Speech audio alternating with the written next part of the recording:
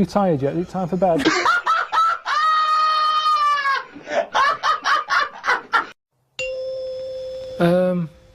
There was a bit of trouble in our yard the other day. Right. Between a wasp and a cricket.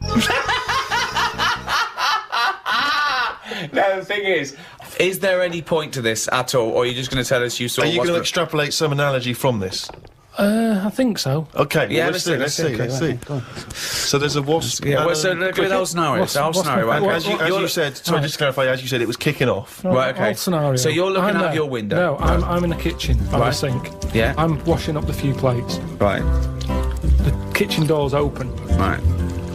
Suzanne says, "Oh my God, look at that! What? There's a wasp and a cricket having a wrestle."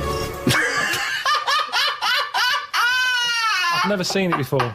Right. Wait! Are you sure this wasn't Mexican television and it actually was a sporting event? Dressed up. Yeah. So they're there wrestling, and I was like, "Well, stop them then." So Stop! Whoa! You don't interfere with fucking Rosa Parks. Why are you interfering with a wasp and a cricket?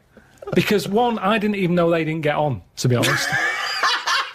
Because they were sort of wrestling. I said, and my hands were wet, so I couldn't do anything. I always overdo it with the fairy liquid. Yeah. So she's there. I say, separate them. Now, so she uses a tea towel, flicks them. Clever. Right. Good thinking. The wasp goes its own way. The cricket's sort of jumping about a bit. But who was fighting who? So I'm sort of saying that is really weird, because wasps are changing quicker than anything else that I keep my eye on. Okay, well that's just your theory and it's not based on anything. Well, I told you a couple of years back I saw one eating chicken. They shouldn't be doing it. So anyway, so now they're causing trouble with a cricket. Whoa, how do you know it was the wasp fault? This is prejudice. Why do you think it was the wasp fault? What if the cricket would have started it? What if the cricket's got a society to go, we hate wasps, we hate their stripes. We hate them. If they come here, fight them. If everyone comes down here, fight them. How do you know it wasn't the cricket that started that? Well, I suppose at that time I didn't, but since... Oh, subsequent information's come through. Sorry. Okay, so anyway... It's like Columbo, isn't it? We saw the... So I saw all that, we broke it up, the cricket was sort of shaking a bit. Definitely not! Definitely not! It was shaking a little bit. Yeah. So I sort of prodded it, put a little leaf over it because it was a hot day. Thought I'd put a leaf there so it doesn't get overheated. I love I'll this, keep an eye like on it's it. done the marathon. It's got it's got Mars on the leaf, written on the leaf, and now it's just walking home with a little medal. So Suzanne, I'd leave it for a bit. Leave Get it. on. What did About you say? half an hour, about left it for half an hour. What did Suzanne want to do? She wanted to interfere, did she? What did she want to do? Just sort of like... No, she just sort of said, leave it, stop messing with it. It's probably a little bit knocked out, a little bit stunned. Sure, let's Right. get on with our lives, she said. Yeah. So I put the leaf on it. We go off, and half an hour later, I get back in. I said, I'm going to go and see the Where'd you cricket. go? Where did you go? Just for a walk. So I've been out, back in, have a look. Cricket's still there. Noticed one of its legs gone. Oh. Don't know if the wasp did that or the tea towel flick. Right. Well, this is when I got the computer out. Right. Had a look. What happened is the wasp apparently does this a lot, and it stings them in the head. Right, not this particular... If there wasn't like a little profile of this particular wasp. It's just an incident that happens a lot between wasps and crickets. Right. So it stung it in the head, and what happens is it's that whole thing that we talked about before, where it lays an egg. Right. So I was sort of having a look, seeing if I could see any sort of holes in its head, and it just kept sort of moving its one leg, like, oh, I can't handle this. We've got one big leg. One big leg at the back now. It's normally got two that it uses to jump. So you were worried that crickets aren't aware of the dangers of wasps? I just had a look online and saw that, it's a popular thing that happens. It's sort of like a bit of a mugging. He said you can leave them for about half an hour. They normally come round and they don't know they've had an egg put in their head. But There's no way it said leave them for half an hour and they come round, they don't have an egg put in. There's no way it said But that. he said they're normally stunned for about half hour. Have you had an egg put in your head? Fucking ostrich egg, by the look of it. It's coming out the top. So anyway, I picked it up, I placed it under a little tree. I said it's in the shade again. No wasps can see it there. Let's just leave it. But you've just left that cricket to now die in agony when that maggot goes round his head and comes out a wasp and leaves the carcass. Well, this is when Suzanne came up and said it wasn't moving. I sorted it. You sorted it. She sorted it. What did You she wanna say do? anything What did she mean? Well, I said, what do you mean you sorted it? She said, oh, Ribs it's best that I from the don't tell you. Right, sorry. I've done. She said she sorted it. Wait. Do you think that we're in the mafia and we're being wiretapped? Say what happened. No, well, she just said she sorted it, and I said, what, sorted what? Because I'd forgotten about it at that point, I was painting. And she Right. said the cricket. Right, what do you think she meant by sorted it? Well, by the look on her face, the way she said it, I've known her for long enough, so I know that she meant it's not good news. Yeah, so what happened? So from that, I took for granted she means Say it! I've stopped it being, it's no longer in misery. So what do you mean? What? What did she do? She crushed its head with a stone. She got a tiny head-shaped stone and Squashed it, because that's where all the action is, isn't it? So she said it was too cruel watching it sort of shaking about with its one leg and stuff. You had to kill it. I imagine I have this vision that one day Suzanne just having to say to his parents, I sorted it. I sorted it. I thought we could play Room 101. Room 101, of course, is taken from George Orwell's 1984. Room of all your fears and terrors. So, Is there a copyright issue here? Can we just steal this idea? well, yeah, well, let's play Room 102. Clever. This is the room next door to Room 101, which is worse, in my opinion. So, Carl, these are things that really annoy you. Slugs was in there. Slugs. So, then there's you have to put a case forward, and me and Steve decide whether slugs go in or whether they stay out, whether they've got a purpose. It's just because I'm having a problem with slugs at the moment. There's a lot of slugs coming in the house. Why? Don't know. They can get where like water can't. You know what I mean? Because they're boneless, aren't they? So Well- any little gap. So's water boneless. There's not many bones in water. No, that's what I said. Why banish them all to room 102, slugs? Because they're harmless, aren't they? All I know is they're clogging up my piping. I had to go out and buy a plunger. I hadn't seen them since like comics when I was a kid. And I suddenly thought I need one of them things that I always saw in comics. I never thought I'd need one of them in my life. I've got slugs in my pipes. So I went out, £3 it was. I had no idea what the going rate is for a plunger. Gave it a bit of a plunge.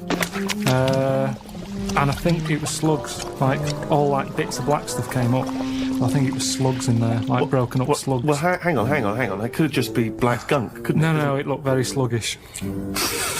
Because remember, I've had a problem with them anyway. I'll go to the toilet or whatever, look round, there's a slug climbing up the wall out of the shower basin thing. Are you sure it's a slug? Yeah, definitely slugs. I have to keep chucking them out because I don't like killing anything. No. I didn't want to kill the slugs with slug pellets. I bought some copper ribbon. Right? They don't like going over that, They don't do they? like that. They get a little shock charge, yeah. But now that should be a warning. But instead, they're diverting. They've done a diversion. They've gone up the wall and across. Now it's like, that's a warning. That's like having a no trespassing sign. Yeah. And they're just going, bollocks to that. And they're getting in. And it's annoying me. And now you get to a point when you do say, well, if they carry on like this, I'll have to kill them because they're not... How much... They're not playing by the rules. I don't know what they're doing. I don't know what the purpose is. They just sit there still. I don't see them doing anything. I was looking at one close up. But what do you want to it had do? another Be life on it. reading Rousseau. What do you want a slug to do? In the same way you see a bee collecting pollen, good, it's doing its little work. But they're- Ants carrying big leaves or whatever. But they're- slug's just sat in the They're middle all of the doing the kitchen. same thing. They're all doing the same thing. That slug is out. It's eating. It's finding there's no food. food. There's no food in our kitchen for a slug, believe me. There's not enough there for me sometimes. But never mind a slug. There's nothing for it. Definitely not in the shower. What's it doing? So I told you ages ago about how they cause more problems than good. They eat cabbage Right. when they shouldn't be. They get in letterboxes and nick stamps. They don't nick stamps. They eat the stamps. They like the glue on it. Right. Right. Is this a big problem, though? Is there an epidemic of slugs eating stamps? But I think it is, and that's why they're so slow. I think they're sweating glue. And it's slowing Right? them They're down. eating all them, and that's why they're sticking to stuff. Have you ever picked up a slug? Well sticky. They give off this glue. It's like all the glue they've eaten off stamps. They panic, and when they sweat, They sweat glue. Sweat! Think of a glug! A slug! What do you mean they sweat glue? You're making up nature. It makes sense. That's It's just a nonsense theory. It's just what I've noticed on them. Right, Rick, do you allow slugs in room 102? Well, I think we should, if they're going to be gone forever, then we should put a case forward. They're amazing creatures. What do they do for the world? They're food. It's not good enough, that. It's not good enough.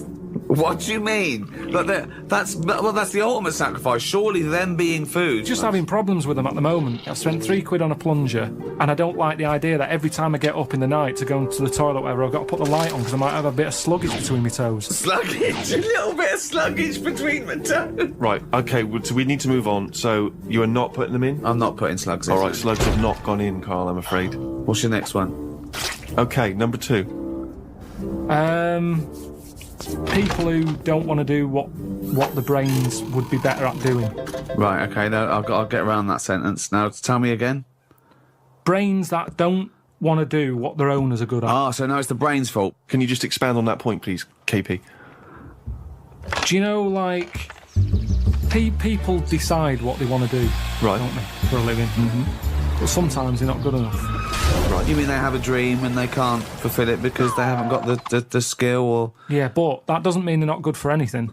No. It's just that they haven't unlocked the thing that they're good at. They want to go Well, at of course. So, I mean, there's much bigger issues there that poor working class people don't get the same opportunities. When you're worrying about whether you're going to live through the next few days, you don't start thinking, I wonder if I can play the cello. Can I refer you back, though, Rick? You made an interesting point there, but I fear that's not exactly what Carl was saying. I don't think that his point was quite that profound. Yeah, that's kind of what I meant. Yeah, I don't know. There was something to do with the brain not allowing its owner. Yeah, because that's the bit that annoys me. Fair enough if a brain hasn't decided what it wants to do, because you. What is this? Let him finish. God, this thing about the brain. Shut up. Because it hasn't found its destiny type thing. A brain But hasn't found its destiny. when someone is good at something and they know the brain is good at something, but then they don't want to do it and they want to go off and do something else. Now they say in this country the problem is we haven't got enough tradesmen. Right. We don't have enough plumbers.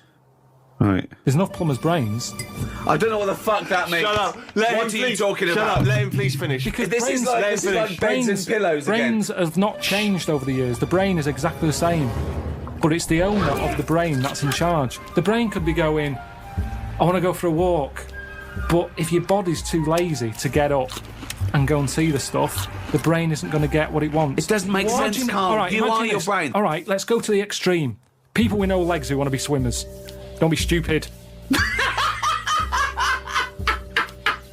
Oh, God! Oh, I'm so annoyed. Is this a big problem? It's madness, isn't it? It's mad that the brain wants to do that so much. The brain's in the wrong body almost. Yeah, are you with me? No. A plumber who can plumb is annoying when he jacks it in as a living because there's other brains who can't do plumbing. They don't get their head round it. This means I don't know what you're putting in room 102 because you're saying it's like this brain's wandering around looking the for a brain? body and it goes, I'll choose that body. Hang on, this body doesn't even want to do some plumbing. It's a matter of taste. It's just a matter of taste. I'm not putting the brain in, it's just people. If I had a really good skill, I'd hope that I'd use it. So people who don't fulfil their own potential. Is that a better point? Yeah, that's what I meant. Who am I talking to now, Carl or his brain? We're both listening. Well, I will put in people who don't fulfil their full potential. Slugs are safe. What's your next thing to try and get in room 102? It's a tricky one, this. Go on. It's people who think that humans are special. Do you know what I mean? But you think that? No, I don't. I don't think humans are special. I think some of us are. Look at it like this. You see, we think we're important because we just do. Well, I don't, but some do. And they're the ones I want to get rid of. Another argument with himself? Now, we think we're special. There might be something else going on that's more important. We're in this universe, aren't we? Yeah. They're trying to make a new universe. What do you mean? There's a machine somewhere. What? A big bang. They're making a big bang again. Right, well you've got that completely wrong, but sure. They're not trying to create a new world. They're trying to recreate the conditions that happened at the beginning of the Big Bang. All right, but the world completely came different. But the world came from the Big Bang. They're trying to recreate the conditions so they can test and they can experiment to see Dangerous. the conditions before. So why are they doing that? Who's allowed that? This is what annoys me. It's because humans think they're special. Oh, who made the Big Bang? Oh, I'd like my name on that. I want to claim it. Why do people always want to better someone else? It's happened. Let them have it. Okay, right, okay, Carl. You're in charge of the world now. You are this... You're all-powerful. You're like a god, okay? You can do anything. You call all the scientists, and they go, what do you want of us? Oh, orange-headed one. What the fuck do you want of us? Right? What do you want them to do? Go. What do you say?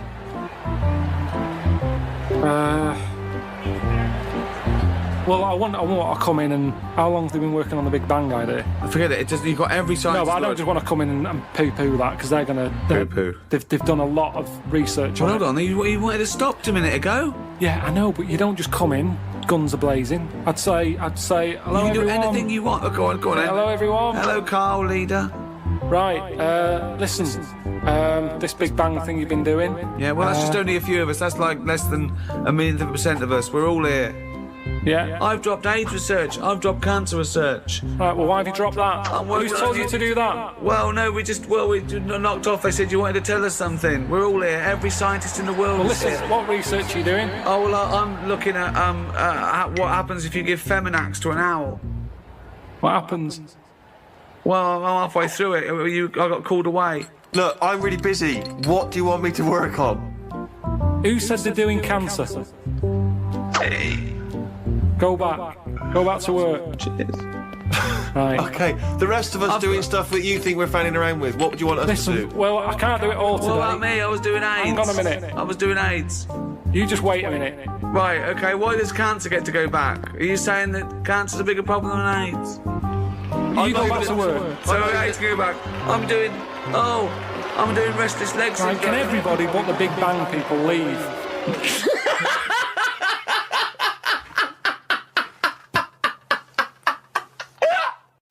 Have you ever had any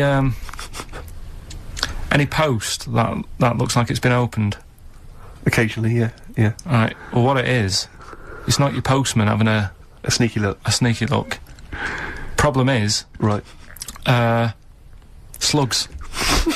The problem's slugs. Slugs at night. They like nipping about and that, and it gets a bit cold. And in London, like in the country, they go into the grass, don't they? Right. But in London, it's like, oh, what can we do? And they go in letterboxes. Slugs go in letterboxes. Get in letterboxes. It's nice and warm in there, dry and what have you. And these are homeless slugs, aren't they? The ones that have lost their shell. When they're in there, they only found out that they love glue. They've been eating the glue off the stamps. Right.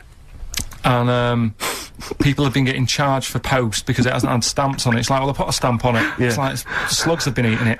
Sure. And they also eat the glue that's on the actual envelope shutter. And it's a real popular problem, this, that letters are being lost and opened and all that stuff. Yeah. Slugs. Slugs like stealing postal orders and things and cashing them in and stuff. Yeah, again, you know, if there's a doctor, if there's a postman. Yeah. Biology. The life sciences. Isn't it amazing that we're here? That anything is here? That we're having a chat now in front of these cameras for a DVD extra? And we started off as a single cell blob, a little thing that had the right temperature in the right compound, the right minerals, ultraviolet. A little thing happened. This little nucleus. It was just a cell. Okay? But I don't like thinking about that. And then it divided, then it... Yeah. Got a skin, and then... Yeah. I don't want to know. You know, when people get in touch from Friends Reunited, I go, that was 20 years ago, I don't want to know. Right. So I certainly don't want to know about 30 million years ago. Okay. I want my little time zone that I'm born, I live, and I die in. Okay. That's all I can worry about.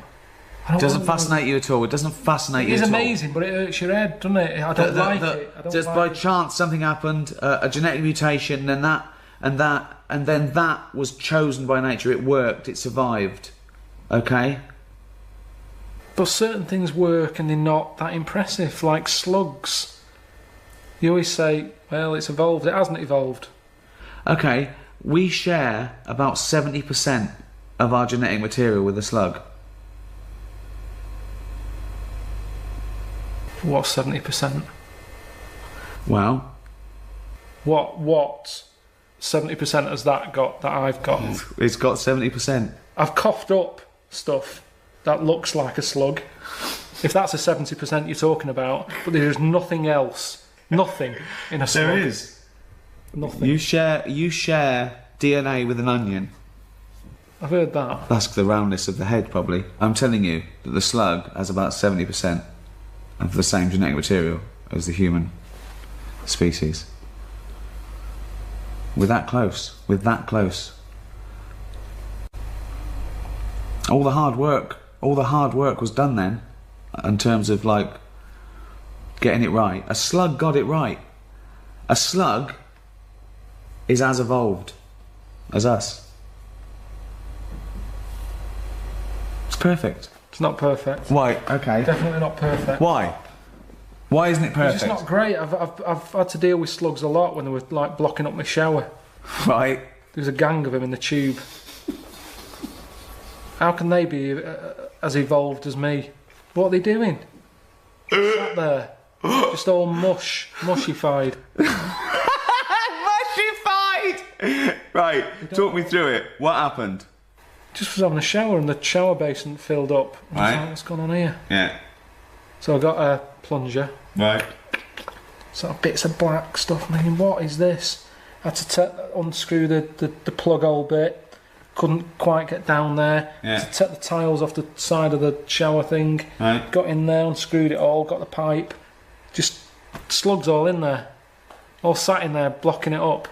Don't know how they got in there. But that's what I'm saying to you. They don't know what they're doing. What they're doing knocking about in there. Get out!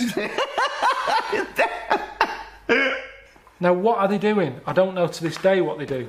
I watch insects, you know I like insects. They survive. That's what they do. They're chosen Yeah, but by they nature. don't know. There's another one. There's loads of insects knocking about the house. There's a spider in the outside shed. It's not an insect, nor is a slug. Slug is a mollusk, spider's an arachnid. Alright. Okay. Spider's in the cupboard outside. Right. I'm not joking. It's been there now for about 2 years. Right. Could be 3. Okay. Same one. It's quite big. Right. Just sits there in the corner. Right. I go in. I smash its web up. Why? Because I don't want it there. Right, I fine. don't want to kill the spider. Right. But I'm sort of saying, I'm wrecking your house. If you move, there's no problem, move. I go back, it's built its web again. Just Right. sat there like that. Doing nothing. What is the point? Well, it's not doing nothing, is it? Well, it's building its house every It's time I wreck hunting. it. It's hunting. It's not even doing that. Well, it is. That's what it. That's how it does it. It's made a web, and things fly into it. Then it wraps them up, sucks the juice out. But Right. for what? To then sit in this shed? What It's are not you an doing? Existence. What Why are you- doesn't it go? But you're eating. You're staying in your flat. You want to go back to Mallorca 5 years ago. What are you doing? What are you doing?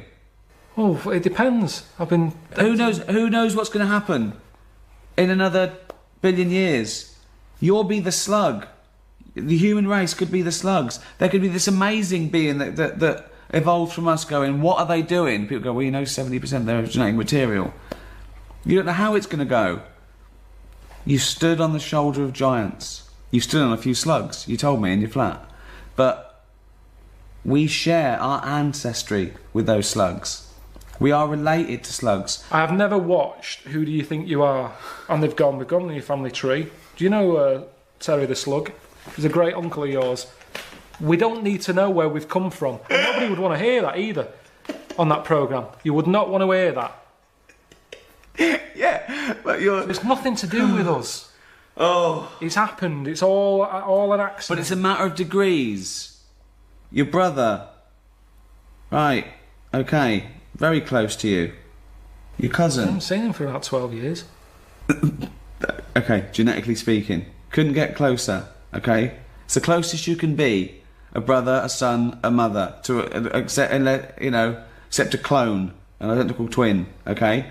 So, cousin, a bit less. Great cousin, bloke round the world, chimp, marmot, mouse, bird. I don't know what you're doing now. You're just saying words at me.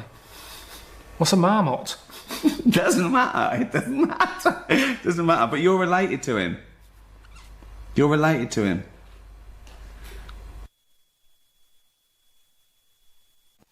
Tell you what, though, when you are because when you're in hospital, you've got a lot of time just to sit there and think about stuff.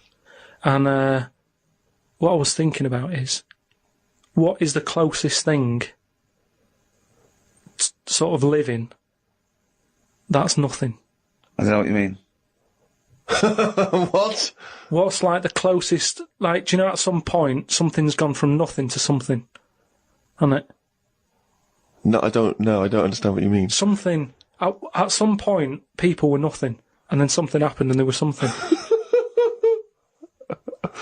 Do you know what I mean? But they were never nothing, were they? Do you mean what is the first and lowest and most primitive and most simple form of life?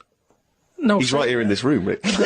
say like when you look at a stick insect, right? You go, right, there's a slight crossover there from a stick to a living thing. No, it's not.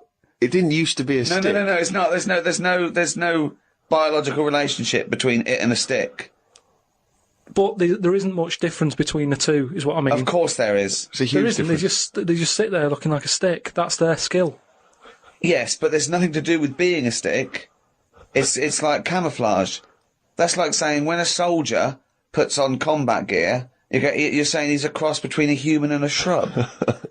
He's not a cross between a human and a shrub. No, is he? that's man-made From a distance, stuff. You can't see him. That's the same as the stick insect. No, but that isn't what I'm saying. What I'm saying is, have you seen them weird things that just look like they sort of look like a leaf? Yeah, there are insects that have evolved to look like a leaf. So a bird thinks, oh, there's no tea there. No, that's not a juicy insect. It's a leaf. I don't eat leaves. Yeah, but at Forget some point, something has had it away with a leaf. No, What? At no point has something had it away with a leaf. No, to make it look that much like a leaf. At no point did a beetle shag a leaf. There's nothing on a genetic level or molecular level, anything to do with it having anything to do with a stick or a leaf. It's superficial. It's the way it looks. That's all it. That's like saying chameleons must have mated with green once. They are green. No, but it looks like a leaf. What I don't understand is It has evolved to blend in perfectly with its surroundings and fool predators. But then how does it have relationships? It will be going around sort of having it away with a leaf. No, it won't, because it doesn't know what it looks like. It doesn't matter. They do it with pheromones and attraction, and it's not like a stick insect will be talking to a stick for ages and go, oh, I've wasted my time here.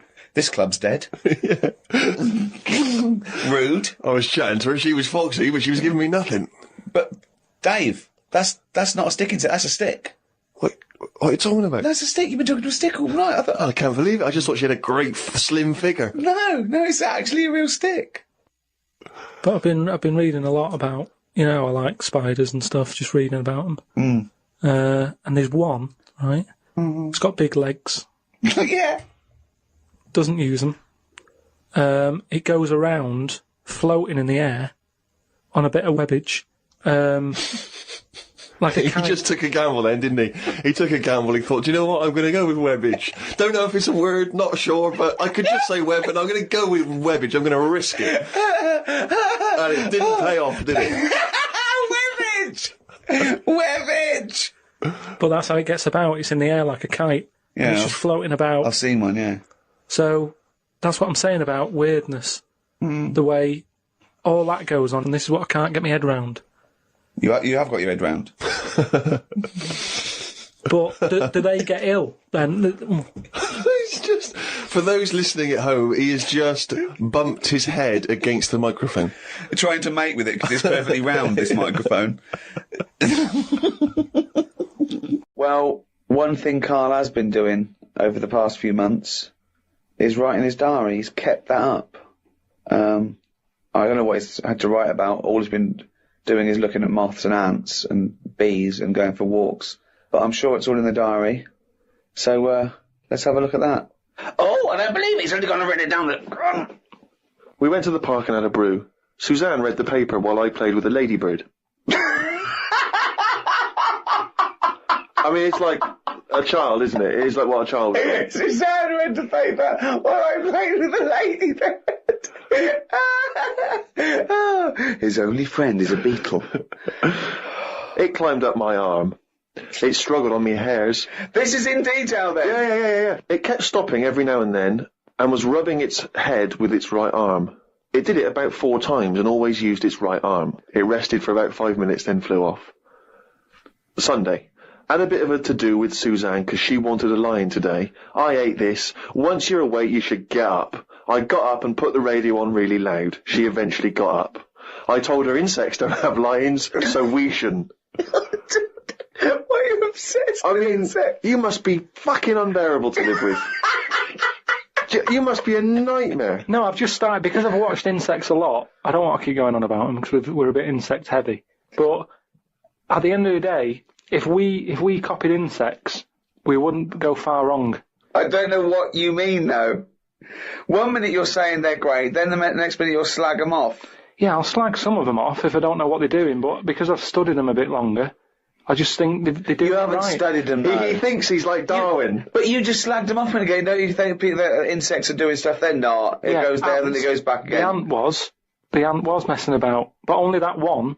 The others were carrying stuff. That's what I'm saying. These snidey ones in everything.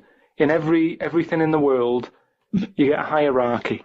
Oh, long words! Ooh. The bookshelf was dusty, so Suzanne asked me to dust it if I get a minute. I ended up looking at every book. Just the spine. Yeah. Just for a few seconds each. Yeah. Didn't open them. I looked in the dictionary to see if the word dictionary would be in the dictionary. I didn't think they would bother with it being on the front page, but it was in the book as well. It's a good point, though, isn't it? No, it's not a good point, because you didn't tell us anything. Dictionary is in the dictionary. Well, of course it is. Well, why? If you go, how do you spell dictionary, you look at the spine and you go, oh, there it is, D-I-C-C, and all that. So what does dictionary mean? It's a book full of words, isn't it? That's what it means. All books are full of words, you idiot. How to spell them. And if you don't know what it is... No, it's not how to spell them. All right, then we'll... I'll just look up something. No. It's not a book full of words to tell us what... No. It's the meaning. Give us the definition of dictionary. Meaning. It's a book full of words if you want to know what the meanings are. But if you didn't know... Well, sorry, what was that sentence? Yeah, but what I'm saying is, if you didn't know that, then you wouldn't be looking in it, because you wouldn't know the book is about that. So, if you don't know the word dictionary and what it means, you wouldn't be looking at the dictionary, you'd be looking at an A to Z. Because why leave it out, though? Just because there's so many words in the world, I would have thought they wanted to cram as much as they can on a page, and if dictionary is already on the front... Is that why you suddenly used the word hierarchy for the first time ever? Did you find that in there? Did you see hierarchy in the dictionary? I feel that big word has pushed out about 26 other more useful ones. Yeah, well, Suzanne's been going on about me learning another language, but I sort of think your brain has only got so much room on it. And the rest of it's filled with lard. So, if I've got to learn everything I know, again, but in a different language, it's taking up space, isn't it? You don't learn everything. Oh, God. It's all storage, isn't it? But you don't have to learn it again. You don't have to learn the concepts again. You're merely learning vocabulary. Do you know how many moves there are in the human brain? You don't worry, you won't use them all up. I feel that he has reached his capacity, though. Yeah. Well, you need another sort of... You need an update. You need some more memory. Woke up to some interesting news. It's good when this happens because it sets me up for the day ahead. If it's miserable news, it affects my day. It said on the news that they have found 2 new flies. Fucking hell, more insects! What have you done? Is that all you've done this summer? Bong. Trouble in the Middle East. Bong. 2 new flies found. Ladybird climbs up arm. They were found in the UK and they were found close to each other. Maybe this happened because they were different than the other flies and weren't expected to hang about together, so that's why they knocked about with each other. That would happen, wouldn't it? What do you mean? There's 2 new flies. What do you mean? Does it mean there are two new flies that are a different species? Yeah, two new species, and they found them close to each other, right? Yeah, and but they didn't mean there was one of each. No. Yeah, they did. They found two different ones. No, they have. Seriously, I know that. That's right. That's a fact. So you've got, like, I don't know the names of them. They give them odd names, don't they? Well, say call it A and Fly B, right? Yeah. Fly A, I don't know. Say that's orange. This is just... B, Probably, yeah. No, This is painful. No, but This I'm is just making painful. it easy. But Flyby wears a little hat. He's got a little hat. All right, yeah, fine. Now, they found the orange one. I went, look at this over here. This is a bit weird. And they've gone, oh, that's a new species. Log it, whatever. And then the other one went, oh, keep your pen handy. Look at this one, it's got a hat on. So then they found them both within the same distance.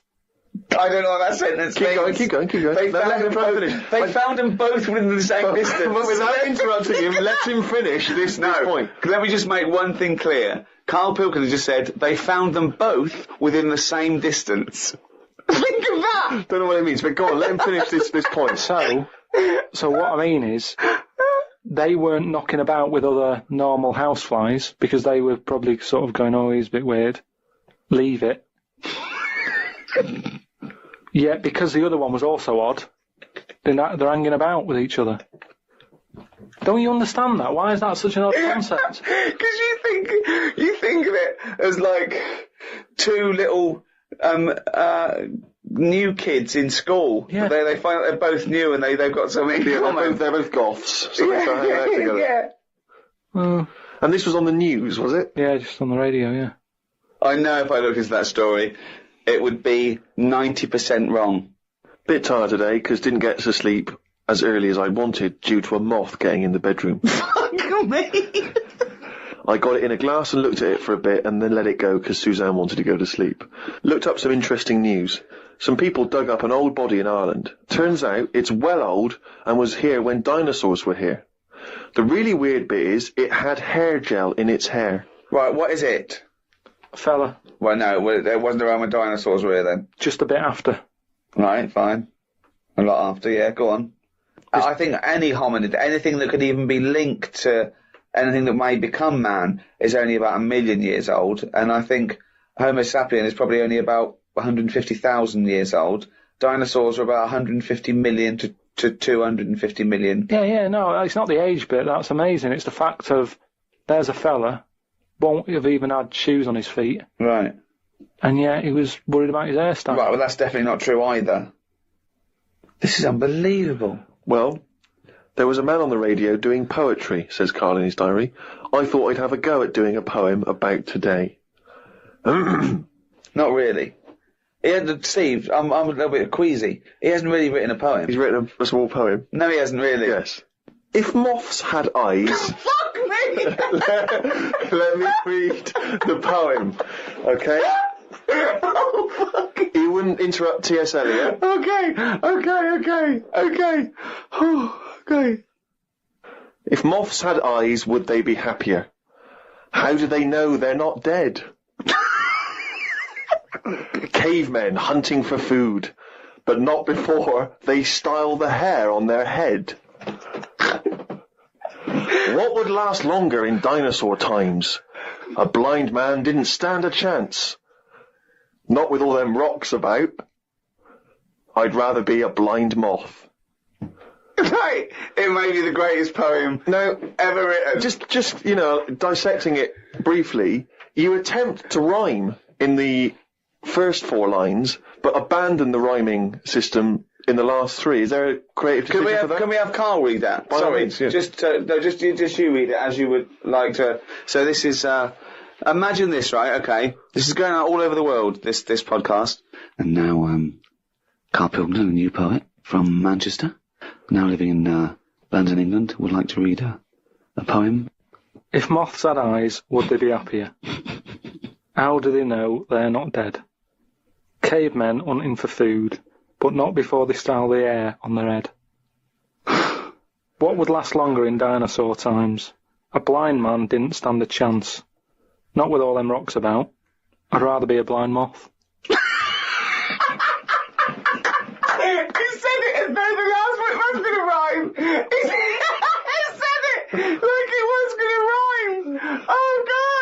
No, I it's think amazing.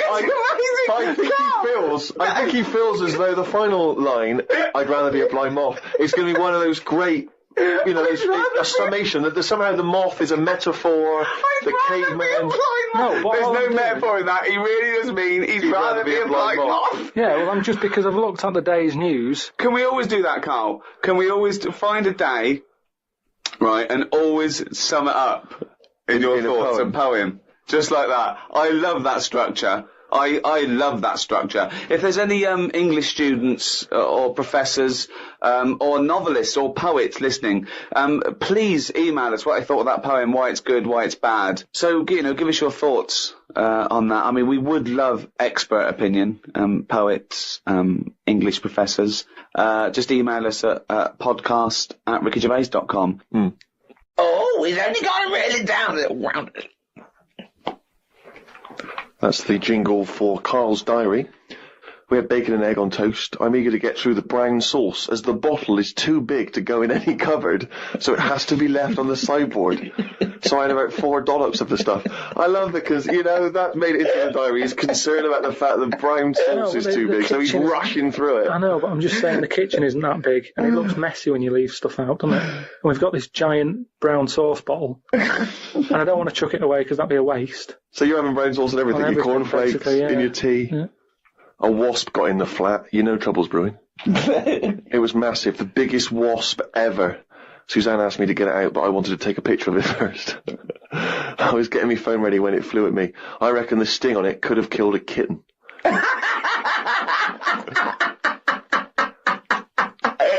So specific. It ended up flying out the window on its own. Drama averted. Oh, God. We went out for tea. You're always in a cafe. That's what this diary. You spend so much time in a cafe. There were loads of flying ants. I kept kicking the table because I could feel them on my legs. I wouldn't be that jumpy normally, but I still had flashbacks of the giant wasp from the morning. Suzanne told me to stop being stupid because I was ruining her night out. A night out in a cab. Brilliant. Oh, God. What was it, her birthday? And flashbacks from an incident. Yeah. Like he's some sort of, war veteran. What is it? It's the wasp. It could have killed a kitten. Bought some wallpaper. We got back and got on with it. The wall that we've papered before has got a big mirror under it. We papered on top of it again. I ended up reading the phrase book while Suzanne did the rest of the tidying up. Now, what's your phrase book? This is just you trying to master English, is it? It's just a book that tells you little sayings and how they came about. An interesting phrase is potluck. It came about when all people ate is stews. They used to chuck all sorts of stuff into the stew. You stuck your spoon in, and sometimes you got something nice like beef, or you could end up with a bit of frog. It's potluck.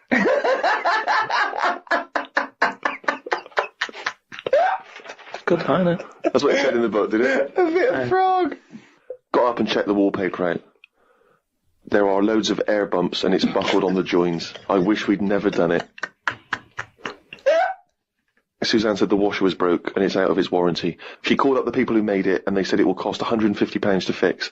I don't know how they know that when they haven't even seen it. I want to smash it to bits and see what they can do for £150. So much anger. I want to smash it to bits. That'd be great, wouldn't it? 150, you sure? Come round. Yeah. And it's just like a cube. It's been through one of those car crushers. Yeah. 150 quid, there's 150 quid, fix it. I watched the news and calmed down a bit because there was a story about some Siamese twins who are having an operation. They've got 2 heads, 4 arms, 2 legs, 1 liver. The doctor said they will have 1 leg each. I felt bad worrying about the washer when people have bigger problems like the Siamese twins. Ricky and Steve asked me to do a poem about 1 day a week, so I thought I would do one today. I can't obviously do it justice, so I should let the master read it. You've done another poem? Yeah, you said, just do one. If you have a day where you've had a lot of emotions. Well, I loved the poem, and so did the listeners, and I knew they would, so if you can do that every week, that'd be a joy for me. You can't force a poem, though. No, I know. A diary's easy to do, because you just write down what you're doing. But you've got to have some really meaty subject matter to be able to write a poem, Rick, as you'll discover. I know. Right, so, you've heard what problems I had that day. Go on then. Bubbled wallpaper. What a mess. Washer dry and knackered. What a mess. Siamese twins separated. One leg less.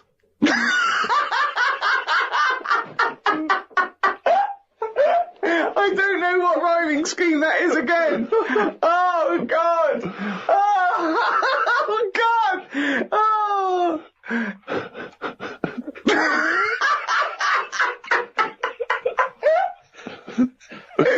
Oh, fuck me.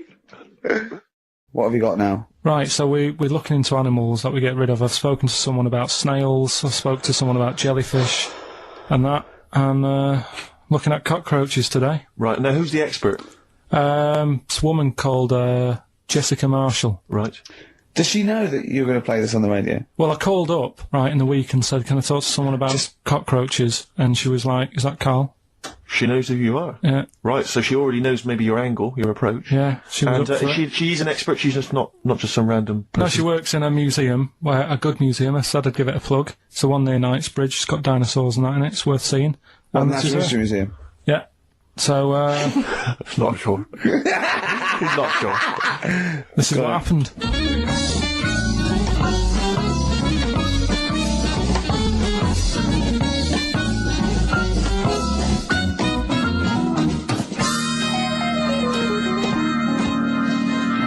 Now, what I'll do, I'll tell you as much as I know, and then you can fill me in if I'm right or wrong. And then at the end of it, we'll get to the bottom of whether we need them or not. Okay. All right. So first of all, the first thing that I found out is that they have 18 knees. That's not exactly possible. They're insects, so they have 6 legs. Yeah. And the knee is usually the junction between femur and tibia. That's sort of classic human knee and every other animal knee. So with 6 legs, you can only have 6 knees. Could somebody sort of got mistaken for seeing one that was a bit double jointed? I think you're grasping at straws or something. All right. Well, we might have to come back to that one then. Okay. They can hold the breath for 40 minutes. Well, they don't do that because they don't breathe in the same way as us. They breathe through little spiracles holes down the side of the body. So, no, they're not a very apt simile because the method of breathing is so different. What do you mean? Because insects have a totally different system. They don't have lungs in the way that we do, just breathing through one part of the body. They're actually breathing through every segment of the body all of the time. So even though they've got their mouth shut, they might be able to slide. Nothing to do with breathing. So Only feeding. So you see, maybe that's where someone's gone wrong. Someone's got hold of one and sort of taped its mouth up or something and got bored after 40 minutes and said, well, we'll call it pretty right. unkind thing to do to an insect, even to a cockroach. Yeah, but it's all... You can't do that. Yeah, but... No. Pretty unkind thing to do anything, even a cockroach. Something else I found out. Yeah. They can live for a week without an head. Well, that's true if they don't bleed to death in the process. But the weird thing is, when I told you that they had 18 knees, you seemed a bit sort of like, don't talk ridiculous. But Yeah. then we're talking about an animal that can live without an head. So there's a little bit of truth in that one, yeah? Yes. Why, when it was invented, has it got that facility? Say if someone said to humans, we could do that with humans, and, you know, if you lose your head in some accident, it gives you a bit of time to sort of go back to your family and maybe write them a note. You won't be able to have a chat, but write them a note saying it was my own fault and it was nice knowing you. Well, that would be a useful facility, I agree. But cockroaches are great survivors. I mean, they've been around for over 300 million years. They're one of the most primitive insects. All right. Well, I've also... is it true that they do a lot of resting? Apparently they can sort of rest for 75% of the time. Rest. Yeah, they just sit about doing nothing. It's probably true of a vast proportion of the world's fauna. Well, I mean, maybe the 25% that they are working, they're really giving it some, so it might they're make probably up. searching out food and, yeah, they can slow down considerably. You can chill insects in the fridge and they'll become very, very quiet. You might think they're dead. Yeah, but I'm sure, you know, if we were sat in a fridge, you know, we'd go a bit quiet, wouldn't we? You know. Well, you might not know much about it, of course. Yeah, but... Not quite reading the right sources. Well, I've been using the internet. I'm sure there are many useful sources that you could find there, but some of those seem to have been a little misleading to you. So you don't agree with a lot of what I've told you there? No. So, cockroaches, can we get rid of them? No. So we're keeping them then? I would say so, yeah.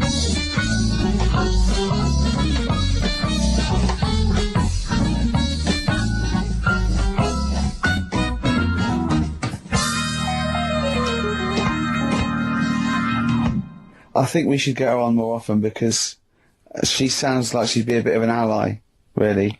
Because she knew immediately that you were talking nonsense. She even said, I think you should be more concerned about your sources, which I've been trying to tell you for a year, right?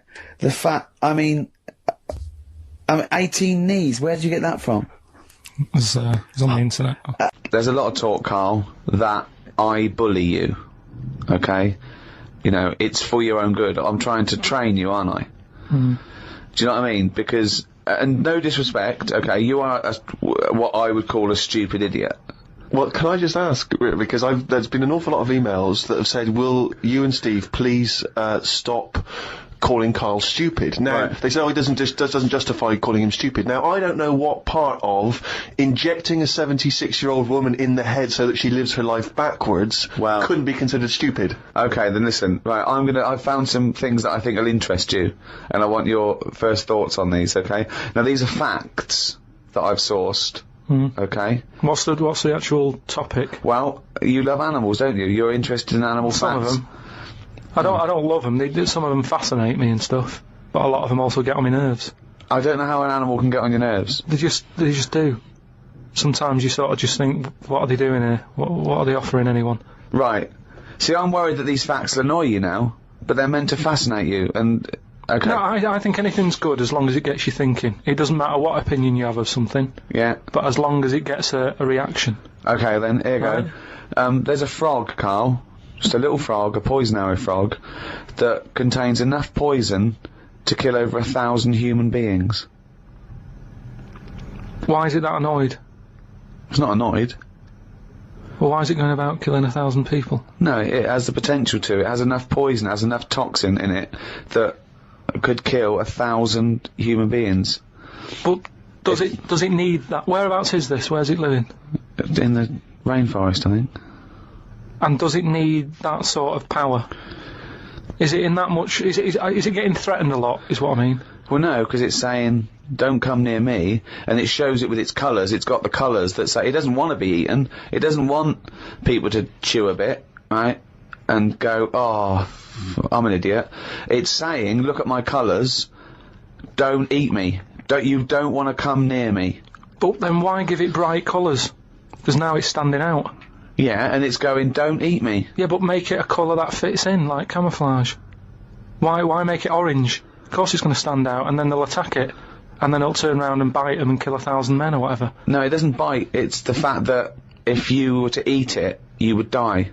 Yeah, but who's going to eat it? Well, things that eat frogs. The French. And they go, sacre bleu! You have killed me and 999 of my friends. But why is everything, like, surviving like this, though? I thought it was all about survival of the fittest, not the one who looks the hardest. Well, but survival of the fittest is whether you're chosen or not by nature. No, but I'd survive if I could go about killing 1,000 men at one bite. It's not fair. It doesn't bite. It's... Well, whatever, if it licks you or whatever. But no, not if it licks you, if you lick it... Well, I'm not going to lick it. It's not going to happen. I will not be licking a frog. So it's of no danger to me. So I could still kill it, and there's no chance, at no point am I going to lick a little frog's head. Not when it's alive or when it's dead. I love the fact it's all about you. It's all about how it relates to you. And he's annoyed that they're getting away with something. He doesn't like any sly animals. He doesn't like animals hiding. He only wants them to hide. He doesn't want animals killing things. Then he wants them to kill things. He doesn't know what he wants. When they say survival of the fittest, they don't mean that, say, lions have been working out in a gym. It means the fittest gene pool, and the fittest gene pool is a gene pool that's still around. That's all it is. Yeah, if it's here, it worked. I was trying to explain to you the other day. A slug is as evolved as us. It's not, though, is it? It is. It's not. You think evolution is aiming towards Miles being away human? from where we are. What? It's nowhere near what we're like. But you're looking at it in terms of this evolution has a will. It doesn't have a will. It's chosen or it's not chosen by nature. A slug got it right. A slug has got it as right as. What do you mean it hasn't? Well, what was it like before it got it right?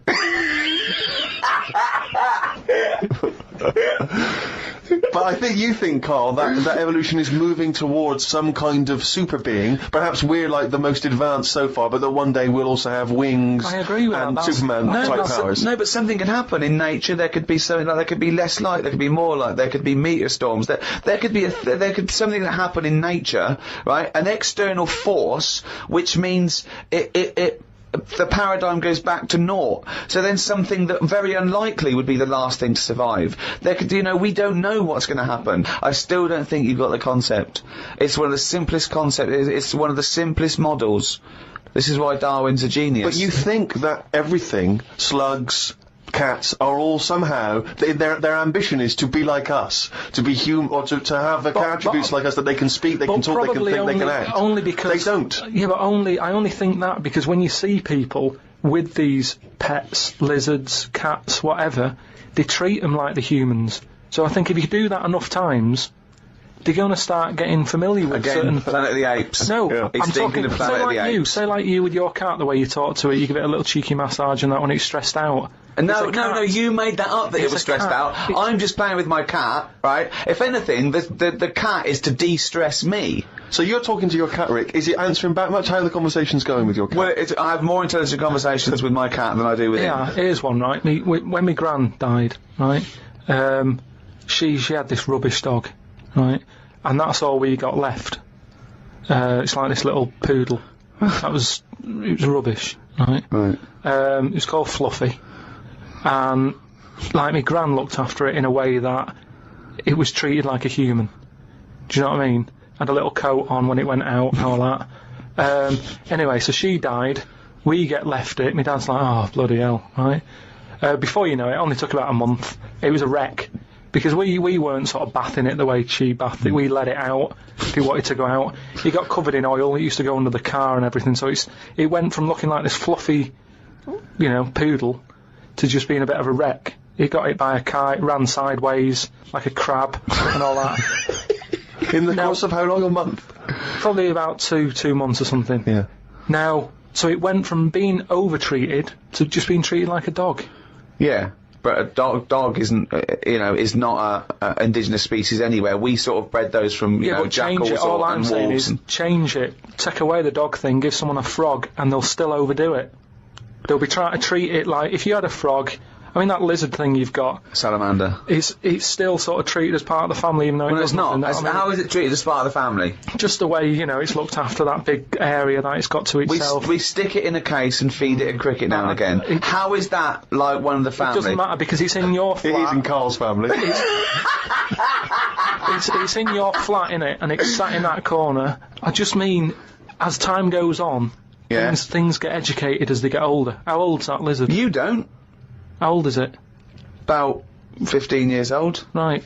Now, it knows more now than it did when you got it, because it's been in those surroundings. It's had its eye on things. Well, no. It's What do seen you think it knows? What do you mean it knows more now? They act on instinct. What does it learn? It knows when it hears the noise of a plastic case being unwrapped that a cricket's going to fall down any second. Yeah, That's well, all it knows. Yeah, but it didn't know that in the jungle. So it's already one up. What else has it learned? Well, I mean, don't it's know. 15, so presumably it listens to a lot of Linkin Park, goes on the internet a lot. No, but do you know what I mean? You've already proved your point. It's like that fella who kept hitting the dog on the head with a stick. Right, I've done- Pavlov, at no point did he hit a dog on the head with a stick. But he kept doing it, and eventually the dog went, I'm sick of this, and wandered off, didn't it? Pavlov Yeah, there. brilliant. Why didn't you write up his experiments? Because he did it a little bit different to that. I love that. Do you know what I'd like to do? A programme where you paraphrase someone's theory. So Pavlov's first. We could do Freud. Give us, what do you know about Sigmund Freud, the father of psychoanalysis? Right, come on in. I don't know anything on him. Well, look him up. Educating Karl. That's your next week. Right, let's do another podcast next week, then they'll get an extra one free, the people who paid for it, right? We're going to hear about Sigmund Freud, Okay? Here's an interesting fact. If the frog annoyed you, this might annoy you. A blind chameleon will still change colour to match its surroundings. You're aware that the chameleon can... Yeah, whatever it sits on. Yeah. But then what happens when you put one of them on a mirror? No, does it get stressed out, or what? What's it copying? Well, it probably doesn't need to copy anything, because it looks at itself and it goes, oh, look, looks like that's brilliant. God, that was fast. That's the fastest I've ever done that. That is brilliant.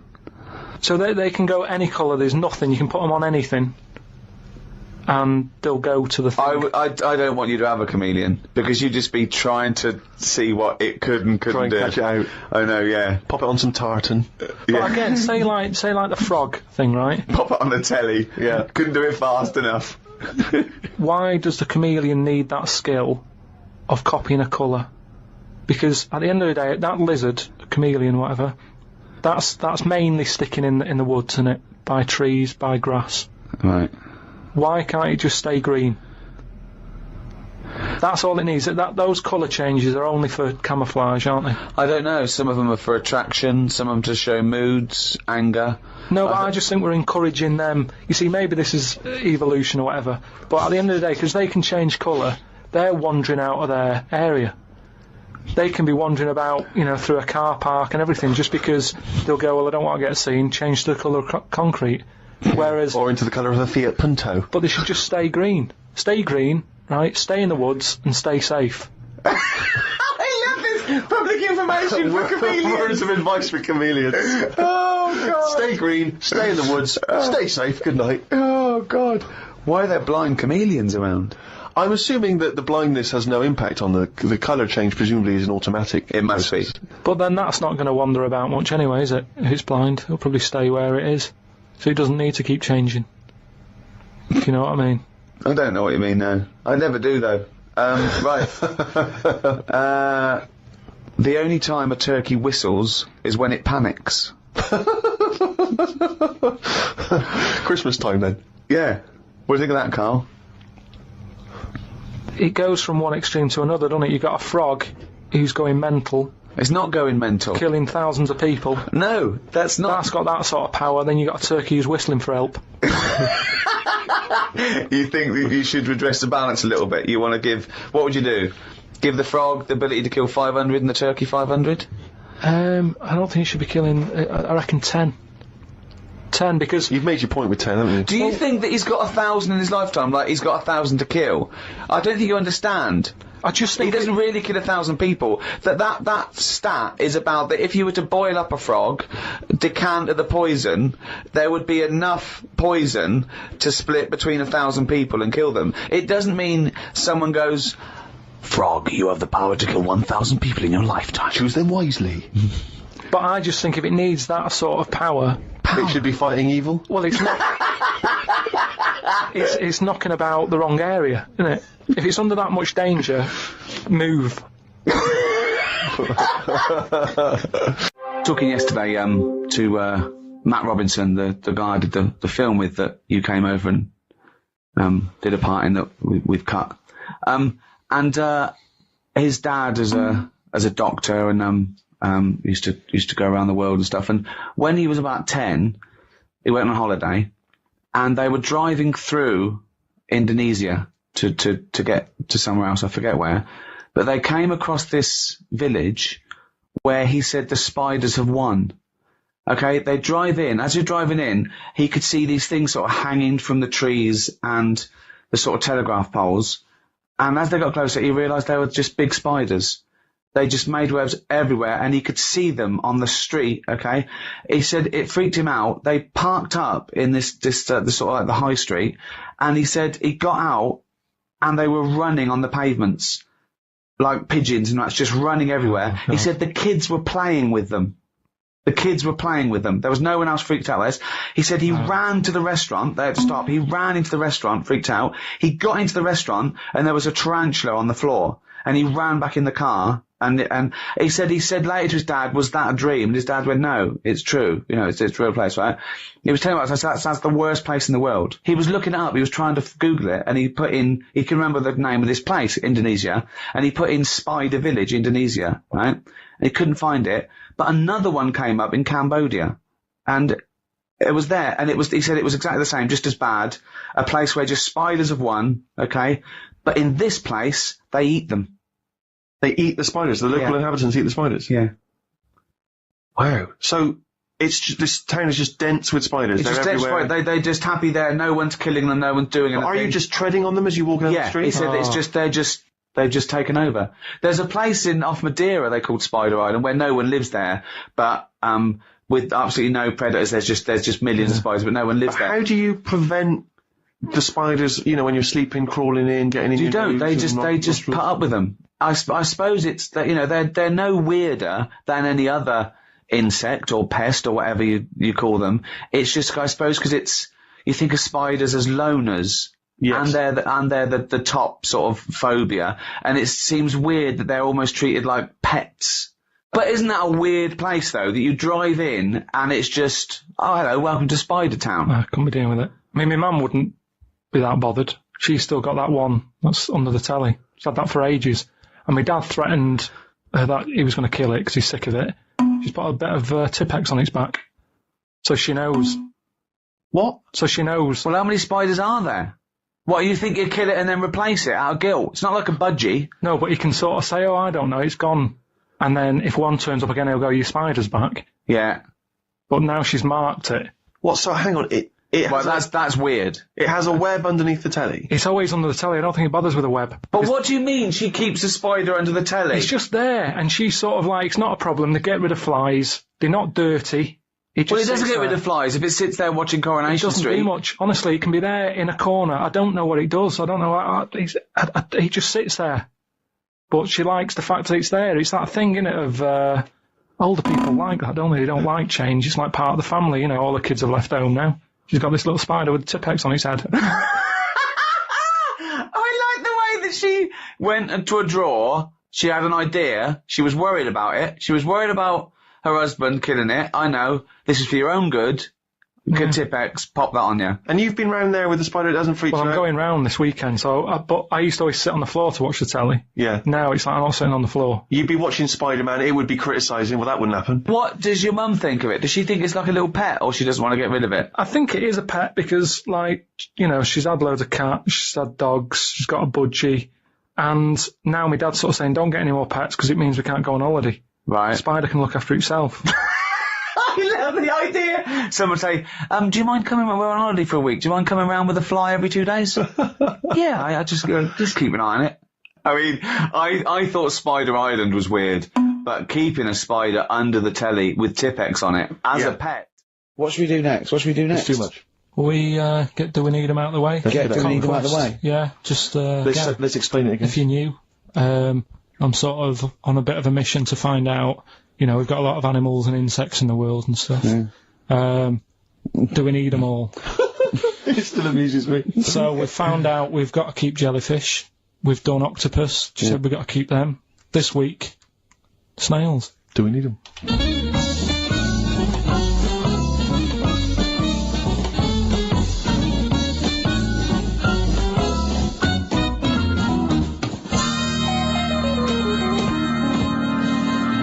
Just doing some research, right? I'm sort of working my way through different creatures and insects and stuff that's on the planet. Yeah. Right? And finding out if we need them or not. Right? Yeah. Do you know much about snails? What, sea snails? Well, yeah. Snails in general. Don't know much about snails, land snails. I know a bit about sea snails, like whelks, top shells, that sort of thing. Would you say they're important? What sort of sense do you mean by important? Say if we had to sort of get rid of some animals and insects and that because we're running out of room. Right. Do you know what I mean? Because I'll tell you what I know about some snails. I don't know if this applies to sea snails as well. I mean, I called you today because a lot of other places are shut. Yeah. Right? So, I know they like to eat stamps, apparently. The glue on stamps. They love it. Right? Right. Apparently a lot of letters and stuff aren't getting to where they're meant to be getting because snails are crawling into letterboxes and eating the stamps. That obviously doesn't apply to the sea ones, but that's a problem they're causing. All right. Were you aware of that? No, I didn't know that. Bet you're glad you answered the phone today. Right? They love beer. Beer, yeah, he doesn't. And also, I don't know if this is right, but I heard that they sleep for 13 years, or can do. Right, I wouldn't know if they can sleep for 13 years or not, but... I mean, sea snails are pretty important, yeah, they do quite a good job in the sea, they graze on algae and they provide food for other animals. I mean, you can say that about any fish, you know, or any animal, why do they exist? Would you be upset if, you know, someone said, we're getting rid of them? Oh, yeah. You would be? They're an animal, you know, I wouldn't...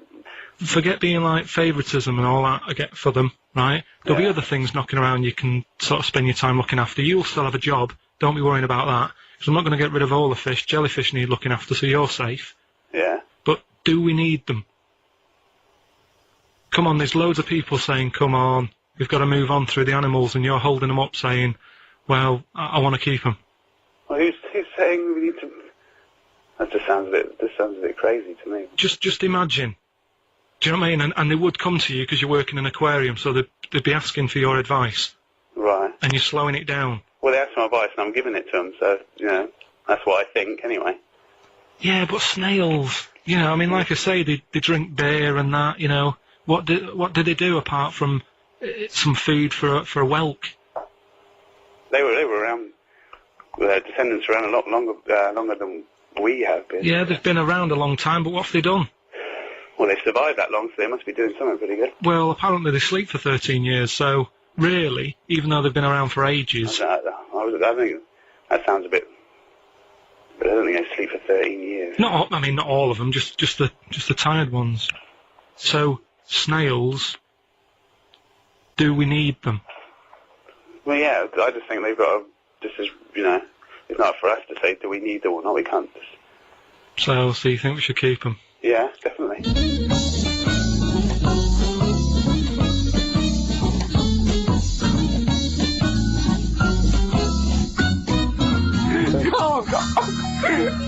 Carl, I'm proud of you. That was getting really quite annoyed. I know. What did he think he was doing? What? I don't know what you tell these people. I mean, you don't get their permission to play this out, do you? You just don't tell the them. thing is, right, I sort of told him what it was about, but we won't say who he is or where he works, because it doesn't matter. I just needed to speak to someone who knows. I know the fact that you were trying to get an answer out of him by suggesting that he would be safe, because he could look after jellyfish if he gave the okay to destroy snails. He was getting livid, you could... Yeah, if that was like a blob, like a slug, there's no way people would be that friendly towards it, and it just annoys me how you get this pecking order. For, like, no matter what creature you are, favouritism. And that slug was only eating that bird poo because it wasn't being offered stuff. If it was offered toffees or whatever. Well, it's just sad, isn't it? It's come to that. That's what its life has come to. Yeah, but it's not as mollusk that's down on its fucking luck. He didn't live in a big country house No, and his but wife it left is. it, the I kids was went and started hitting the watching bottle. it, and I kind of thought, and look, they do only come out in the rain, and it's depressing, and it'll probably get killed in a bit, and that was its last meal. I just... Last meal! But it wouldn't prefer steak and chips, Carl. It doesn't have... It must like a leaf or you know, at the end of the day, it's an insect. They love It's leaf. not an insect! Well, it's part of that gang. It's part of that... No, it's part of They that... hang out together. They hang out together. Why do you think it's part of that Because gang? it knocks about in the woods in the same place as a spider does. But what I'm saying is they're eating boring stuff because that is what's It's in not their boring area. stuff to them. They're not. I have no opinion of it at all. They take in sustenance. No, but where you are is what you eat. When I'm in London, I'll have beans on toast for lunch. On holiday, what? Tapas? Go on, I'll have a bit. So it's whatever you eat, what's in that area. I do watch a lot of insects and stuff, and you never see them wasting time. They're always doing something. An ant's carrying something somewhere. Sometimes I watch it and it goes somewhere and comes back again. You think, does it know what it's doing? But at least it's trying. Now, if there was a What big is it doing, though? What is that ant doing? work, it's building a house What's the point? Everything it does is pointless.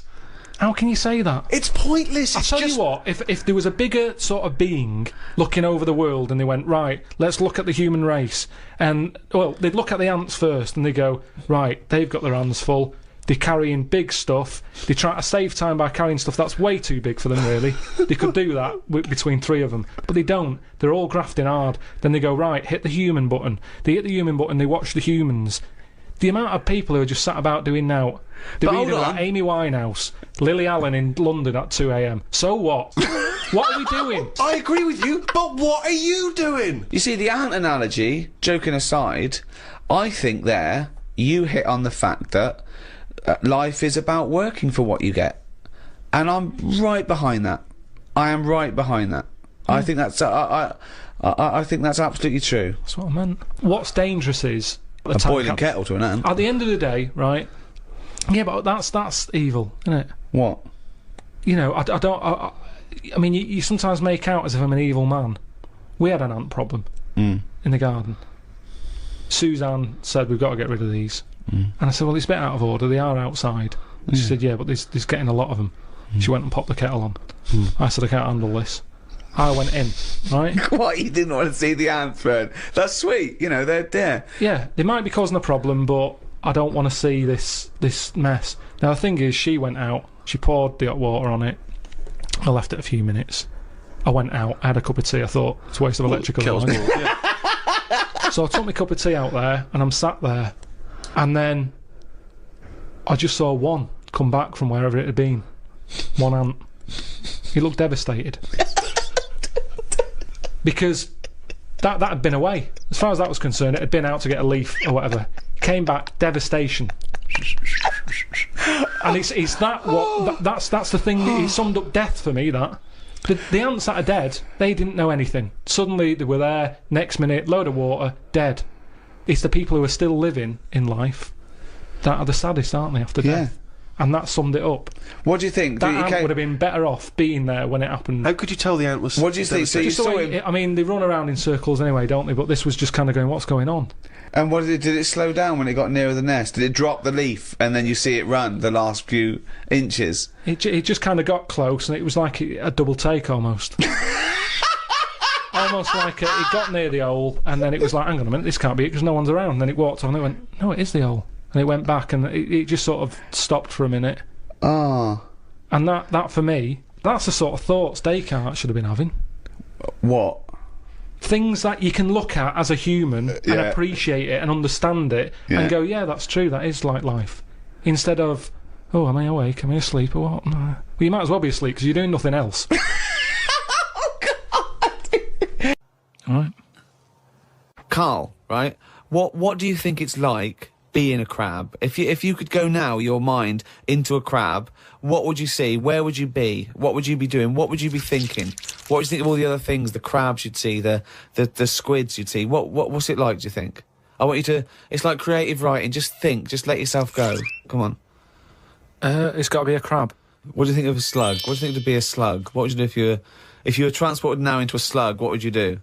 And Suzanne, you're suddenly in the kitchen, but you're a slug, and Suzanne's sort of like there, just making tea and that. How do you let her know it's you? It's impossible. I'd just chuck myself into the salt pot or something. No, because what do you do? I'd hate that. That would be horrible, that. Oh, God. Have you ever read Franz Kafka's Metamorphosis? Don't In which think a so. man wakes up and he's turned into a giant beetle? And that's the whole story. I think it might be of interest to you. So what happened to him with the beetle? Well, I don't want to ruin it for you in case you No, read it. I but won't be it's, reading it, don't worry. He joined a pop group with 3 other people. He was brilliant. No, it's a really wonderful book. It's a kind of almost heartbreaking because, of course, he does, like Ricky's saying, he finds it very hard then to relate to other people, even though he still has the consciousness of a human. You know, his parents, his rest of his family, they don't know how to deal with him, you know, because he's a giant beetle. He becomes a freak, he becomes an outsider. It's terrible, you know. But hang on, though. Is he a giant beetle? Or Yeah. is he... Well, yeah, well, that's not going to go down well, is it? That, of course, people aren't going to like you. But if it's a normal-sized one, then you just get in with the other beetles, don't you? Whereas if you're a giant... How would you do that? How would you ingratiate yourself? Right, so you're suddenly a beetle. You're Karl Pilkington, right? There's other people. They're doing their business. They're scuttling around. And you go in there and they look at you as a new beetle. What's your first What do you do? How do you ingratiate yourself? Well, for a bit, I wouldn't sort of barge into their house and that. I'd wait until they're out and about, and I'd like in life, right? Sort of help them out. I don't know what beetles do all day. I've never seen one doing anything. They just seem to be going from one place to another. Right. I've never seen them carrying anything. I don't know what they eat. I don't know what they do. I don't know how we've got them, right? But what I mean is, I'd watch them and I'd sort of help them out. And, I mean, you know, it's like going on a date or meeting a woman, isn't it? But what if there is... Whoa, hang on, what do you mean? How is it like going on a date with a woman? Well, it's like I said about Suzanne with her hot chocolate. She bought me that and I've gone, she's all right. Right? She gets me another one before I know it. She's living with me. So... So you're these beetles, they're scrolling around, right? You're sort of like watching them, and then you realise that you want to mate with this female beetle. What do you do? What's your first move? Yeah, but I don't know what beetles do I? So I don't know what you do. I don't know if you go up and go, all right. What do they do? How do they get on? Well, it's a different world. I don't know yet, do I? Because I haven't done it. Would you feel bad, because having your own mind in this beetle, right? Would you feel bad shagging a beetle? Would you feel that was a bit sick because you've got a human mind? Well, no, because you just close your eyes and that, wouldn't you? Think of something else. So, get round it that way. There's no point getting down about it because I'm stuck now as a beetle. So you've got to get on with it. But if you're a slug, you said you'd throw yourself in the salt pot. What would you do if you were a beetle if you got depressed? And you see all the other humans. No, you see your mates, right? They're listening to the iPod. What would you do? Well, no, that's what I'm saying. No, beetles are different because they do tend to hang about with each other. A slug's always on its own. It's a lonely insect, isn't it? It's not an insect. All right, what is it? A mollusk. Right, they're lonely. I've never seen a load of snails all together or slugs wandering about, whereas beetles seem to knock about in crowds. Yeah. So, oh God, okay, right, another one. So they're sociable creatures, and it wouldn't bother you that you've got the mind of Karl Pilkington in there? Because you can't communicate with these people, because they don't speak English, they don't have any communication with you. Yeah, but if it's happened to me, there'll be another one in there. Okay then, right, okay. What would you do, right? That's the most disgusting thing. What could it be? Right, what would you do, right, if you were suddenly a fly, right, and you were knocking around with the flies, right, and you had to land on some, Excrement? yeah, what would you do? Yeah, but I don't have to. What do you mean? You're a fly. You're Yeah, but loving I it. wouldn't. No, I wouldn't be loving it, though, would I? Why? Because I'm me in that fly's head. So I don't think other flies would be going, come on, join in. I'd just be like, no, I'll wait here, wait, watch and that. Because I don't see why they have to do that. What would you do, right, if you had to go back and you were in a, had to go put your mind in, like, an unhatched egg of something, like maybe one of those, that a wasp was injected with a spider. So you know you're in an egg, right, which is really uncomfortable, in a spider. How would you feel about that, Karl? You're a baby wasp in the abdomen of a spider. And I know everything that I know now. I'm sat in there. Yeah.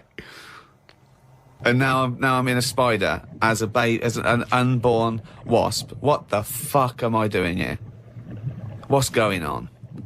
I don't know what I'll do there. Probably try and sleep. There's nothing else to do, though, is there? I just pray. When I was about 13, 14, I once tried to improve the animal kingdom by making the hardest animal ever, the most perfect animal. Now, just to clarify, you didn't, in sort of Frankenstein style, No. try and bolt various bits of animals together. It was a drawing that I sent to Blue Peter. There was no competition going on. You just thought they would be appreciative. I thought they'd look at that and they'd go, well, he's a genius. Yeah. This is like Da Vinci. Sure. And this is the animal. This is what I thought, the perfect animal. I mean, when I say perfect, I meant the hardest animal. This animal, it could take anything. It was just the strongest, hardest, fastest. Right. Yeah. So I started with the head of a lion. Of course, that makes Do you know what I mean? perfect sense. Roar, it looks good. Roar, bite you, right? Okay.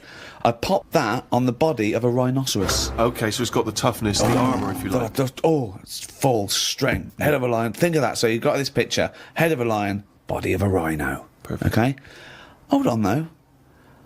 Pop some arms on it. The front arms were the arms of a gorilla. The arms of a gorilla. So it okay. could punch, grip, it could make stuff. The lion, I mean, that's where the lion falls down, because it can't make stuff. Sure. It can't climb, you know. So, okay then, wait a minute.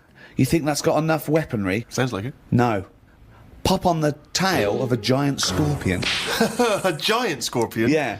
Yeah. So a scorpion that's the size of a rhinoceros. Exactly. So the tail was as long as that rhino. So now this is a scary animal. Yeah. And this is where the animal fell down.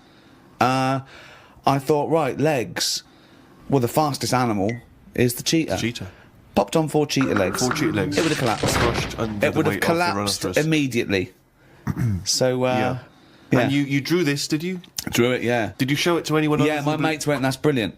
Right. They said, that's brilliant. And then just sent straight to Blue Peter. Yeah. Any reply? No reply at all. Really? No reply at all. Surprised. What do you think of that, Carl? If you wanted to make the ultimate fighting animal, what would you come up with? If you had the power, like that fella in Arabian Nights, size of a chimpanzee, you could change into anything, but you could change into, you know, like that. I don't think I'd go for strength and that. I'd go for survival. What would you do? Cockroach. No, I'd have like an armadillo's body. Right. Okay. I'd have head of an owl. Right. The head of an owl? Yeah, why come on, why? What does that bring to the table? The head's there to sort of make it look friendly to the make it human friendly. race. So Okay. because if you look half decent to the human race, they'll look after you. Right. That's the way it works, Yeah. isn't it? With Okay. a cat and a dog and all that. So the owl makes it look nice. Right. I'd have I wouldn't have legs. I'd go for like the slug juice. What do you mean? So now you're a really slow-moving, legless armadillo with the head of an owl. Slithering along. How Yeah. is that going to be friendly? They'll see the beautiful face, but then they'll be terrified by the sludge. No, because the head's that nice that they'll forgo the sludge. But hold on though.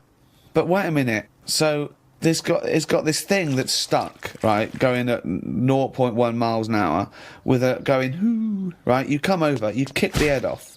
How is this No, a because the head survival? can go into the thing like a tortoise. Can it? Yeah, of course it can. Into the armadillo body. Well, no, an armadillo doesn't do that. It just curls up into a No, ball. this isn't an armadillo, is it? So it's go Why on has then. it got the sludge? Why Because is that so what attractive? I'm thinking is an armadillo. They're good when they're on their feet. Flip them, they get stuck like a tortoise. Right. Slug stuff keeps it down. So if anything attacks it, it's like a limpet or one of them things that can. Why lock not have a to limpet stuff. then? But it can't get any. How it can barely move. It can Just hardly go and get just go anywhere. and kick it. What do you mean Just it can't get Well, how anywhere? can it escape from danger? It's going to move very rubbish. slowly. No, because What? That's the it'll worst lock itself in. It'll lock itself in. yeah, and then I just scoop it up on the You sand. can't scoop it up. It locks itself in if it's in danger. I'd give it peacock feathers. This is the worst animal Why has it got peacock feathers? Again, it's just the worst animal I've ever heard. Why has it got peacock feathers? threatening. It looks more threatening. It That's does, what peacock that's the feathers do. least threatening thing, peacock feathers. It's like Danny LaRue coming at you. There's Yeah. nothing remotely scary about peacock Yeah, feathers. to humans, Yeah. but the humans won't be harming it because they like the owl head.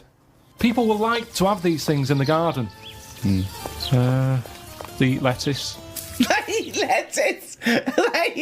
Why has it got a beak? They eat lettuce. He's telling them what it's going to eat now. The owl's going, fuck that, I want a mouse. I love the fact that he's based what it eats on the fact that how it moves a bit like a slug. Yes, Let it eat lettuce. It moves that, and let it eat lettuce. Like I said, it's not that weird if that existed. If that was normal, that when you went out to empty your bin, you was one of them sliding up the wall. You wouldn't even double take. You'd just be like, oh, there's the owl head peacock feathered thing. I don't know why it's climbing walls in an effort to find lettuce. Yeah, why is it climbing up that wall? Because that's the only way it can see properly. Because its head's coming out like that. So even though you've designed this animal, now you're even explaining got its limitations. problems. Well, No, it's got mainly problem. made as to be on walls. Because what else is living on walls? Oh, God. Oh, fucking hell. What a useless animal that is. Carl, I mean. But nature chucks up odd things, doesn't it? Don't. Why are we starting on this again? No, I'm just saying that is nature. Now and again, you'll get stuff that. Oh, was he looking at you? Yeah. Was he really? Look at his fucking head. Look at his stupid round fucking orangey head and... Oh. Why aren't you a freak? You've got a little bald head. We're not meant to be bald. Well, I was. I think that's the thing. That's what nature's done. You see, I didn't do anything with my hair when I had hair. I didn't style it. I didn't do anything with it, and it probably thought, "What am I doing here?" Whereas people who love their hair and they comb it and have different styles and look after it, They have hair for ages. Nonsense. No, nonsense. Absolute Well, nonsense. well, you're saying that. Absolute nonsense. Well, it's a little bit weird, then, isn't it? And that's what happens with old people. Once they lose their, will to live, once they lose the job, they get old. What's my purpose? What am I doing here? And it's like nature goes, you're not needed. And they die. Maybe that's what happened with the dodo. What's it doing? Can't fly. Its wings are useless. Eat it. Tastes horrible. Kill it. No, they did eat Nature. it. I think they did eat it. Yeah, but it wasn't very nice, was it? I think they over-farmed it. I think that's why it was extinct. Because they did eat it. No, but they did eat it, but they didn't like it. Everybody, you never saw like a fully eaten carcass of a dodo. You're It'd always making be this up half again. eaten. All conjecture. No, but they didn't eat it all. Everybody would probably try it and go, it's not for me, that. But you don't know No this. idea, You you're don't just know making this. it up. What's this based on? I've That just- people... And also, why would that kid it out? Because I'll tell you why. Why? Because if it's not nice, people don't get another one in. And they die out. The reason we've got loads of chickens and loads of cows is because we eat them. If we ate polar bears, we wouldn't be short of them. Because you'd farm it, you'd take more care. But what's a polar bear doing? Sat on a block of ice floating about. It's no use to us, is it? It sounds harsh. Once It's again, no got use. his information from a Glacier Mint No, advert. but it's no use to us. We know they're there, and it's all very sad when you see them on the news sort of struggling and all that. Yeah. But it's going to make them stronger. It's very honest. Had a late night last night because I stayed up to watch a programme about monkeys. It's already good. Of course he did. It's already good. Now, before I read on, I mean, is this not some kind of monkey news? Is this not a late return to monkey news? Well, it's not that good. Is it not? Whereas the other monkey news is... Oh, chimpanzee, that's some more shit. That's what he says. This is what he gleaned from the programme about monkeys. It sat on a bridge and wanted stuff off people to walk over the bridge. What? So it was acting as some kind of toll booth, This was is it? ridiculous. No, it was a bridge in like the jungle. Oh, shut the fuck up. And it's a monkey that's sat on a bridge, and a lot of tourists go through the area. No, it's a monkey to look at them. who realised that if he sits there, he'll get stuff because it look like it's a cute little chimp begging. No, but every time. Yeah, because you give a monkey, I'm as bad as him now. If you give a chimpanzee a banana, and he starts realising that humans have things to give. Yeah, but it's all squirrels sorts of learn stuff. that. But you don't go, you wouldn't say, went to the park, the squirrel's waiting at the gate. You have to give them a toll to go in. They're only going to give them nuts. They come up to you every time. You fucking idiot. Went to bed after watching it and fell asleep thinking about it on the bridge right now. It's a bit bad, really, because the monkey should work harder for its food. It made me remember the slug I saw yesterday that was eating bird poo. Nobody would ever help a slug with food like they do with ducks and monkeys. A slug's life is pretty bad. The only time they come out of their den is when it's raining. Den. So even their days out are depressing. It is. Do you know what I mean? No. It is like it's a horrible thing to be in it. A slug. Love him talking about what is it like to be a slug. No, just because like the monkey, even though it's been quite aggressive, everyone was like, "Oh, give it some water," and it was well like kitted out. It had like chocolate bars, bottled water, some like fizzy stuff, and all that. An iPod, it was listening to Monkey News. He could have had one if it wanted one. It was getting away with murder on that bridge, and that's just because it was furry. Yeah, if that was like a blob, like a slug, there's no way people would be that friendly towards it. And it just annoys me how you get this pecking order for like no matter what creature you are, favouritism. And that slug was only eating that bird poo because it wasn't being offered stuff. If it was offered toffees or whatever. Well, it's just sad, isn't it? It's come to that. That's what its life has come to. Yeah, but it's not a was mollusk raining, like that's I said. down on its fucking luck. It didn't live in a big country house No, and his but wife it left is. it, the I kids was went, it started hitting the watching bottle. it, and I kind of thought, and look, they do only come out in the rain, and it's depressing, and it'll probably get killed in a bit. And that was its last meal. I just Last meal! But people it don't wouldn't care. prefer steak and chips, Carl. It No, but doesn't a leaf. have... It must like a leaf or at the end of the day, it's an insect. They love a It's leaf. not an insect. Well, it's part of that gang. It's part of that. No, it's part of They that. hang out together. They hang out It's not. together. Why do you think it's part of that Because gang? it knocks about in the woods in the same place as a spider does. But what I'm saying is they're eating boring stuff because that is what's It's in not their boring area. stuff to them. They're not. I have no opinion of it at all. They take in sustenance. No, but where you are is what you eat. When I'm in London, I'll have beans on toast for lunch. On holiday, what? Tapas? Go on, I'll have a bit. So it's whatever you eat, what's in that area. Suzanne went off to work and I went to the shop to buy some envelopes. The shop was empty, but the fella behind the counter was on the phone and just kept talking even though he could see I was waiting. I started to count backwards from 20. When I got to 6, he hung up and served me. I won't use the shop again. Question, why count backwards from 20? So he's thinking, what's going to happen at 1? If I start counting from 1, he's going, well, let him carry on. What, out loud? So, not really loud, but like more of a mouth action, so he could see who was doing it. Do you know, like Sorry, you just started miming counting backwards to a man in a shop. He's on the phone. The Yes. shop is empty. I Yes. thought he'd like me custom. He could have served me and stay on the phone. Even though I don't like that, at least he's still doing what he needs to do. I'd have said, working the sorry, can I shop." just get these, please? Yeah. Well, I stood there and I thought, it's annoying me now. My kidneys aching and I started to get a bit of a sweat on. So I thought, right, I'm going to give him 20 seconds, and if he hasn't got off the phone, I'm leaving. You are giving one of the strangest people. It's just giving yourself a thing. I could have been stood there for Free. ages. He's one of the strangest people who's free to walk It's the about streets. No, I set myself a little target, and I thought I don't want to waste another 30 seconds in here. I'll give him 20. It worked. He served me at 6. But it didn't work. Yeah, but did he do it because you were doing that, or did he finish his phone call? I don't know. I was busy counting. The bit where Karl spouts absolute nonsense from a dodgy source on the internet about a monkey who did something impossible. Let's cue up the jingle. Hang on. All right. Perfect. Oh, chimpanzee, that monkey news! Right. Let's have a look. This one's from some woman, right? Yeah. And she was taking part in the London to Brighton bike ride, right? Lovely day, weather's good and everything. What year? She's just a couple of months ago. She's done all the training, right? Done all the training and stuff. Got a brand new bike for it. Got a little puncher outfit and stuff, all set for the day, right? It's a nice day. She sets off. They all start pedalling and that on the way to Brighton, right? So she knows the route and that.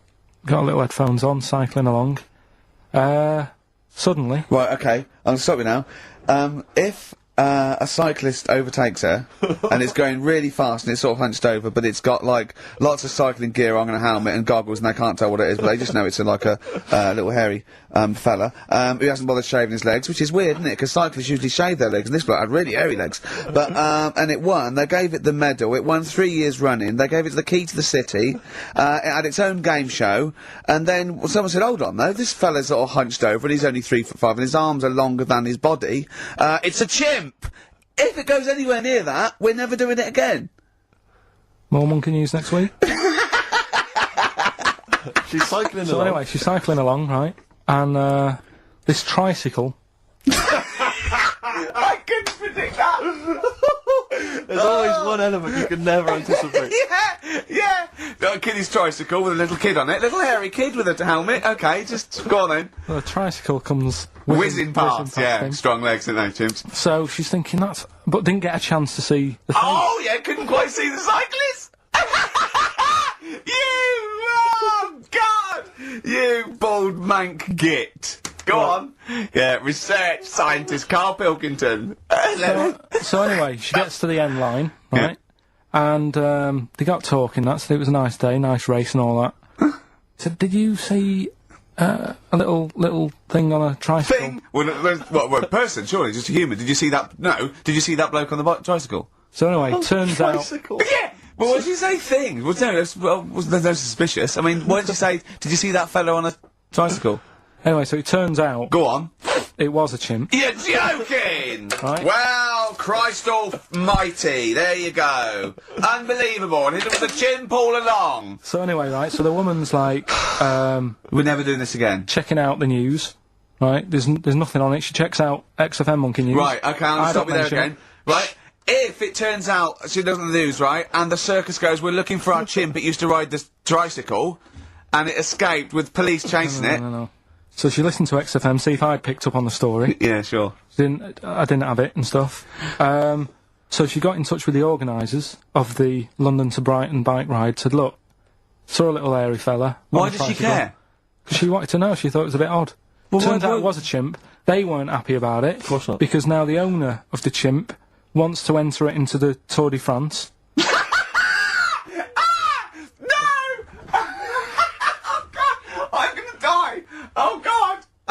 in 2005. Now, a couple of questions. I trust you'll be able to answer these. Go on. Oh, God! Steve, help me out. How did it get hold of the tricycle? I don't know. Okay. Okay, no, that's fine. That's not an important point. Look, that's important. How What's the did matter it- with you, Steve? He doesn't know that. How did it know to... well, firstly, how did it know which way to cycle? But more importantly, how did it know there was a major bike ride on Following, that? it's following the crowd, No, Steve. no. What's the matter with you? The owner of it had trained it and stuff. No, he hadn't. It had already done the run beforehand, before the big day. No, it hadn't. Like I say, it wants to do the Tour de France in 2005. No, it doesn't. But there's something about animal rights. If they don't let it enter, they can kick up a bit of a fuss. The animal rights is that it's cruel to make a chimp ride a bicycle. Not if it that wants it's to. prejudice that it'll go, is it because I is hairy? You idiot! Right? So, Wow, that is the worst. That is the worst one yet. Absolute twaddle. Absolute rubbish, Carl.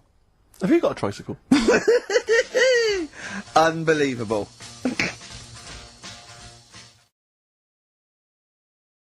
As Bill Shankly once said, some people think football is a matter of life and death. I assure you, it's much more serious than that.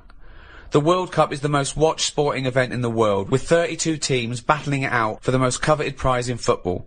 For the first time in history, an African nation will host the tournament this year. Seen as controversial by some, and by others as an example of soccer's ability to be progressive and inspiring. How will England fare? Which teams are the front-runners? And who are the rank outsiders? To discuss the beautiful game, I'm joined by Stephen Merchant, award-winning writer and graduate of the University of Warwick. Hello. And Karl Pilkington, a man with a head like a fucking football. An orange one. Alright. Alright, I'm finished. Cut! alright.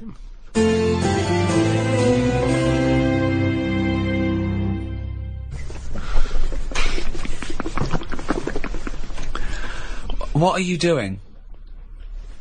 Try to calm my gums down. Well, you don't do it with water. What do you do it with? You're trying You to do calm it your with, guns? you do it with meditation and hard drugs. What's the problem with your gums? When I'm stressed out, my teeth know. What? What do you mean? Say that again. When I'm sort of stressed out, me gums and my teeth know before I do. It's like a weakness. So what's up? You got a toothache then? I thought you went to the dentist. I did the other week. Well, what's wrong with your teeth then? It's just I because don't you're know. stressed. I don't know. Why I are don't you know. stressed? What have you got to be stressed about? I don't know. That's what's weird with stress, isn't it? No. Your body can be stressed without you realising. That's what No, you're kills people. stressed. No. You're stressed because you feel stressed, and then your body gets weak because you're. No, because I'm pretty good. I never feel stressed. That's part of my problem. It's not I a am problem. stressed, but I don't know about it. That's That why doesn't make any sense at all. it's number one killer. What do You never mean? get stressed. If you don't feel stressed, how are you stressed? But you must be stressed if your teeth Right. are telling It's you like you're stressed. saying I didn't feel I had a pain, but apparently I did. Listen, Go on. I was in Israel recently. I had a bag put over my head, chucked in the back of the van. Now the thing is, I kind of Right. thought, well, It wasn't a blind date, by the way, and he wasn't being arrested or kidnapped. It was a training thing, wasn't it, for yes, kidnap but situations? I didn't know. What, you didn't know they were going to do it? Brilliant. No, they don't tell me anything, do they? That's good. So what happened then? So the thing is, that happened. I had a panic on a little bit. Afterwards, they took the bag off. I realised everything was all right. I was calm, but my body was shaking. And that's what That I'm saying doesn't make to you. any sense. My body, as far as my body was concerned, it had just been kidnapped. Right. But I knew I hadn't. Anyway, football. You know the bag they put over your head? Was it like a tennis racket cover? What shape was it? You sure they just didn't go and thought, oh, I thought I'd just bought the world's biggest orange? Come on, let's do this. Right. Soccer. Yeah. The World Cup We thought 2010. we'd jump on the bandwagon with every other fucker who's doing a World Cup podcast. Yep. Even though we've got nothing to say about it. Whoa! What? I got a few things. Yeah, but it's going to be so disappointing. We're going to get excited. We're going to sit down. In fact, if you're listening to this now, England are probably out of the fucking World Cup. I disagree with you. I'm right behind the lads. Yeah? Right, okay. But do you remember? Because I've watched the World Cup a few times with Ricky in different projects we've been doing in the past. We've been in Yeah. different situations. Do you remember when the last time we qualified? We were doing a project, and we watched it together in a hotel room. We're watching extras, right? And We're making extras. Making watching extras, yeah. something. And we watched it. We said, "Oh, go into my room." I went to Steve's room, but of course, in the hotel room, it was just like a big bed. So we sat on the bed together, and we thought that was a bit intense. So I put a line of pillows down. But I don't understand what. He was put a line of pillows between us. Now he knows I'm not going to jump on him. No, I know. He's not going to jump on me. No. But he's still terrified that some kind of paparazzi is going to sort of parascend down the building and peer in and take a photo of us. And us, before we've got time to explain that we're just watching the football, it's already printed going, well, this is clearly evidence of their game. There's no way that they could possibly be sat on a bed just as friends. No, but hold on though. Why were we naked? Why didn't we just pop some trousers on? But I seem to remember that you, even though it was my room, you forced me to sit in the chair. It was one of those really uncomfortable box chairs. I said, it's weird, I can't get excited, we're having a beer, okay? So now we're drinking. Now we're drinking in bed. On the bed. In bed? No. We had our clothes on. We're on the bed, watching football. But I couldn't go, "Come on, England," with a little man sitting next to me in bed. Not little man at all. No, big man. And so I just thought, let's pop the pillows down. That wasn't enough. I said, "Steve, I can't do this. I can't watch football with a man on a bed." I said, "So go in the chair." And he sat in So I the sat in this chair, which is, for a man of my size, those tiny little crappy hotel box chairs are no good. It's 90 bloody minutes plus the interview. It was my room. I was furious. I felt like I was, like an old rich man just waiting to die, and my little manservant used to come and sit and watch football with me Exactly, in the yeah. last days of my time. I'm in bed going, "Oh, it's gone again." He goes, "All right, I'm up later. Look, Rooney's taking a penalty."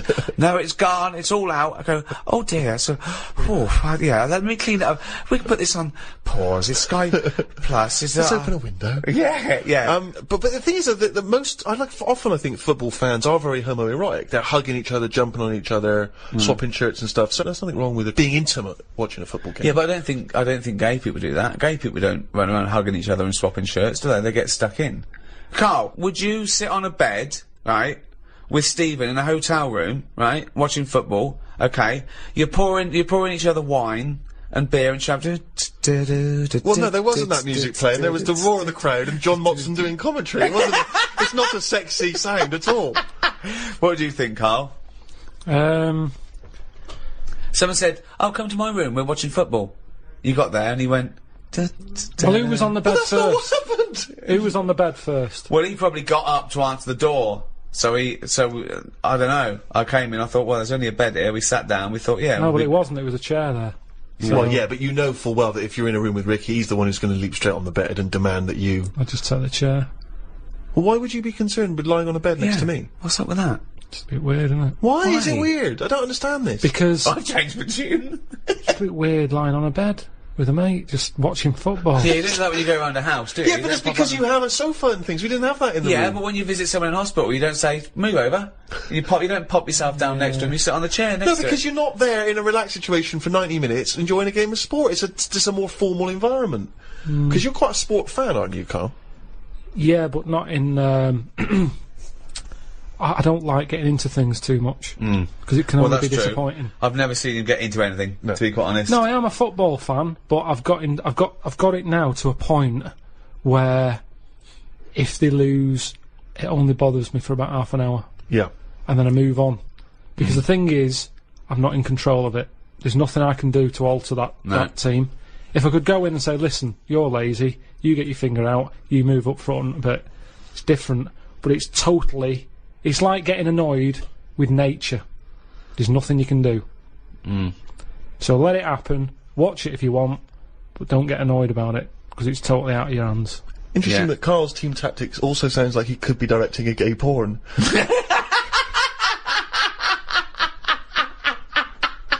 You get your finger out, you get up front. You're lazy. Oh, that's amazing. What do you think of these people, though? I love it that everyone's an expert. Everyone's a pundit. You see these fat people in pubs going, "Well, he's lost a few yards up front." Yeah, you'd be a bit crazy. You fucking score a goal then, fatty. Wearing a football top. Yeah. I hate that. Exactly, yeah. They shouldn't make them for them. Shouldn't make them in that size. It should be one size only. If you're fit enough to play football, you can wear one. If you're a fatty, you're not. It looks ridiculous anyway. But what's that? That's what he was talking about. So you were a big fat slob with his belly out in an England shirt going, "I could score from there." Go on then, let's have a go. Hey, listen, calm down. Don't be slagging off the fans, because that's what it's all about. football's all about the supporters, isn't it? You know, let's not forget these people paid millions to entertain us. If we want to drink till we're fat and eat pork pies and then put on an England shirt, we'll do it. But That is what's the it all British way, about? that is the English way, that is what we won a war for. What difference does it make if we win or lose? That's what I always look at, the end result. How can you say you like football and then give us that argument? The Well, only it's- reason to watch football is the excitement of the challenge. Yeah, it's entertainment. No, It is and a entertainment. bit of skill. It's nice to see a bit of skill. Well, and that, that was yeah, clever. only because it's entertaining. Yeah. But what I'm saying is, enjoy the game for what it is, and then forget about it. If Fat Bob in the pub, he's got his football top on, Just. he gets all annoyed when England, lose. Yeah. What difference does it make? What difference does it make if they lose there or lose in the final? Well, What's the point? Well, I'll tell you what difference it makes. I knew a Fat Bob, okay? That wasn't his name, but I'm changing the name to protect the innocent. And him. And he's not innocent, right? Was it Fat Dave? It was a big fat bloke, right? And he worked on one of the crews, that used to bring in equipment where I used to work at the Students' Union, okay? And, he was massive, right? And, I think it was 1990 or 1992, the Euro, right, when England got knocked out, and he went mental, and he was so angry, he went out and he wanted retribution, okay? Luckily there were no German people around, but the closest he could find was a sausage van, some poor bloke who delivered sausages, and he turned it over. He got the van and he turned it over, because it was selling sausages, so he thought that's German enough. No, well, if he's fat, he's probably just annoyed that it wasn't open.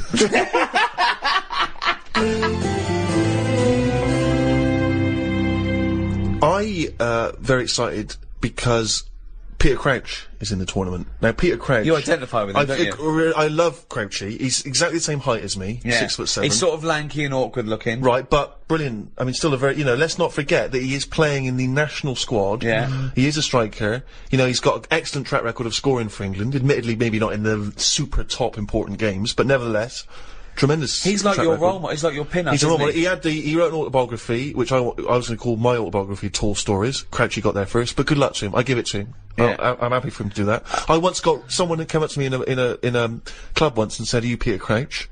I said, "Yeah." I thought, she thinks I'm Crouchy, what's the problem? Let's see how far we can get with this before the truth will out. But I was I disappointed. didn't know you wore glasses. No, exactly, I'm sort of off duty, you know what I mean? Yeah. I don't wear them on the field, but... Do you think he'd have had a different career if he'd have worn glasses from the age of 5, like you? This is one of the reasons I've not been a great footballer. Have you ever seen me doing any form of athletics or sport? No. Because I like to think I look quite elegant.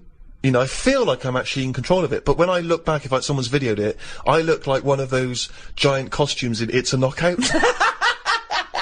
You know, where the arms are flapping and they false just fall over. No and they- real expression on their head. Yeah. But one of the things I was disappointed at, I was looking at, because obviously around this time of the year there's lots of advertising because the footballers are all getting endorsements. And I was looking to see what each one are doing. And Wayne Rooney, he's got endorsement deals with Nike, with Nokia, with Coca-Cola. Lampard, Pepsi and Adidas. Peter Crouch, you know what he's advertising? Go on. Pringles. It's not the coolest one, is it? Pringles. I mean, even the name Pringles. Really? I know. It's sort of like an insult, isn't it? It is. Who's that Pringle? Is that... hold on. Is that Crouchy? No, it's Steve Merchant. I mean, I love Pringles. Yeah. And I'm pleased to see Crouchy's associated, but I was disappointed. Don't bother mentioning Pringles thinking you'll get some free Pringles, because he went on about Munches, and then we got another fucking sniff. Well, true. What do you think of that, Carl? But are you a fan of Crouchy? You must be, They're all much of a muchness. That's not Honestly, true, is it? That's nonsense. I didn't want to come in here and start talking about football. I'll watch it. What do you mean you didn't want to come in here and say, what a thing to say? What? Imagine Gary Lineker going, hello, welcome to BBC, I didn't want to be here today, talk about football, fed up, I've got better things to do. No, but it's something you talk about. I mean, it's ridiculous coming in here talking about it before we've even kicked a ball. Who knows what's going to happen? If there's one thing that's good about it, it's that, innit? Not knowing. Well, that's what I don't understand. I don't understand all this punditry, where we have a 3-hour build-up, then they talk about it half time, then they talk about it for half hour afterwards. I mean, for me, it's like, it's kick-off, who won? They did, 3-1. Alright, cheers, let's get on with work. But also, we like the whinging after. We are, this country loves a moan. They love it. Yeah. I love it. Love a good moan. I don't know how we'd be if we won. We'd go, alright, what was he talking about? Yeah. You see, back in 1966, people weren't as miserable. No. Okay, well, hang on, I'd like to hear this theory extrapolated. Well, they weren't, were they? People were, you know, the war had happened, like, not that long ago. Right. People getting on with it, 66, everyone's smart, you know, you dressed up if you went out, you know, they weren't on as much money. The footballers. it was just a game of football. Whereas now, it's like all this build-up going on. Just get on with it. You know, I'm sick of it, honestly, I'm sick and tired of hearing about it. I'm with you. I do think it's ridiculous that there's a match and the programme before, it's like 2 hours before it and then an hour afterwards. Well, that's just a shameless attempt to keep people... I mean, let's be honest, you and I have been guilty of being involved with that, haven't we? We've done various little skits and sketches in the past. But that's fun. I mean, we do that for us, not for them. Yeah. I don't care whether people like it or not. I did it because it was fun. I dressed up, you and a dwarf. The day doesn't get better than that. Well, I was in a pub watching that year, and I'd forgotten that we'd done that, or at least that it was going to be shown that day. So I'm in this pub, it's crammed, obviously, and that comes on, the telly's on the big screen, and suddenly that's that sketch, right? A couple of things annoyed me. One, no one was paying attention. I was furious. I was thinking there's a couple of good-looking birds here. Look, at least on the fucking telly. Oh, look on the telly. Me in the sketch with Ricky Gervais and Warwick Davis and Dwarf. I'm playing Crunchy. No one, not paying attention. The few that were, not amused at all. Could not get... My mother, of course, remember, famously said that's the funniest thing you've ever done. Which he knocked off in about 20 minutes. No one in the pub seemed interested. And then a few people, like, looked round, looked at me, looked at the screen, sort of shrugged, carried on going. Nothing. But also, kind of, it is embarrassing, that situation. I was on a flight, internal flight in America, and, you know, on the internal flights, you don't get individual screens. They give you individual players, but there's also screens all down the aisle for people, right, where Ghost Town was on. Ooh. Looked over, someone watching the extras. and I had to make sure that at no point did I glance up at the screen, like he's watching himself, and make sure I flicked over whenever it came up The Office or Extras. Yeah, if I'm on the tube and I'm flipping through the paper, sometimes there'll be an interview with you that I'm not aware is going to be in the paper, and I have to flip on by because I don't want a bloke on the tube going, oh, reading about your mate, are you? Yeah, Don't get enough of him, do you? Need to be reading, you know what I mean? I know. Carl. Have you been recognised, do you ever get recognised much? Yeah, now and again, but I haven't done anything of any worth either. It's almost like recognising a neighbour or something, because they sort of go, it's him, and then the other one might go, what's he do? Go, I don't know. It's not like I've done something of any worth yet. Yeah. None of us has done anything of any worth. It's all relative to the entertainment industry. You know, whatever you think of The Office, you know, I'm very proud of it, but I haven't secured a bunker in enemy territory. I haven't given a kidney away. Do you know what I mean? It's all relative. It's just, did you entertain anyone? Did you, you know, bring a smile to someone's face? Was it a laugh? I think you're forgetting all those emails I pass on to you for those people that have had traumas in their lives. You know, the earthquake victim. There's people that have lost relatives or had, you know, terrible life-threatening diseases, and they say the podcast got them through. Doesn't that warm the cockles of your heart? Well, normally it's gone straight to you, hasn't it? And you just forward me on, so it's almost like spam to me. It doesn't feel as special, because it's like, here you go, look at this, you know. Unbelievable.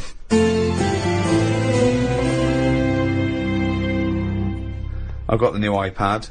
I've had it for a few months, actually. It got sent to me by the inventor. That's who you're dealing with there, Steve. Bloody hell. You've got it, aren't you? Still getting free shit. My favourite app on this is that you just type in what you want it to say, and it says it.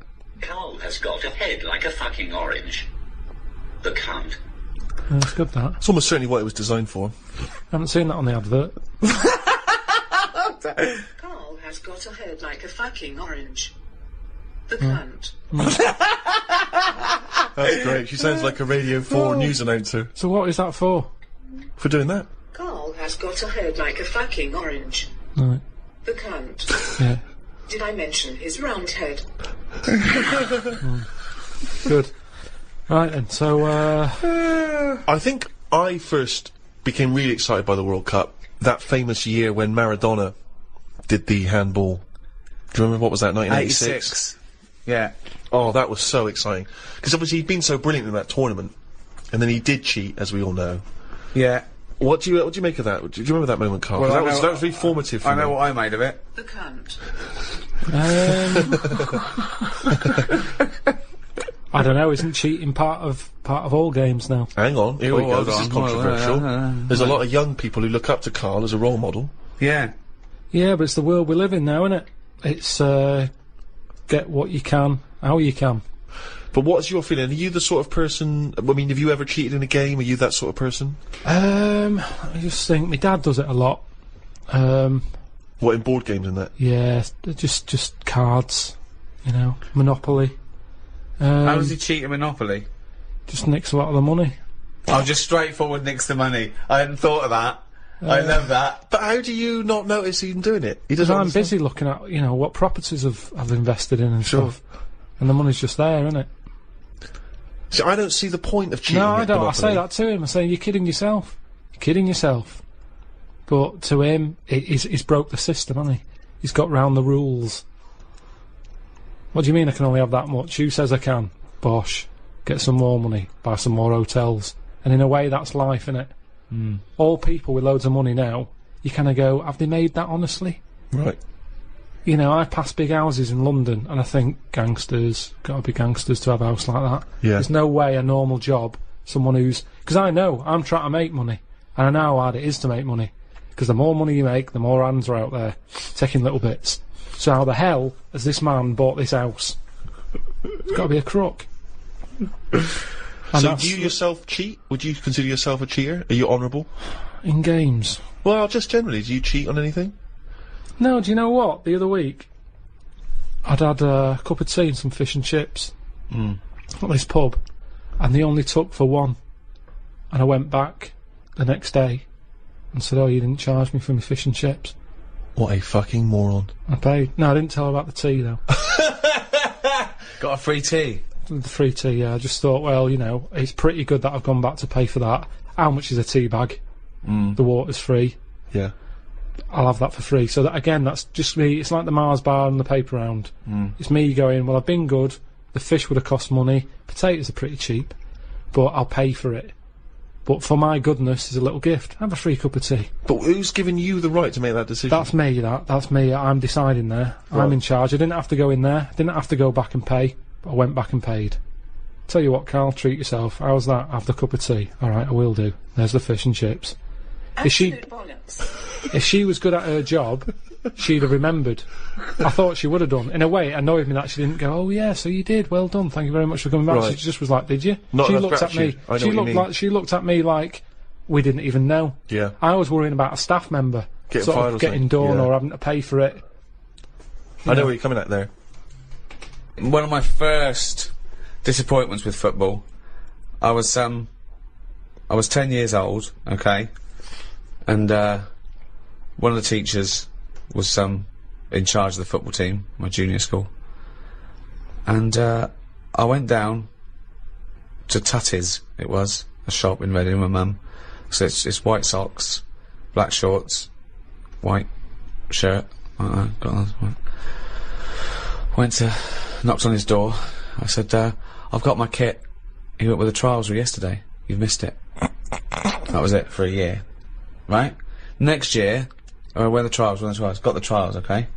He was going, "Everyone, I want to give it 100%, right? Really try hard, really try hard." He's watching people play, right? I made sure that every time I ran by him, I was out of breath. Like, really trying. Every time I ran by him, he's sort of looking at me, I think, yeah, right. Came to it, he said, "The team is this, I'm left out," right? He went past me, and he went, "You've clearly got asthma." So you didn't make that team either? Yeah, and I didn't, and I vowed that day, never try hard at anything. Yeah, well, you've certainly kept that up. Yeah. What's your thoughts on that, Carl? Do you play sport at school? A little bit, but it was never taken seriously at school anyway. It was, I think the PE teacher was a geography teacher as well. So it's like, you know, what does he know? It was all that. Basically, he put some tracksuit pants on that were always too tight for him. Could see everything. What were you looking at? Because you couldn't help it. It was in the days when clothing was tight as it is, and then it was like lycra tracky bottoms, Oh, right. and everyone used to say, "Look at the state of that." But like you're stealing sausages from it was ridiculous, ridiculous. So he didn't know what he was doing anyway. If anything, it was dangerous because he didn't know what was the capability of a 10-year-old kid's body. He put you through loads of stuff. Right. He didn't like me anyway because I wasn't that good. If you're not that good, teachers don't like you. I thought you'd be pretty good. I wasn't interested. That's the thing. I did relay and I got done for swearing. Got whacked on the arse with a baton. Hold on, why were you swearing in relay? When did that come into it? When do you need to swear in relay? You're running round, how do they know Because you're the lads swearing? wouldn't slow down, so I couldn't pass it on, so I sort of said, fucking slow down, and he heard me, and then went mental at me.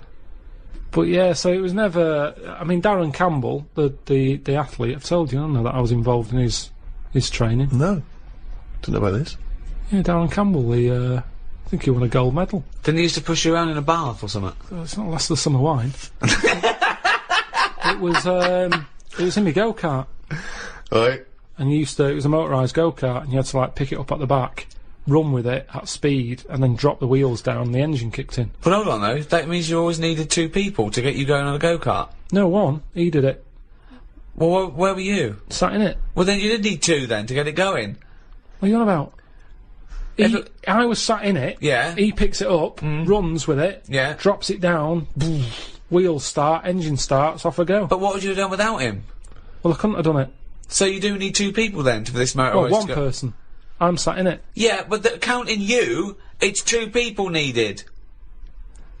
Yeah. Fuck me. Jesus Well, Christ. what's so bad about that?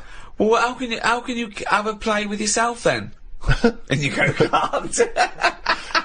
Sorry, this was part of his official Olympic training. No, but I just feel like that was part of his early training, Right. which is the important bit in any, job or. Well, no, we walking should life. explain. People don't know. He was the bloke who used to push the bobsleigh in the Winter Olympics, wasn't he, for the England team? No, he was a runner. Well, how is that part of his training then? Pushing a fucking go-kart? What was he doing? Because it's running. But he's running about a yard. No, sometimes more than that. Quite a lot. And it's just, God, what do you want? It's Darren Campbell pushing me go-kart. Yeah, but you seem to be taking half the credit for his gold medal. All you've done is sat on your arse, you lazy twat.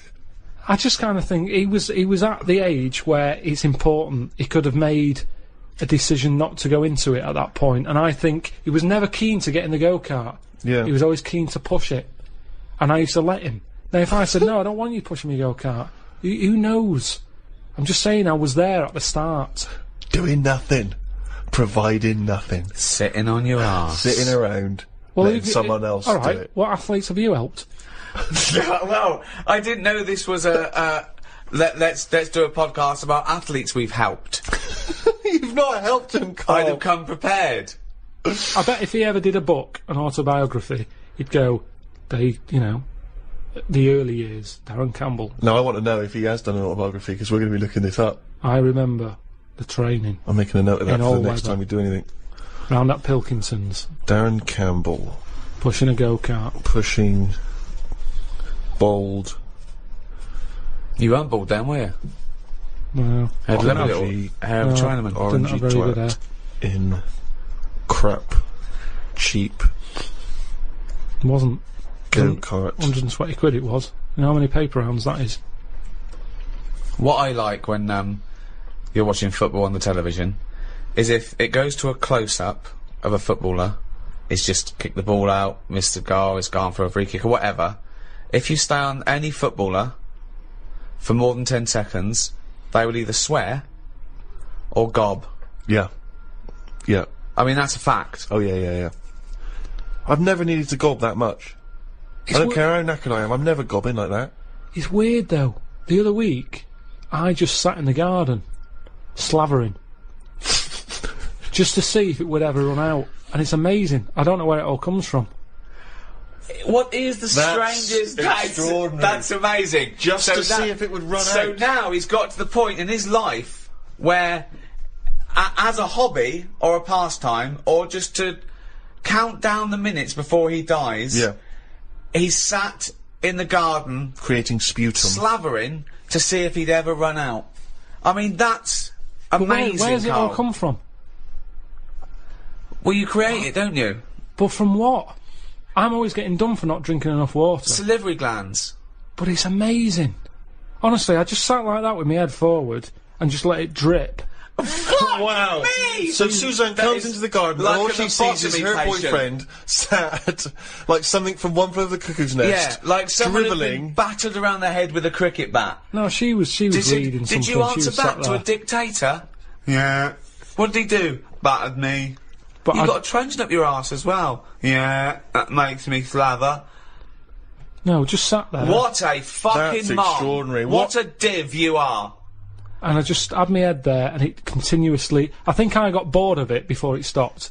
Oh God! I have never heard anything like this! Oh God, I need a second opinion! Wanker. It's unbelievable! He just sat there with his head down, slavering, letting it just... That's You extraordinary. weren't even sort of like gobbing, you would just No, just let him... letting it sort of drop. So You've got nothing else going on in your life, but you've got time to do this. So your brain wasn't even engaged. How long were you there for? I tell you what, no joking, probably a good 15 minutes. 15 minutes of sitting with his head forward, Amazing. letting him salivate onto the grass. But do you reckon you could do that amount? I would Well, never we do never it. try. Never we do never it. try. I'd Never never try. have that amount of time. I tell you now, you will never see either of us sat there for no reason in the garden with our head forward and our mouth open, seeing how long we can create saliva. Unless I've just come out of a coma. Yeah, or a gas attack. Yeah. No, I have a lot of... I'm sort of Goz Unlimited. That's a great new dance duo! And please welcome to the stage, it's Goz Unlimited. Amazing.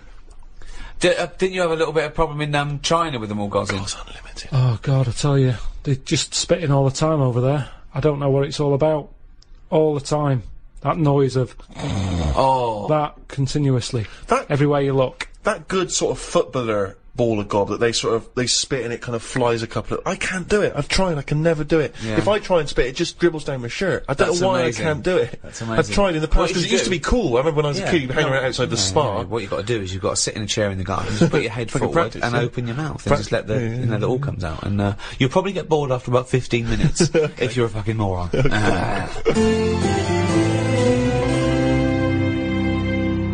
I like when you're watching the football on TV and it just goes quiet for a moment. There's like a lull in the action, and you just hear that sort of plaintive horn. Yeah. Come on, England. Come on, England. I just find it's so kind of mournful. It's sort of, and it's just the fact that someone's taken the effort to take it. I don't know what instrument that is. Is it a trumpet or is it just? It never sounds as elegant as a trumpet. I don't know, maybe Just some it's- kind of horn. It's sort of it's reminiscent of like battle though, isn't it? Yeah. Like there was you had all the cannons and everyone, then there was one bloke that just had to walk, one bloke that carried the flag. But it's never triumphant. It's sort of, you imagine you would have it at the funeral of a great footballer. Yeah. Echoing around the stadium. It's just, it always makes me slightly depressed. Although it is safer to be him in a football match than when you're walking into battle. Because if you're the fella with a flag, you're going, well, you're a walking target. Yeah. Everyone can see that. Target practice, And yeah. then they go, so, and even if it's dark, they go, I can't hear it, but I'll just shoot at the sound of that trumpet. Yeah. And no one likes the fucking trumpet. No one wants to hear the Hang trumpet on, with what's every the trumpet? What? What do you mean a trumpet into war? Well, there used to be people that would, carry an instrument that would, dun, dun, dun, dun, dun, dun, dun, or, What, in a battle? Yeah. Keep them marching up, keep the morale of the soldiers. Bloke with a flag, bloke with a drum, bloke with a trumpet. I mean, think of this... Ventriloquist? This Scots Guard, yeah. Diversity. They'd be, Yeah. they'd be, Do Subo at the backflips. back. Yeah. Subo at the back, I'll just put keep... her out the front. I'm not having this. I don't believe that is... Of course they did. Back in the day. Are you sure that happened? What about the bagpipes? What about them?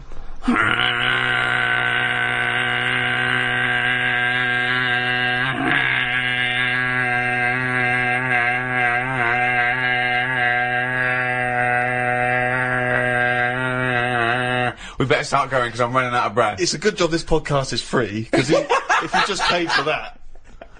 It's not a good sound anyway. If anything, it might annoy you, and then you're more angry, and then you go mental with a gun. Well done, yeah. I think that's what it's more about, isn't it? Because there's certain instruments that aren't appropriate for a war, like maracas. Maracas, yeah. You know what I mean? Too They're happy. just, it's just a bit too carnival. Grand isn't it? piano. Oh, one of That those wouldn't be sort appropriate of at all. No. that thing, that sort of the little Yeah. penny whistle or whatever they When call it. someone gets shot up the arse, that is when the major goes, oh, okay, well, oh, bloody hell! She's gone... Yeah. Yeah, no, definitely. Yeah, Cymbals are a good sound for a war. Good. You want cymbals, don't Crashing you? cymbals, timpanis, Very good, exciting. cymbals, timpanis. so at what But point... one of those, keyboard guitars. Yeah, that's not Not as cool. Funky, but not as cool. Oh, the batteries are falling out. You don't need a wah-wah pedal in a war. No. So why has that stopped then? No, they still have military bands, don't they? Yeah, but that's what I'm saying. That's more More like pomp a and circumstance, Sunday sort of bandstand. Let's play We Will Rock You. Yeah. And, Yeah, you but know, the thing about modern technology is, helicopters and tanks is going to get drowned out, isn't it? Years ago. Yeah, nowadays, they send in a sort of really good sort of mega mix DJ. Yeah, Joe Bunny. Yeah, exactly. Westwood's up there, going giving it. He's doing like, he's scratching and... Come on, the place is mad deep with Taliban. Yeah.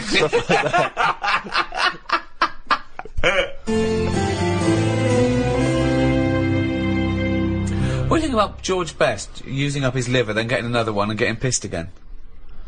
Clever. well, that's always going to encourage it, isn't it? I've always said that. What? The moment we can replace stuff, people just go, "Oh, sod it." Like What would you do smokers. if you gave someone a kidney And and mess then with it. and they started You just saw him down the pub again. doing drugs and shit and Well, I wouldn't hand it out to someone just like that, would I? I think you should be allowed to say, right, who's it for? Can I meet them? Right. And then have a chat with them, right? saying, have you learnt your lesson? Well, I'm going to do it. Okay. I'm a little kid who wants a kidney. Okay. And you come to me. I'm at the top of the list. Hello. Hello, Hello. how you doing? Good. Are you going to give me one of your kidneys so I can live? I don't know. Well, I'm at the top of the list, so why's your head so round? Right, so definitely not. Why? Definitely Little not. kid, look He's at a him, little kid. pale. No, I need a He's kidney. cheeky though, isn't he? No, cheeky. please, Lovely please, little kid, roundheads. Waffle Please, can I have your kidney? No, you can't. Oh, have it. come on, Right, you've got let's see two. another kid. Let's see another kid. No, Lesson I'm the top. learned, I'm lesson top of learned. the fucking list. Give me one of your kidneys, you round-headed twat. No, and I wouldn't on. feel bad about not giving it you. Well, hold on though. Can we have a second opinion from the nurse? Wanker. Thank you, nurse. I would not feel bad about walking away from that kid and saying you can not have a kidney. So you're gonna. Do you know what? I'm going to take this kidney out and bin it. Hey, wait. Do you know who that kid went on to become? Go on. Winston Churchill. Right, well maybe I helped. It's like Darren Campbell all over again. I made him stronger. I was tough with him. He saw how tough the world is. No, but he didn't. This is an alternative universe where he died because you never gave him that kidney. Yeah. Well, you can't worry about that then, can you? If you're going to start going that far back and forward and stuff. But I think I don't know what I'd expect someone to be like. Just want them to go, what do you eat? I'd say write down your diet. Oh yeah. I'm gonna treasure this kidney. I'm gonna treasure it. Yeah. Yeah. I'm gonna really work hard, and I'm gonna make something of my life more than you did. So I'll. So your kidney's going to be a lot better off for me than you lazy tosser. I'll tell you that. If you want achievement, then I'm going to go to school. I'm going to do really well. Unlike you thick little round-headed shit. So the quicker you get the fucking kidney out of your useless body and into mine, we'll all be happy, won't we? Okay. Well, I'll go away and think about it for a month. Well, no. There you go. Don't have to get nasty. Sick of it. I'm always helping people out. That's a big ask, isn't it? If I came to you, Rick, in all seriousness, Yeah. and you could give me a kidney, would you give me a kidney? What if I end up needing it? Well, yeah, but that's the point, isn't it? That you're doing something. Can I have it back? Can I have it back if I need No. it? What? No, because I need it. Mine are failing. I need at least Yes. one. I need at least one. Yeah, you need one. Okay. Yeah. Right. Okay. This is on loan. Because if my other one goes, I want that back. Because then I'll be on one. Well, no, yeah, but then we're both on one. No. Right. You've got yours. Yours are fucked. So Yeah. you might as well be on none. I've got two. Okay. I will give you one. Yeah. Right. With the express understanding that if my remaining one packs up, I want that one back. It's on loan. If we both live out our life, then so be it. But if this other one goes and they say, well, you need another kidney, I go, right, I know where I've kept one. for the last 10 years. So It's you're instinct. going to come to me, right? You've gone knock knock. I've opened the door. My beautiful supermodel wife is there. She's going, oh, his kidneys are brilliant now. Yeah, I'm loving it. It's great. He never stops having the sex. Yeah. She's making us iced teas. Right. You know, she says, "Come in, Rick. Yeah. Sit down." So good. She says, "I love you. Thank you so much." That's all right, don't This worry about lovely man. I know you've not got long to live because you're old and fat. Yeah. You've had a good innings. Well, you've had a good 10 years, though, haven't you, with this kidney? And that was you know, But I'll I tell you what. love this man. You can return the and he's so favour. young, and Give me back my fucking kidney. we've got 2 beautiful children. Right, I'll tell you what. Give me my kidney back and have one of theirs. 2 beautiful kids. Whose Yeah, small there little you go, kidneys. there's- Small little kidneys are no There's good 4 yet. to choose from. They're growing you. They're Small growing you. little It's like when you kidneys. put a little plant in a big pot. They grow. They're catch up. The kidneys are growing too. So I'll have my kidneys back, and you've got 4 to choose from there. Well, take one of each, and you'll have 2 little kidneys to make 1 big kidney. Johnson, can you have this man removed from my house? Would you give anyone a kidney, Carl? Suzanne? I'm sure he would give Suzanne a kidney. It's tricky. Well, obviously you'd give Suzanne a kidney, wouldn't you? Yeah. Well, would you, or are you just saying that? Suppose I would. I don't really like the idea of it. So if what are you saying to Suzanne right now if she's listening to this podcast? Carl, good luck. Bit of good luck. You know I need a kidney, and it's got quite rare. Well, we've got the same sort of blood group and everything, so, yeah, you've got 2. I've got none. Bibbidi bob, 1 each. Let's have a good life. Yeah? Don't know. Yeah, you'll have to have it. Which one are you thinking of going for? Because I think the right one's a bit dodgy because they had the kidney stones. Well, you keep that. Do you want that one? I'll have the left one. No, I'll tell you what, you have that one, because when I was in all the pain, you were going, it can't be that bad. So you have it. It's in good working order. They've looked at it, Yeah. but it is prone to stones. He's using this to get back at her. Saying it can't be that bad. It's like poetic justice. He can give her the kidney she didn't believe was that painful. So let her have that, and I don't know what's life like with one kidney. You've got to be change more much? careful. You've got for specific diets. Yeah. It is more dangerous. There's more of a strain on it, but, you know. Don't like talking about it. It's all it freaks me out. Freaks me out. It's all doing stuff now. The kidney's doing stuff. Yeah. My teeth are hurting still. Still got a little bit of toothache going on there. I've got a sweat on. All stuff's going on without me knowing. Germs whizzing round. I've had jabs for rabies. I've had hepatitis A and B. I don't even know what that does. I've had A and I've had B. That's whizzing round my body. Body's in shock, innit, at the moment. It doesn't know what's going on. I've had... How is it notifying you of the shock? Well, I think, like I say, I keep getting this sweat. And, what else have I had? Typhoid. All this stuff shouldn't be in my body, should it? And we don't really know, do we? You're saying, yeah, have this, have that, shove it in your arm, it's alright. But we don't really know. Long-term effect. I've got rabies in me. I never thought I'd have to have that. Tetanus. I've had. TB. Well, enjoy the World Cup, everyone. Come on, England. Come on, boys. Roo. I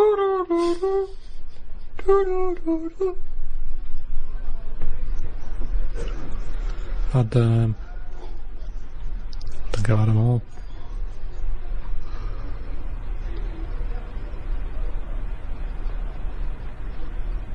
One for if I get bit by a dirty monkey.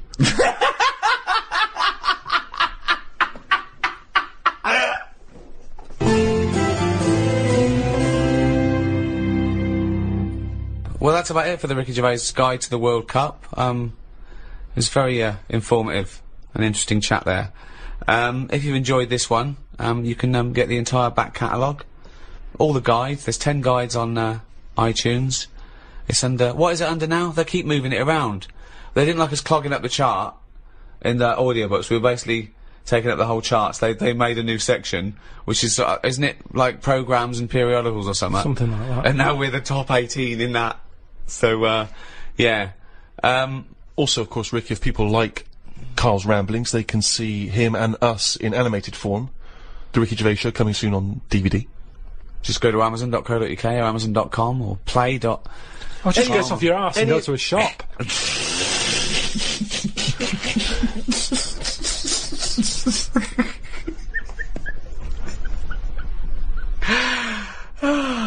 Good luck, England. And thank you so much to Positive Internet. Those guys allow us to do these free podcasts. Someone's got to pay for these, and those guys do a great job. So enjoy the free ones, but buy the ones for a couple of quid as well, please. Carl wants another house. Wanker. St. Francis of Assisi once said, "Where there is charity and wisdom, there is neither fear nor ignorance." Acts of human charity have been documented since the beginning of recorded history. Yet even now, in the most democratic and economically advanced nations, charity is still necessary. Does this mean that charitable acts are failing to effect meaningful change? Should charity even be the responsibility of individual citizens, or is it the obligation of government? Do handouts make people lazy and dependent instead of resourceful and responsible for their own livelihoods? Is it every man for himself, or are we all in this together? To discuss these questions and more, I'm joined by Stephen Merchant, award-winning writer and graduate of the University of Warwick. Hello. And Karl Pilkington. Gonk. Right. So, Red Nose Day, Comic Relief, has come round again. Yeah, Red Nose Day is obviously the very specific date in the calendar for the whole generic term comic relief, I think. It's normally when the telecast happens. Yeah. People know that that's the day when they can dress up, do charitable acts. But of course, Comic Relief is a charity that's working all the time for disenfranchised all over the world. And you can go to the website all year round, which is comicrelief.com. I think there's also rednoseday.com, which is if you particularly want to donate for this year's appeal. Have you always been a strong champion of Comic Relief, Carl? Not really. Why was I expecting that answer? Well, but I mean, we're doing a bit of charity now. We're donating our time. It's not much. It's not costing us anything. But I do loads of stuff without going on about it. I don't think you should shout about the bitch leaf for charity, because then who are you doing it for? Oh, exactly. I mean, well, this is my thing, isn't it? That there's a lot of people that only do it if it's in the public eye. It's to do it really to be a busybody or to show off or to feel good about themselves. And I suppose that's good and bad. I mean, if it gets you involved, if it does some good. My gift to the world has been you, Carl, to be quite honest. I feel that you're the world now. I'm sure there's people in Africa going, we prefer blankets. Yeah. Doing a wills charity, innit? Is it? Sort of. I mean, No, if you make a donation to a charity within the will, I suppose that's quite charitable. But just giving money to your relatives isn't, is it? Of course it is. Well, They shouldn't have it. They're getting something for nothing, but it's... I don't know. It's giving something away that you have no use for. Exactly. Yeah, I mean, but forget that. It's someone is getting something when Yeah. they've done nothing for it, really. Well, it is. I suppose it is charity, but charity is usually infused with some sort of altruism. It's usually to do with giving a piece of something that is kindly because you could do with it. I mean, not strictly. I think you can give away something you don't need, but it's hardly donating a kidney, is it, or some of your wages? It's like it's not charity on your part because you're literally not around anymore. So it's no longer you giving it, it's just some Yeah, but money I could either was. give it them or not give it them. Once I'm dead and I've turned to mush, I shouldn't be worrying about Suzanne's mum getting a table. Is that what you you're know- leaving her? Well, I called up my dad first. Why are you and said, doing a will for the show? Because of this travel thing that Right, I'm yeah. doing, and it can get dangerous, you know. But why haven't you done a will up to now? Because you sort of, I don't know, I felt sort of young and free. Whereas now I'm... That's never two words I've associated with Carl. He's always seemed like a man who's in his late 50s. Yeah, and exactly, I've certainly yeah. never the idea that you're free. It's more- Even if we're just talking about the head alone, it's the head of a late 50-year-old. Free of hair. Yeah, totally free of fucking hair. I'm sort of getting on first name terms with my doctor. Oh, really? Chatting more. Oh, what is it this time? How's your middle finger? You Not know. too bad, Carl. All that sort of thing. So it's just made me think, Have you had that done for the will, by the way, for insurance I think and you stuff? need to, don't you, for a will? I think you do. there's nothing on the prostate paper. exam? No. No, listen, for insurance purposes, I think you need to have a testicular exam for testicular cancer. You're just leaving the high risk for testicular cancer, actually, and you're entering the high risk for prostate cancer. And you can have both at the same time. You could have both at the same time if he's a very dexterous doctor. I wouldn't want that. Why? Too much like... It's just too much playful. going on. It's like someone juggling you. Yeah, it's like being examined by Squiddly Diddly. And so you said you called up your dad. Called him up. I said, "Is there anything you want if I die?" Right. And presumably, you know, Suzanne, she's getting the lion's share. She is. But then the fella who was on the end of the phone talking us through it all was going, "Oh, you should get married." I was going, "Oh, shut up." He's saying, "Well, it make things a lot easier when it comes to this." And it's like, well, that isn't a reason to get married, is it? Well... So she can have all my stuff. I said, "I've wrote on the bit of paper that she can have it. I'm not bothered. What did you wrote? What did you wrote? You know, all that, whatever we've got, she can have." Yeah, right. Well, that's fine. That's as good as a marriage then, isn't But it? it's something about tax. If you're not married, you have to hand over more. Well, she'll get... yeah, I suppose if it's money, she'll pay tax on it. Yeah. I think you get so much, and then it's like ridiculous tax rate. Yeah. But she's going, "That's why we should get married. I'm going to be paying tax." I'm going, "Hang on a minute." She's already, like, thinking about money loss instead of me disappearing. Yeah. She's going, "Yeah, we should." And I'm saying, "Look, you'll be getting a load of money." I said, "If I die on this programme anyway, I'm insured. You'll be getting about £1 million for that." Yeah. I said, "So that's something you haven't got now. Yeah. Got nowhere near that now." I said, "So even if you have to pay tax on that, Yeah. I don't think it'd be right to get married just in case I get killed." Well, you are married, aren't you? With it? Well, then as you good managed to as. get the paperwork. No, because then everyone wants a party. You don't Everyone's have to have a going, party, you could go straight do, down the registry office. honestly, people start going, "Oh, you should do this," and "Oh, it's not a proper wedding unless you do that." Have your two sets of parents met? No. That'd be good, would it? Well, I suppose it's a reason to, isn't it? At least if you're getting married, there's a reason for them to meet. At the moment, there's no reason for them to meet. They'd get on each other's nerves. My dad wouldn't get on with a man. Why? Just wouldn't. She doesn't like me, so she won't like me dad. Because he's just an exaggerated version. So, I think it doesn't need to happen. But you could just nip down the registry office, get it done and dusted, and you just phone up your folks and say, "It's already happened, it's I too said late." that. I said, "Listen, if we had to do it," I said, if it was like we've got to do it for some reason, I said, "I'd do that. We can have it done by 2, you can be back in work for 3. Because at the end of the day, there's no, you know, we've known each other for years. Yeah. We're not going to suddenly turn into some sort of Tom Hanks and Meg Ryan film just because we've got married. Yeah. It's going to be the same, exactly the same. Yeah. Except she'd want a joint bank account or something. That's the only other thing that would probably change, and I don't like the idea of that. Why? Just, I like to know what's going on. There's enough people sticking their hand in my account, charity-wise and all that, without an extra hand going in. Who happens to be the love of your life? I'm not moaning about it, I'm just saying it works the way it is. You hear about people getting married, and it doesn't last. Adds extra pressure. What pressure's it going to add?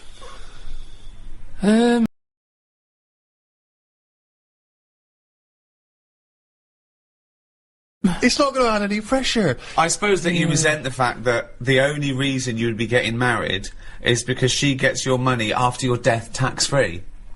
What if you gave her a series of challenges so that she sort of earned the right to have that money? It just keeps her on her toes. Because whilst we're not married, it's easy to go, "I'm sick of this." So it keeps her her on her toes. But it keeps us both sort of Because doing you're stuff. such a find, she's got to work hard to keep you, hasn't she? You never do anything in order to sort of maintain this relationship, as far as I can tell. I'm not saying you're a bad guy, but in terms of romantic Meg Ryan type stuff, you never do anything. Me and Jane were out with him and Suzanne the other night, right, at dinner, and honestly, he is so grumpy. He was saying about for Christmas, right? He said, "You've had a flaw." You've had a flaw. Now, what did that mean?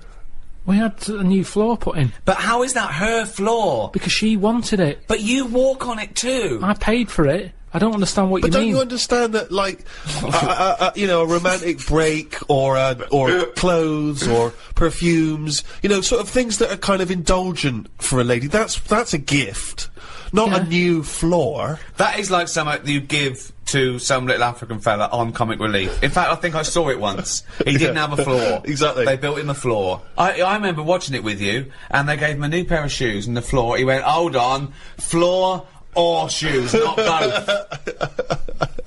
Oh, when that tsunami hit, and it was like a month after Christmas. They showed that Britain had given £2 billion, right?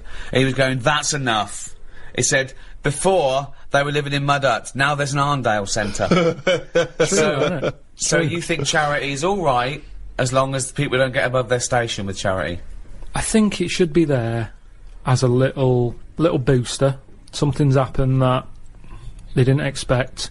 They're all a bit in shock. I don't think they'll feel bad, because all they ever seem to do, these countries that are struggling, they never give anything back. Right. They've always got their hand out. Right. And it's been like that since I was a kid. Yeah. I remember being a kid, people knocking on the door, my mum going, don't look at the door, there's someone there. And we'd just pretend they weren't Charity there. starts at home, not at your home. No, but because it's all the time. I mean, my mum didn't like answering the door anyway, even if it was the pools man, she'd sort of say, don't move, and he might not see that we're here. So you just froze where a man was at the door. Well, you just, because the front room was near the door, so people Right. could see in. Right. So you just sort of stayed there and pretend that either you Well, so can't hear like him. some sort of predator, like they can't see if you don't move. Well, even if he was peering in through the window and he could see you in there not moving. So he looked through and there was 3 people just frozen, right, like statues, right, just their eyes looking at him, Yeah. and him confused. Well, not- they're clearly dead, I'll move on. There's obviously been a gas leak. And did you say sitting or stand up, or did you sort of like throw yourself No, to we the just floor? sat on the, you know, where you were, and you just stayed still. But did he ever look in and see? I don't know, because you didn't turn round, did you? So you would pretend you couldn't hear the door? It's the easiest, honestly, the amount of times people would come round, it's either, it seemed to be the 80s, had a lot of it, because it was all the Avon thing, wasn't it? It was perfume, Yeah. Tupperware. What? Tupperware. Tupperware. Yeah, the plastic boxes. It's dishes for fat people. Here we go. Oh, these are big. God, they are. They're for fat fuckers like you to eat out of. There was a pools man. Right. Just a lot of charity stuff.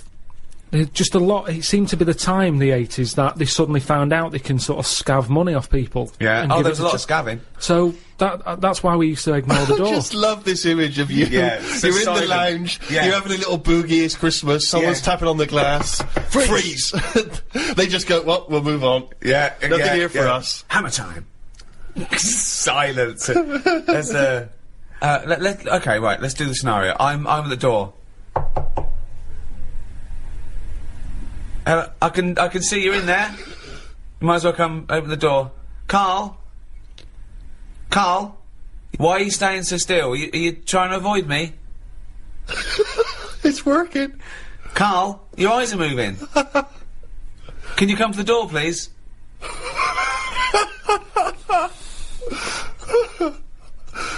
I suppose in the end you've got to move on. Karl, no, I'm going to stay here. I'm just going to stay here until you have to move. Karl.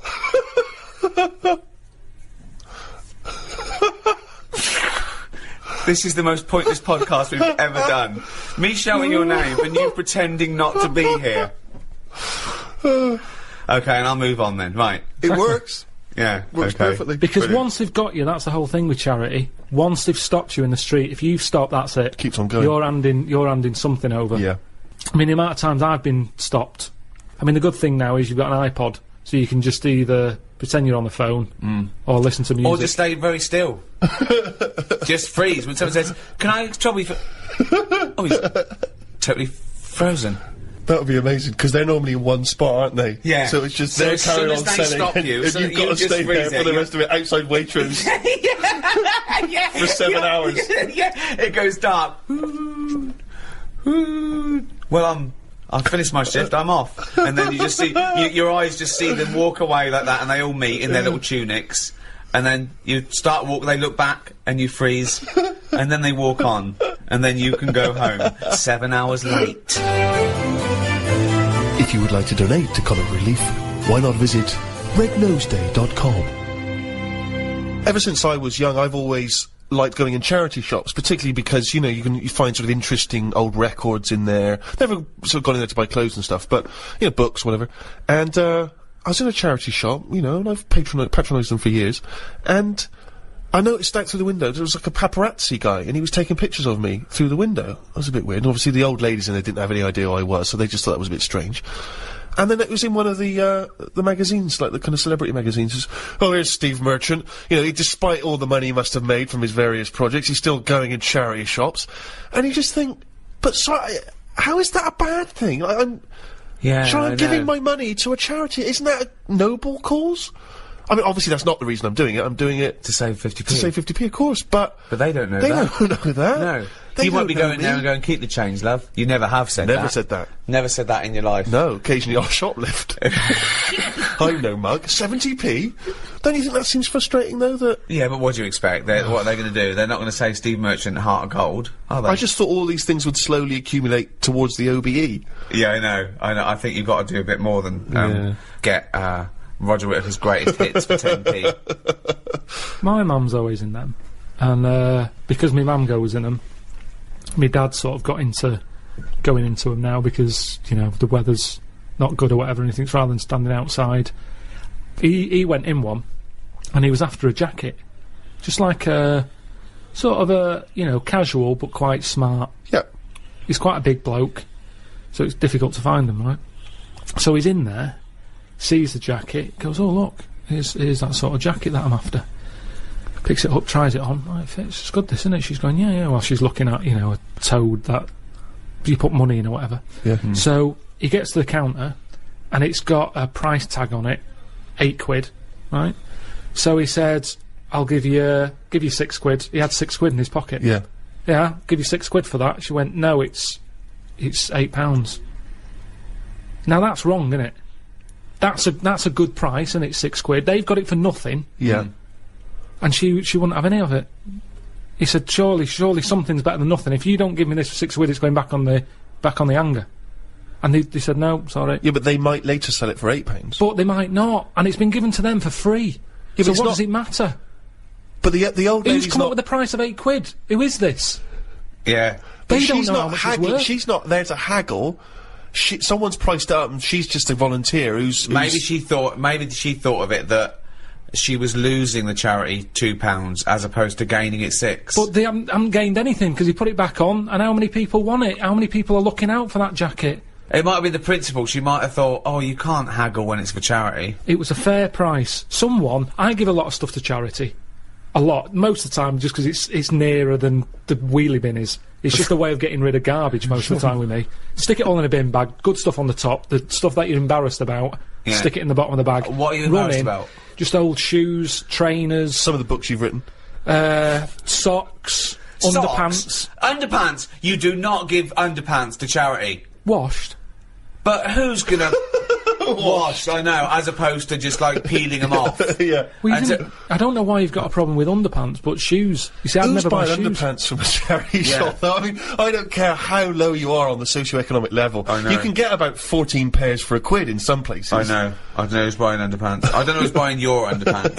I definitely don't know. I mean, if they were signed... Yeah. That is something I like doing, though. When I've given to charity, I like going past the shop and seeing if it made it in the window. Any success?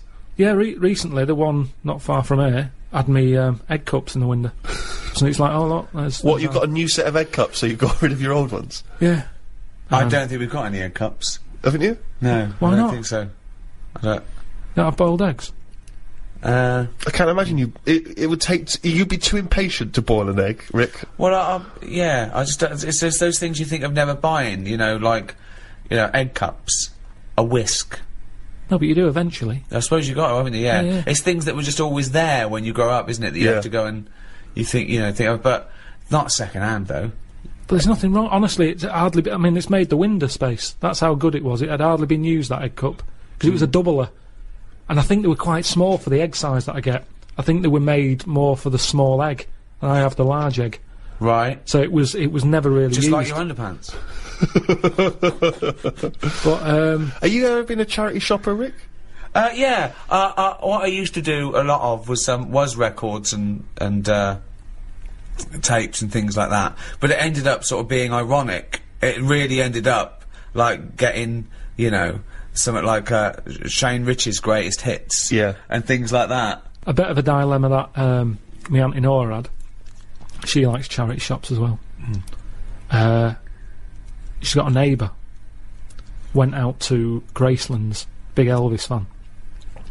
They came back. She said, how was Graceland? They said, oh, it was brilliant. Best holiday we've ever had. Probably go back again. We've got a gift for you, right? They get out this clock, like a little sort of, it's like a Swiss, you know, the Swiss sort of, looks like a little house, like a cuckoo clock. But on the hour, little Elvis comes out the top and goes, So she went, oh, cheers. She's not really into Elvis, she's more into Jim Reeves and Glenn Campbell and stuff. But what can you say? She said, oh, thanks for that. She put it in, took it in the house. Maybe they could get attachments. Maybe you get a little Jim Reeves to pop on the spring. Change it anything you like So Solid Crew. You can get a little So Solid Crew, and that pops out, or whoever. So anyway, it's in the house. She's thinking, I'm not going to put that up. It's not her sort of thing. So she thinks, give it to charity. Of course. She goes down to the charity shop, gives them that, thinks nothing of it, goes off to the pub for an afternoon drink. Anyway, next day she's going out for an afternoon drink again. Passes the charity shop. It's in the window. And the chances are her friends are going to pass by. That was a dilemma. Of course. She had to buy it back. That's brilliant. At a hugely inflated price. For those that are American listeners, Comic Relief here is a sort of, it happens every other year, and, you know, people often do things, in their workplace or at school. They can dress up, they can raise money in different fun ways, and we were told in a school assembly, it was Comic Relief next Friday, everyone has to come along dressed up in fancy dress to school on that day. Has to? Yeah, they said have to dress up. They said, you pay 50p towards Comic Relief, and you have to pay £1 if you don't dress up. Right? That's annoying, isn't it? So, of course, I'm looking forward to this, because, you know, I'm a sort of aspiring comedian and that. Get to dress up like a clown, right? Spent quite a lot of time getting the old clown outfit together. What did that look like? The shoes, obviously, I just wore my regular shoes. Exactly, yeah. But I had the red nose, a wig, wow, you know, the whole deal, big bow tie that my mum made for me, like, you know, I thought this is going to be the best day ever, right? Get to school, I want you to picture this scene, right? During the assembly in my class of 30. School uniform, school uniform, school uniform, school uniform, school uniform, school uniform. Lanky kid dressed as a clown. School uniform, school uniform, school uniform, school. There was 3 people in the entire school who dressed up. But Steve, you're 50p. Yes, but then worse than that, it turns out I was furious because I looked like an utter dick. Obviously, it turns out that what happened, I don't know whether I'd missed this information, but apparently the headmaster must have had another assembly where he told people that he wasn't allowed to enforce that rule about making people pay against their will. Yeah. So obviously no one showed up dressed like an utter dick, except me and about 2 other knobs. What disappoints me is that for a man who was a self-confessed aspiring comedian, you chose the least funny thing in the world to dress as. Yeah. Clowns are anti-comedy. They suck comedy out of the room. It's no— You're right, and this is from a man who wanted to dress as Hitler at the Golden Globes. No, that's funny. He knows funny costumes when he thinks. But you were saying about the guys who bother you in the street. Did I tell you that when I pretended to be foreign to try and get out of that? Did I tell you that story? Amazing. Because I used to— a technique I used to develop at university was whenever people bothered me in the street, I would pretend to be sort of generic foreign. I can't really do a foreign accent, but I would just be like if someone asked for directions, I was always worried about giving them the wrong directions, so I would just, sorry, I don't really, how you say, you know, it's just kind of vague foreign. Brilliant. And I've periodically used this method throughout my life. And not so long ago, a guy stopped me with one of those charity tunics. And I sprang into my old trick. I was like, sorry, I don't, an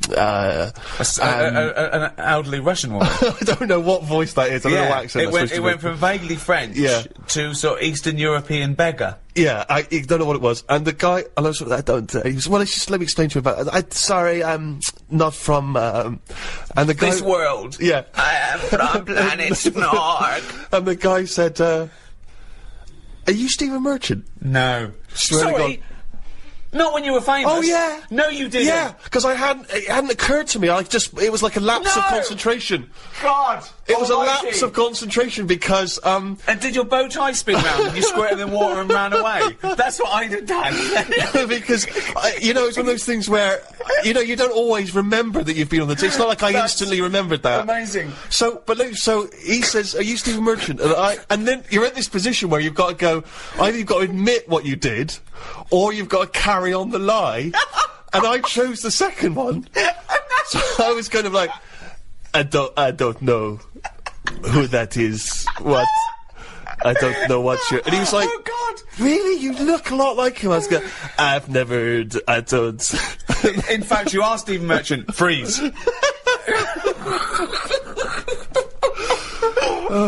I'm always getting stopped for. I mean, there's so many charities now. Anything. I think that's the other problem, actually, that there's so many now. Years ago, a problem wouldn't have been a problem, whereas today it's someone's got this problem, someone's got OCD, and we're collecting for that. Right. It's not just starving people anymore; it's everything. Yeah. One little fault, they're out there with a clipboard. Yeah, asking for your bank a lot of details. new diseases have Definitely. cropped up, particularly for these sort of rich and famous diseases that really third world around. people do not suffer from. So I was in W.H. Smith's probably buying a Valentine's card. Oh, okay. So there you go, you see. So I do a bit. And Is this the cheapest one you've got, love? I bought Yeah. I bought a big bar of like Galaxy. Oh, cheaper than a box of chocolates, but yeah, still nice. For me, that, because they had an offer on, right? And this is what I'm saying. Okay, she's getting a card, isn't she? This is what I'm saying. Yeah. I felt awkward because she could see that, oh, he must have some money. What, a big bar of Because you Galaxy could and a- afford some chocolate. Well, it was like an impulse buy thing. Yeah. Right, So she's thinking, he's got money to burn. yeah. So, at first, I didn't know who she There's was. a guy over here buying a big bar of Galaxy and a small card. Yeah, follow him. So she's there, I'm thinking she just works in W.H. Smith's. Yeah. Morning, sir. Alright, how's it going? Oh, Right. have you got a minute? So I'm thinking, oh, is it W.H. Smith saying, you know, how often do you buy the Galaxy? Because they always Yeah. do sort of surveys and stuff. So she said, oh, you like chocolate? I went, yeah. She said, yeah, I'll have a chocolate. Right? Oh. Little chocolate. Yeah. I ate it. Yeah, Then of she course you goes, right, are you aware of the problems in the world? So I'm thinking, oh, what's this? You see, they've been clever there. Yes. I can't say no and walk off. I've had a bit of chocolate. Sure. Right. So, Why don't you freeze? Just freeze. We're closing up now. We're closing the shop. So I said, oh, yeah, there's loads of problems. I'm sick of it. So she says, No, not yours, sir. There So- are some people who are starving. yeah, and I explained to her, I said, listen, I said, I've got loads of these charities every month. I said, Right. my bank account is literally, because I don't use my current bank account that much. So Right. you look at it with a statement, it's like, Tools for Africa, Right. Help the Aged, Deaf Kids, Yeah. there's another one. .com, deafkids.com.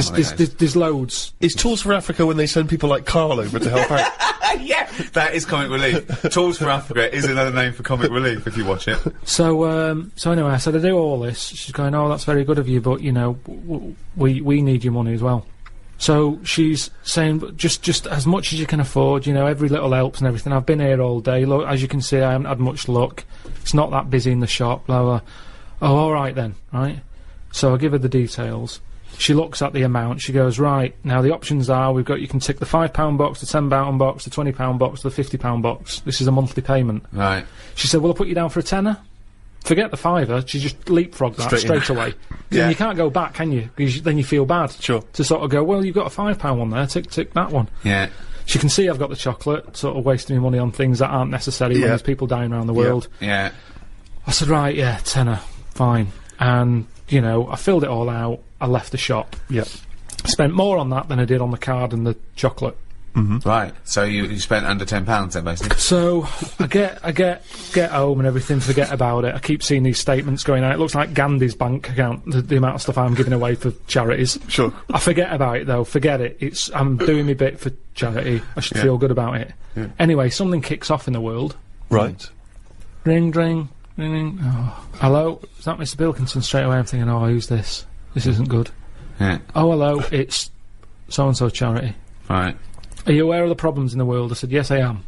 There's lots of them. Yeah, but have you heard about the latest one? I said, yeah.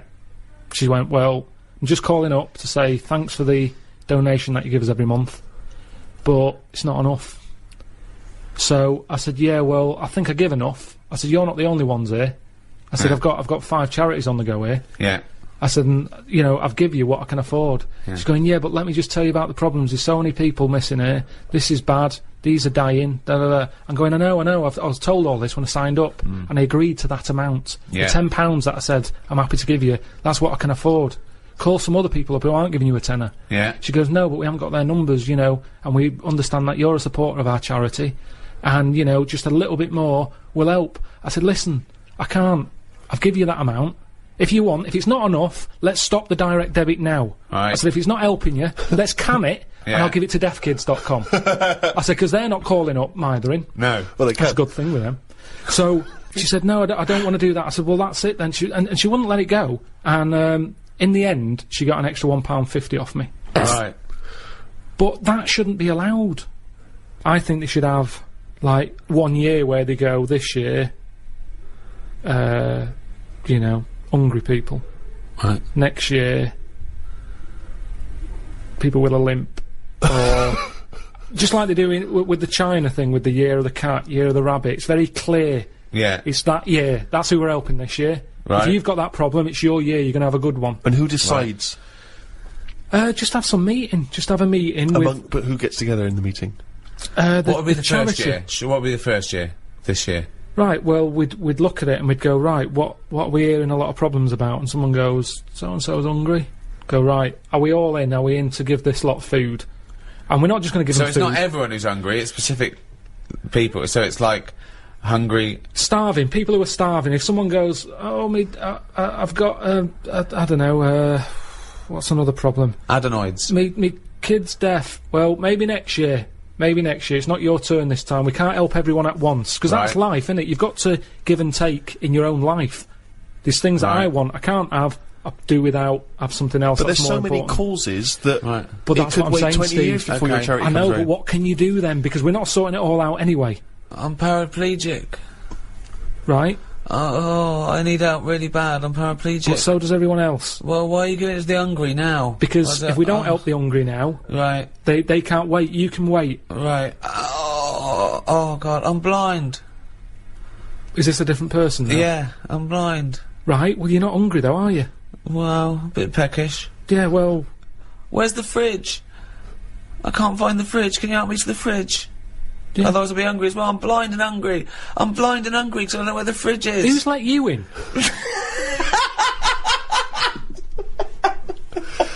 But Carl, this is just a Just an chaotic order. idea. It's It's a chaotic because people who are hungry, there's always going to be people who are hungry. Yeah, but then... You're not going to just because there's always going to be new people. Yeah. But I sort the problem out. They've eaten all the food. It doesn't last forever, the food, but Carl. I sort it out properly. How do you sort it out?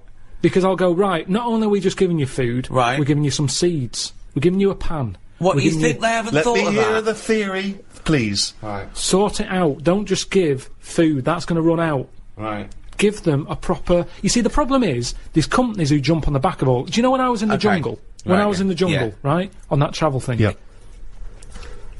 I was in that tribe, right? Now, some company had given that tribe a laptop because it makes them look good. They can send out a press release. Well done to so-and-so computers. Right. They supplied the tribe in, you know, out at Amazon with a computer. I saw it. They were using it as a breadboard because they don't know what it is. They've got no electric. It's useless to them. Right. And that's what charity does. Right. Companies use it to make them look good. When I was there and I really needed to go to the toilet, I was thinking, tribe, I wonder what their toilet facilities are like, right? Thinking it might be better than just doing it in a hole. Surely they've built a toilet. They're not stupid people. They kill animals. They know what they're doing. They know how to cook. Surely they've built some sort of unit. Turns out, they don't. They still do it in a hole. But some company had been there, some plumbing firm, and given them a toilet, right? The bloke who, you know, the producer who was out there, he said, oh, you'll be happy. There's a toilet round the back there. I'm thinking, oh, brilliant. I go round there, it is a toilet, but it's not plumbed in. Sure. So it's just a vase with shit in it.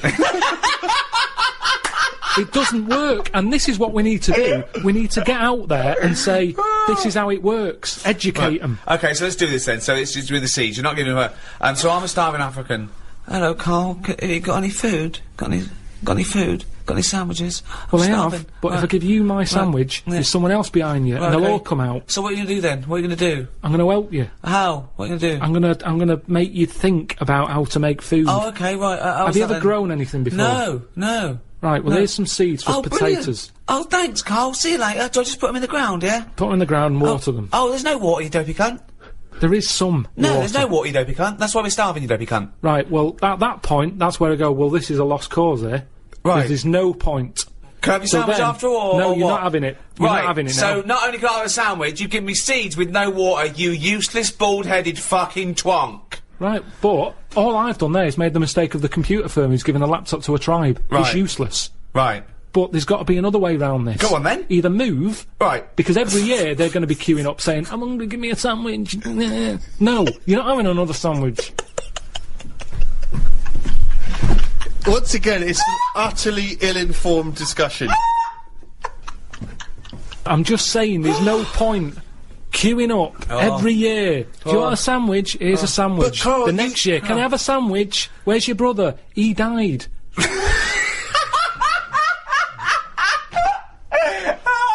It's not sorting anything, it's buying him an extra day, an extra month or something. But It's Carl, the pointless. point is, like Ricky's just flagged up, is that some of these countries, the conditions, He died! the conditions are not there to just be able to plant potato seeds.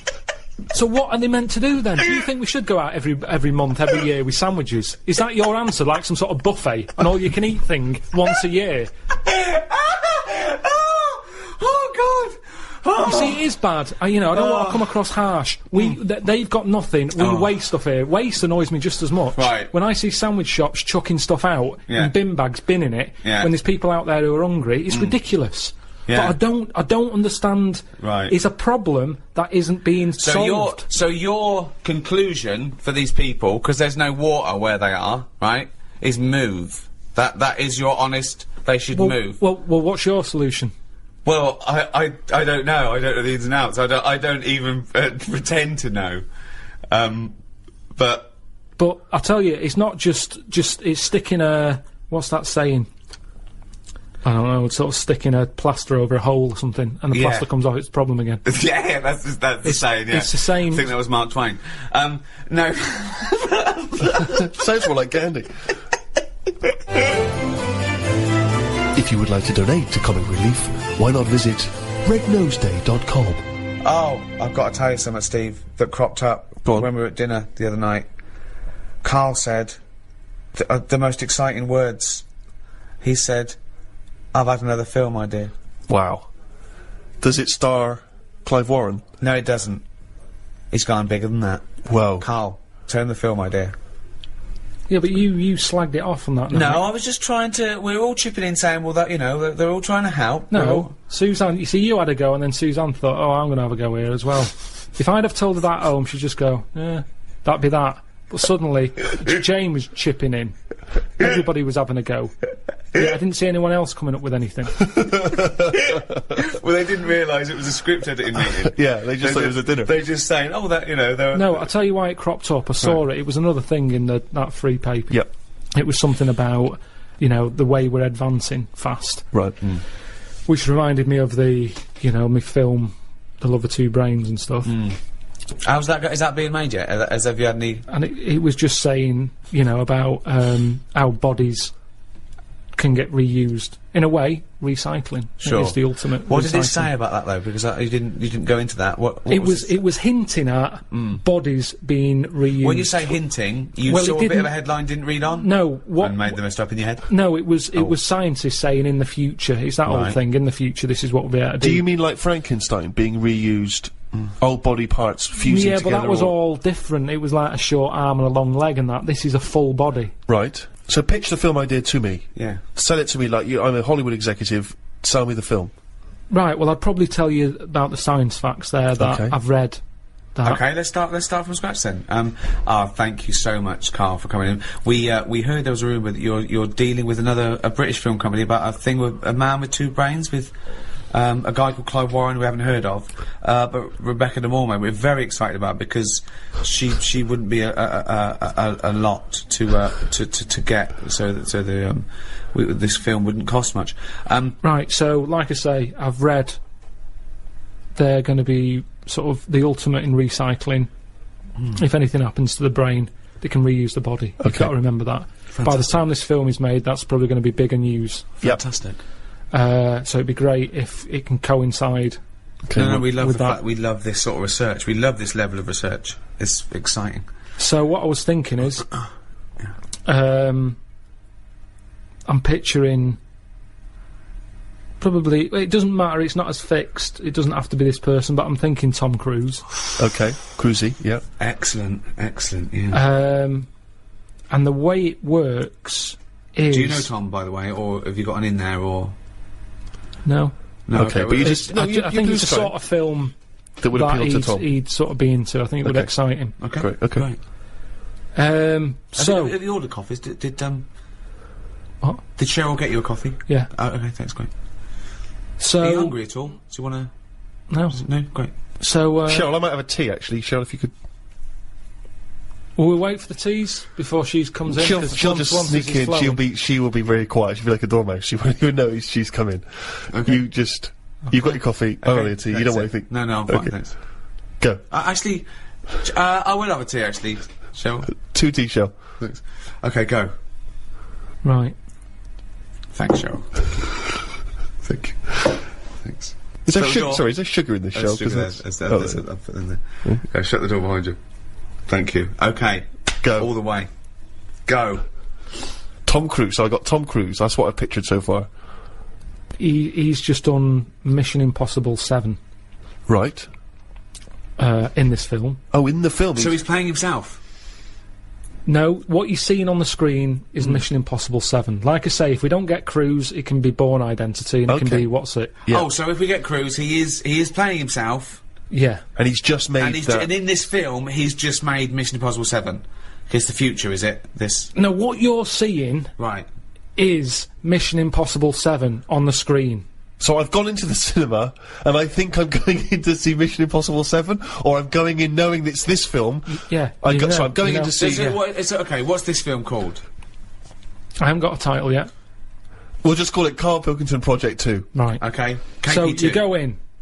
The opening thing is Mission Impossible 7. You think I've This is a seen bit- this? yeah, Oh, I've seen- I thought it was just KP2. Yeah, I couldn't I'm see confused, KP2. yeah. Excuse me. I came here to see KP2. No, this is not the film I came to see. I'm talking to the usher. I'm talking to the usher. No, this is the film. It just what you're seeing is Mission Impossible 7. I don't understand. Right, listen. So what happens is then it sort of pans out. You see it's a telly. There's a bloke watching Mission Impossible 7. Right. His girlfriend's watching it going, oh, I love Tom Cruise. Yeah. He's there going, I can't be doing with him. He's So it overrated. is set in the future, though, this, because we're assuming that he's made 7, so this is a... Yeah. How far in the future is it? Well, when will Mission Impossible 7 be made? I don't know. Probably about 2 years, the way it's going. Right, so, yeah, 2013. Okay. Right? And this is underway then, is it? This practice of recycling the body? Yeah, by then it's well known that it's out there All as, right. as scientific. Let's not get bogged down in a lot of these things we Okay. can iron out, as I say, in the script. So you see developments. Mission Impossible 7 on the Cheryl, screen. are any of those biscuits still knocking around? Do you want to do this meeting? Yes, I do. Sorry. Sorry. He's a bit easily distracted, but I will have a biscuit as well, sure. So, okay, I've been watching the film. It's Mission Impossible 7. It's pulled out. There's a guy in his room, in his lounge His with girlfriend's his girlfriend. watching it. She's Yes. loving it. She's a fan She of loves Tom Cruise. right. He's a little bit niggled. He wanted to watch something else. Sure. She decided on the DVD. He sat there annoyed. I can't be dealing with Tom Cruise. I can't believe they've made 7 of these films. Right. He's a rubbish actor. I should be the actor. You know, I've been doing acting for years. But he's not an actor, he's... Well, he is. Okay. But he hasn't quite made it. I see. He's in pantos. He's sending a lot of demos off. But he's just It's not funny being because seen. I remember this is one of our notes to make it more plausible, this film, because you didn't have him as an actor before, did you? Yeah, well, this is how it works, isn't it? Right, interesting. Yeah, well, you two don't know about that meeting, do you? Right, okay. So, Right, forget so that. he's a struggling actor. So what happens is, next day they get up, right? Yeah. She's still going on about Tom Cruise. Loves him. Thinks I'm sick of him. Right? She loves him. Am I biscuit's gone in my tea. I left it in there too long because he put me off. Just hang on, let me just Bum think. twat. Can I get the spoon, please? Yeah, sure. Biscuit. Do you want it? Oh, it's all probably gone. better. It's soggy. It's all gone soggy. Cheryl, can we get some more of those biscuits in here, please? Do you want to hear more? Or? Yeah, I'd love to Yeah, hear no, more, I'd love to please. hear more, Yeah, yeah, I'm just yeah. conscious that Colin Firth's coming in. He's won an Oscar, so And he's got an idea yeah. about a prince with a Right. cleft palate. Anyway, listen. So, what happens is he gets so annoyed with his girlfriend liking Tom Cruise. He plans to kill him. So he plans to kill Tom Wow, Cruise. this is new, I've Now, never this man is a driving actor. He's obviously based in the UK because he's in Panto. So he flies to Hollywood. No, the equivalent of that. Oh, he's based sort in of- the. He's based in Yeah, America. he's a bit part player. Yep. So he sees Tom Cruise. He kills him somehow. Now it's some way. Right, how does he kill him? Because this is all new to me. I don't want to put everything Because down on again, paper. This is just a in rough the original idea. pitch in the restaurant, Tom Cruise just dies on the set of Mission Impossible I 7. see, right. Yeah. Oh yeah, yeah. Yeah, Right, that's right. okay. Oh, hang on. So Okay, right. he dies in the film in Mission Impossible 7. They're doing Right. that thing on the strings. Right. He cuts. He lands. Right. His body is in perfect condition. hold on. But how is she watching the That film? film, yeah. Did they put it out even after Tom Cruise No, died? no, sorry. He was filming Mission Impossible 8. So he's okay. So He's filming the next one. They film the next one. Mission Impossible. Okay, sure. He's annoyed. He's going, I can't believe they're making more of these films. Right. I can't get a gig, and yet Yeah. they're churning this crap out. Yeah. Okay. So he's on his springs, On his wires, yeah. on his wires. Yeah. An accident Spring happens. sounds better. He's bouncing around. like a baby growth. Yeah. Yeah. The strings cut, smash. Tom Cruise dead. Right. Right. Right. The bloke hears this on the radio, on the news. Yeah. The girlfriend's fella hears it on the news. He can't believe it. He's like, yeah. Ooh. Takes his eye off the road a little bit in the celebration. Truck plows into the car. Right? So he's killed as well. Well, is he? Okay. Okay. Little interlude. Fades up. Comes out of. You're seeing it out of his eyes. You see his eyes sort of opening. You know when you're seeing out of the eyes, you see the eyelids, Yeah. and you see his girlfriend there, sort of looking at him like a bit startled. Sure. Oh, yeah. And he's going, "Oh, what happened?" And she's going, "It's all right, it's all right." And he's going, "Oh, get me a mirror." She's going, "I don't want to get you a mirror yet. Okay. Oh, hold on. What's going on? You've had a bad accident." Oh, probably terribly disfigured, is he? Or? This is what he's thinking. Oh, how bad do I look? Scarred, you know, burnt, you fancied that Tom Cruise. I've gone the other way. She's going, "It's all right, it's all right." Right. It can't be relevant though that Tom Cruise was killed at the same time. I don't need to think about Tom Cruise. I'll put him out of my mind. Go on. Put him out of my mind. Anyway, What's he going to look all like? mirrors out of the room and everything. He's just learning to walk. He's going, "Why can't I look in a mirror?" And the doctor's going, "There's no point. Yeah. Right, No okay. point. You've got to get used to this body." See, what do you mean? It's great that Tom Cruise just did a small cameo at the This beginning is of good this as film. well because we're seeing it through the. What's the voice like, by the way? The bloke's voice. It's the same. Just the same as it was is it? earlier. So so the whole thing is through his eyes. I haven't seen his face. No. Then he gets walking. It's Yeah. almost time to go home. Yep. His girlfriend comes in. Yep. It's her job to tell him the new news. Oh the my god, shocking what news. is the news? Says there's the mirror. Look in there. He looks in it. He's Tom Cruise Right. because he had his accident on the set. He had the accident. They ended up in the hospital. Right. Quick! We've got to act quick. This is the time. This is the future Right. where they use Where they can use bodies. all the rest of it. So Tom Cruise is dead. Tom Cruise dead. This But bloke he's just a Brian. body. His body's squashed, but what's his name? Brian. Yeah. But Brian's brain's in Tom Cruise's body. Just a donor body. He just happens to. Just look, happened to. That's how Yeah, it is. it's just meat. It's Just Tom- like a lung donor, exactly. a heart donor. Yeah. It's so just so this timing. is Brian. He just looks like Tom Cruise now. He's got Tom Cruise's flesh. Yeah. Basically, yeah. Now, at first, initially, he's annoyed because But he's his like voice, going, "I it's hate the Tom voice is still Cruise." the same as his was, even though it's got Tom Cruise's It's mouth. got a and- bit of both. A little bit different. Who's right? doing it? But okay, sorry. Just practically, who is doing the voiceover then for the? It's Tom now. So He's Tom's acting. sort of doing an impression of this actor. Brian's inside Tom. His yeah. name is Brian, but when you look at it on the telly, when the camera whoozes round Yeah. and you see him sat in his bed, it's Tom Cruise. Sure. Right. Okay. His girlfriend's over the moon because she loves Tom Cruise. Right. He's gutted because he couldn't stand him. He can't stand the films. He's thinking, Yeah, but he must be thinking, I look like Tom Cruise, one of the most loved actors of his generation. No, and he's you'd also a think good-looking so, bloke. but he's not because he's in shock. Remember, Right. he was expecting to see himself, and when he looks in the mirror, he's Yeah, seeing no, it must someone be else. shocking, yeah. So Also the voices. he's going, I really. can't stand this, and she's going, calm down, you'll get used to it. I don't want to get used to it. And she's sort of saying, look, you're alive. Right. Stop moaning. Yeah. Brian. Stop moaning, Brian.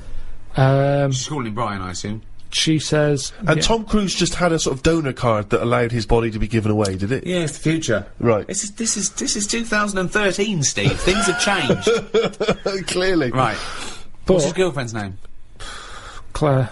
Claire and Brian. Okay, great. Just a different body, just a slightly different look. Alright, Just so like- he's seen that he looks like Tom Cruise, he's shocked, but he's getting used to it? He doesn't look like him. He is him. Okay. No, right. he's not him. He's Brian, isn't he? Yeah, but to most people, it's Yeah, when he he thinks- leaves the hospital. They go, all right, Tom. I thought you were They're all dead. going, it's Tom, and he's going, Really? oh, yeah, and he's going, oh, I knew this would happen, it's doing me head in. Are there paparazzi? Do the paparazzi No, think it's Tom? No, there's Let no him paps. explain, sorry, Rick, because you so heard this, is I want to weird, hear though. this story. This is weird though, because so he looks like Tom Cruise. So he wheels out, he's in a wheelchair. Okay. He's going, I'm sick of this.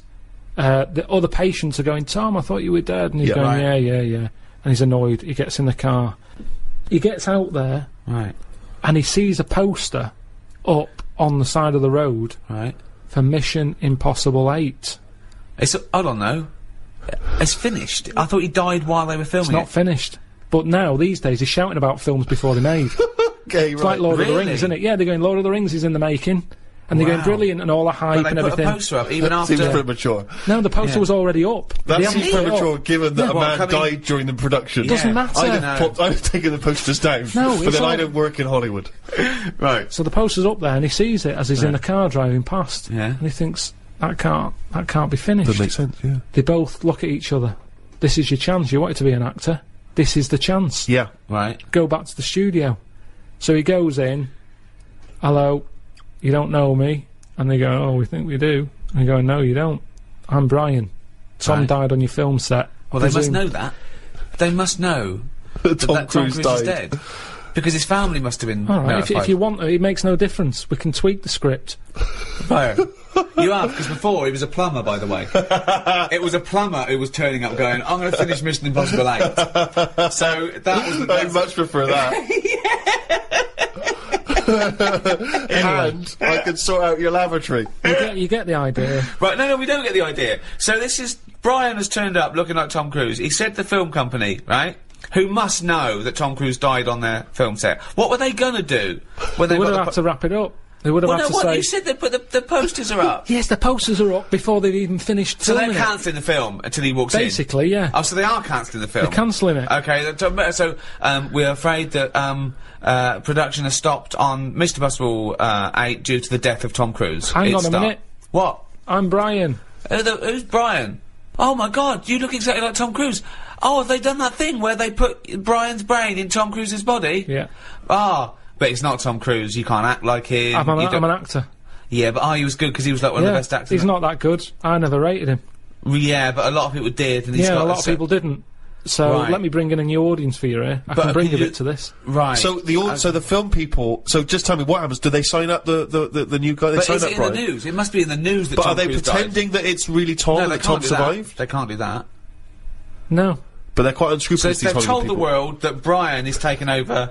Brian, right? He used to be a plumber, but This is is now Brian, who Yeah. has no surname. Brian has no He's like sense, just Madonna or Brian. Cher. Exactly.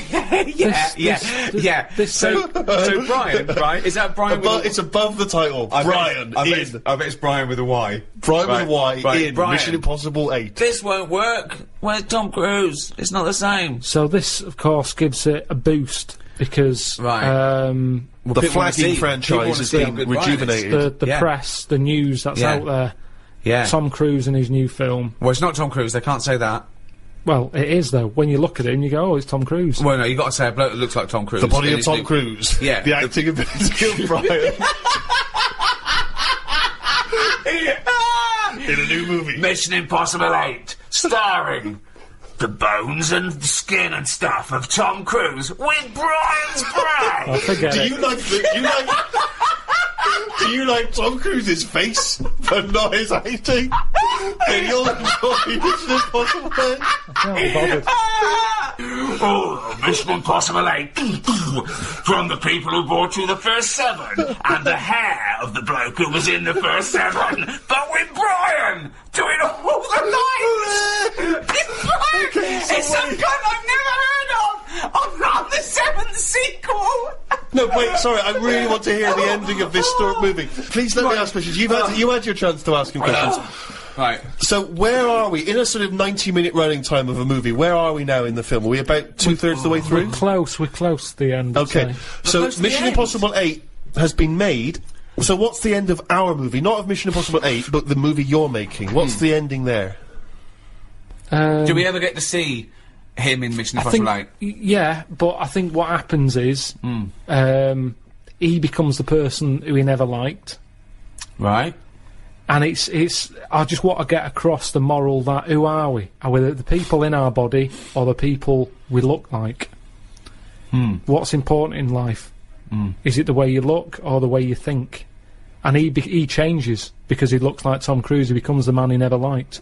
But you see, to me, just from the outsider's point of view, even if I was to accept all the other premise of this movie, which is clearly horseshit, what would have been more interesting is that they don't tell the world that it's a new guy, that they tell the world it's Tom and that they've brought him back to life. He'll have that. That seems more interesting because then there's tension, they're lying to the world, and this guy, he's getting the glory that he always wanted as an actor, but he's lying, and that's a more interesting tension. Is he going to declare, actually, I'm not really Tom, I'm Brian, I've been lying to you all, and that seems like a more interesting dilemma. Instead, we've brought back the walking corpse of Tom Cruise with another man's mind. I mean, but I think if the whole world's accepting of that, No, but you do want to see that. I think a lot of people would just want to see it for that morbid factor of my God.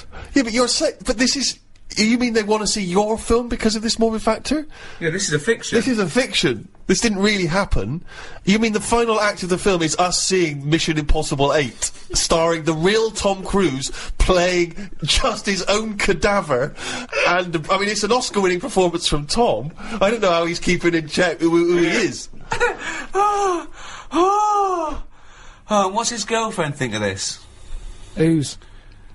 Brian's. She's loving it, isn't she? Because she always liked Tom Cruise. She's over What the did moon. Brian look like, just out of interest? He's just sort of an older looking. Well, who would play him? Who would play him in this film? Probably. It's got to be American. I'm not that. What's his name? The bloke who was in Cheers, probably. Ted Danson. Ted Danson.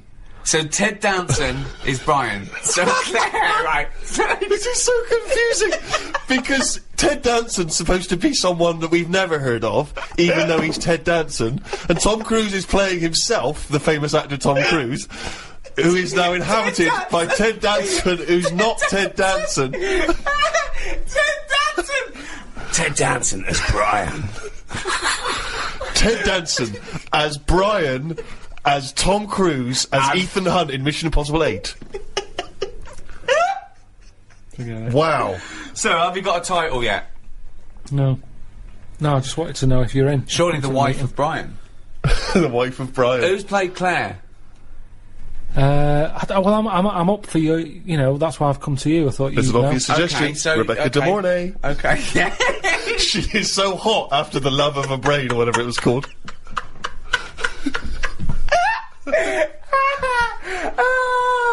You wanna go where everybody knows your name is Brian.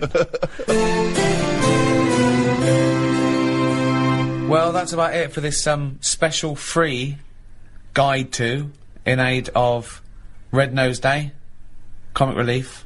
If you have enjoyed this, or even if you haven't, please make a contribution, big or small, to Comic Relief. You can visit rednoseday.com to do that. We'd appreciate it. Little Richard Curtis would appreciate it. He's definitely going to get an OBE at some point, if not a knighthood. Yeah. Give him both. Carl, look at it this way. Supposing people come to this, they didn't like The Office, Extras, me, Steve, Idiot Abroad, The Ricky Gervais Show, they didn't like any of that, but they thought, hold on, they're doing something for charity, I'll check this out. They've had a whale of a time, they've laughed at everything, they're going to go and buy all the guides still available on iTunes now. That is shameless. Also, I'm doing a live stand-up comedy tour at the end of the year. You can check out the details on rickygervais.com. Just do something for charity. Or not. It's up to you. So it's goodbye from me, Ricky Gervais, and thank you. Goodbye from Stephen Merchant. Goodbye.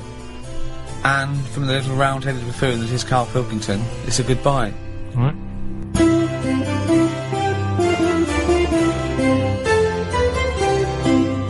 And a big thank you to Positive Internet. Those guys make these little free podcasts possible. Good guys. The Flaming Lips. Yoshimi battles the Pink Robots on XFM 104.9. I'm Ricky Gervais. With me is Steve Merchant and Karl Pilkington. Good morning. I'm going to be honest. I'm going to own up straight away. I've done very little work towards this show this week. A little bit You busy. surprised me. Yeah. So I apologise if it sounds a bit sort of. Thanks for being honest, though, Rick. Well, no, I don't. I don't want people to go. Oh, no, that was a bit shoddy this week. I hope it's not going to be that every week. Yeah. So it is because I've done very little preparation. Okay. So Right. Whereas normally you'll probably have to help me out. All right. You have to do some of the work. Carl, you might have to help us out a little bit as well. I don't know, but I mean, because I know Steve's done nothing towards it either. So the onus is on you a little bit here. I love the fact that it's still listed as either Ricky Gervais or Ricky Gervais and Stephen Merchant. In the, essentially, we don't need to be here, really. No, but I know now people listen for Carl. Everyone I've spoken to, for people on buses, to comedians like Ross Noble mentioned you the other day, and that they go. People on buses? I've never been on a bus. You haven't been years. on a bus No. for like 12 years, Yeah. have you? I know. People on buses. I don't know why I find that so funny. I just know the idea of you being on a bus. The idea of you handing I'm over not on your a bus. fare. They're shouting out from the window. Right. They're going, "I love Carl." Right. Yeah. I'm walking along. How much is it on the bus? 20 pence. No, come on, seriously, how much is it? One adult for terminus, please. I love the fact, they do that thing where, like, if they're interviewing What is it, Paul 50, Newman or someone 60p? famous... No, it's quid, isn't it? They It's a always, quid. They always say, how much is a pint of milk? And that's supposed to prove if you're sort of still in touch with your roots or whether you're too big a celebrity. Yeah. You've got no idea how much it costs on the bus, Quid? have you? It's not a quid. 120. No, it's not 120. Pint of milk, about 50p. 30p. Oh, brilliant. Wow. Because, it's fascinating because you gave this stuff up before you became a celebrity, didn't What? you? You were always... Lazy. Because people always say to me, like, Ricky seems a bit obnoxious. Who says that? Well, no, they say, No. Who comes up to you and just says that? The guy on the tube did it. I swear to God, he came up. He said I was watching an interview with Ricky. He said he's not a nice piece of work. I went, he said, no, I've got friends like that.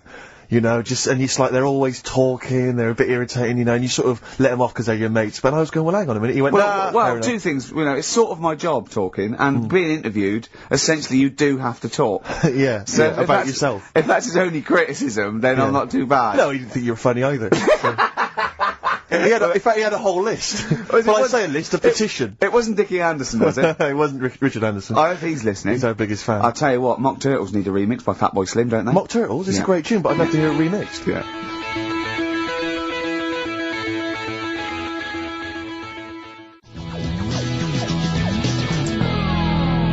Mock Turtles, Can You Dig It? Remixed by Slim. Yeah. Yeah, XFM 104.9, I'm Ricky Gervais. Steve Merchant, Karl Pilkington. Ooh, stuff to dear, do, what's going on? What's stuff been to happening? talk about and that. What's been going on? Oh, before you came in, you saw it, didn't you? That experiment I was doing with the... An experiment? Yeah. Well, all I know is as I walked in the building and I passed the little kitchen area, you were hitting Carl on the head with a tin tray. Didn't it make a good noise? It was a great noise. But I'm interested, explain more about the experiment. Well, I wanted to see how hard I could hit him and make it resonate, right, before I either caved his skull in, or, Right. you know what I mean? So, you had to hold it quite loose, so it could, like, vibrate, but you had to grip it hard enough to give it a good whack. Right. And his head's brilliant for hitting stuff on. Is it? It is perfect. Carl, it's like could we recreate that moment a bit later on the radio? You'll notice that you've been on for 15 minutes, haven't said a word. So it's had a bit of an effect on me. still a little bit shaken. Okay. Oh, dear. But yeah, do it again later. We were talking about your head a little bit earlier, weren't we? It's not going to mean that you're sort of a bit, fuzzy thinking, is it? It'll be alright. Yeah. So, Okay, Can we I said- recreate that later, maybe I towards the end of the show? Just hit you on the head with various objects, see which make the best sound? He Thanks said, very he much. said about, talking about Time Out. I said, but something about in Time Out, and he went, yeah, do you read that? I went, yeah, I read it, get it every week, yeah. He went, there's no point though, is there? He said, because it's like a telephone directory. You know, if you want to look something up, you look it up, but you'd never sort of browse the telephone directory. And I went, that's an interesting point. He went, although I did. When I was in Scotland, I just looked up how many Macs there were, and there was 42 pages of them. How bored are you in your hotel room in Scotland to suddenly start working out how many people start with Mac? Were you sat in your room, there was nothing else that you could think of I've to been do? working. It's when we did the show from, XFM did some stuff from Edinburgh. Yeah. You were Been a sat in hard your hotel day, room? Sat in the room, waiting to sort of go out and get some food and that. Sat there. Why were you waiting to go out and get some food? Because we were all going to meet up. We're going to meet up with, with Simon. So and you that. thought, I'm not going to switch the TV on, I'm not going to read a The magazine. telly was on, nothing was on. I wasn't impressed with anything that was on, so I'm looking around the room. I had a couple of the free shortbreads. I love the fact he remembers. Yeah. He remembers a specific biscuit he had. Yeah. That's fantastic. I had a couple of them, and then looked around. There was a Bible, and I thought, well, I know about that. Yeah. There's nothing in that I don't know. So, got the phone book up, and I immediately thought, there's a lot of Mac this and Mac that in Scotland. Yeah. Macintosh, Mac Daddies. Macateer. Yeah. There's loads Return of the names. So I Mac. thought, I wonder how popular it is. Just how popular it is. 42 pages of Macs. Did you count how many pages there were? Yeah. Did you just work out from the numbers on the bottom of the page, or did you literally No, I count counted. them? I counted. Right. And how many do you reckon are on a page? There's a lot in there. If quite a someone lot, could isn't tell you approximately how many sorry, names they get on one page. How long did it take you, this whole procedure?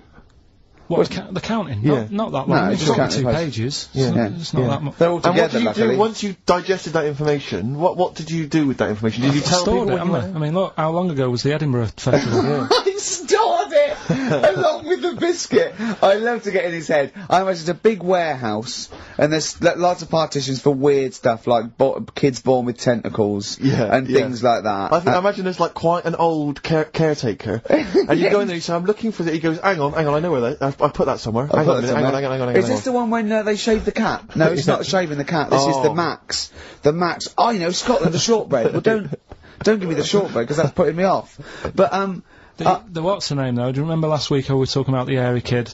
And I think that's every week, Carl. That doesn't narrow it down. Alright, well, we were talking about that Airy Kid in the woods, and did a bit more research this week. Okay. Found a good story out about a monkey.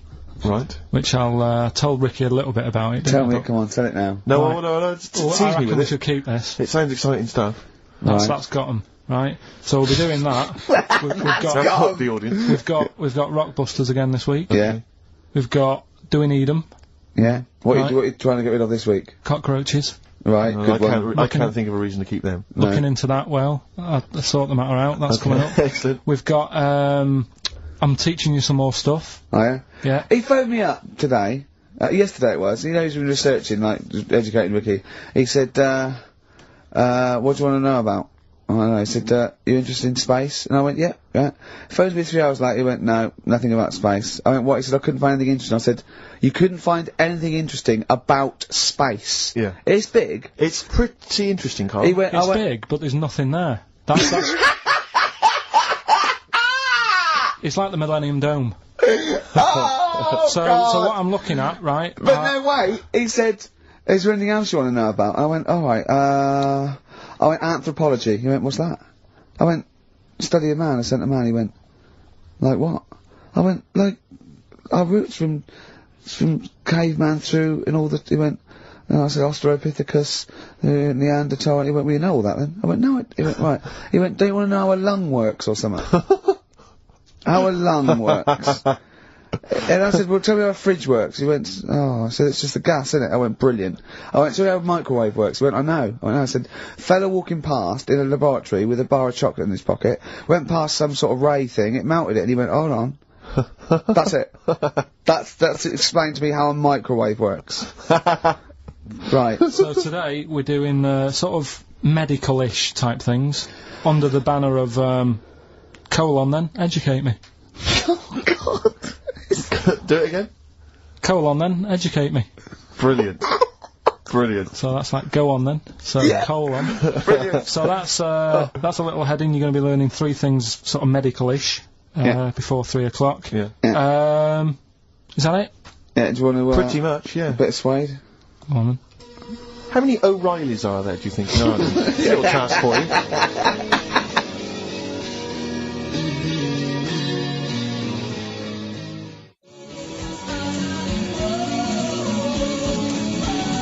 Suede, Animal Nitrate. That's really got a Johnny Marr influence at the end, that guitar, isn't it? Brilliant. Still brilliant. XFM 104.9, Ricky Gervais, Steve Merchant, Karl Pilkington. Tell us about this monkey, Karl. You're gonna love this one, Steve, Go right? Yeah, so last week we were talking about how, like, a lad left his family because there was problems at home and that. He went and lived in the wood, he got airy. Right? No! Leave it there, Rick. We haven't got time to go into Right, it. so... That's what happened. And that's what happened. He lived with the monkeys, he went airy. That's Anyway, what happened. That's what happened. Looked into some other stuff about, like, airy kids and all that. Yeah. Came across this story about a bloke, right, who worked in a zoo. Oh, dear. Right?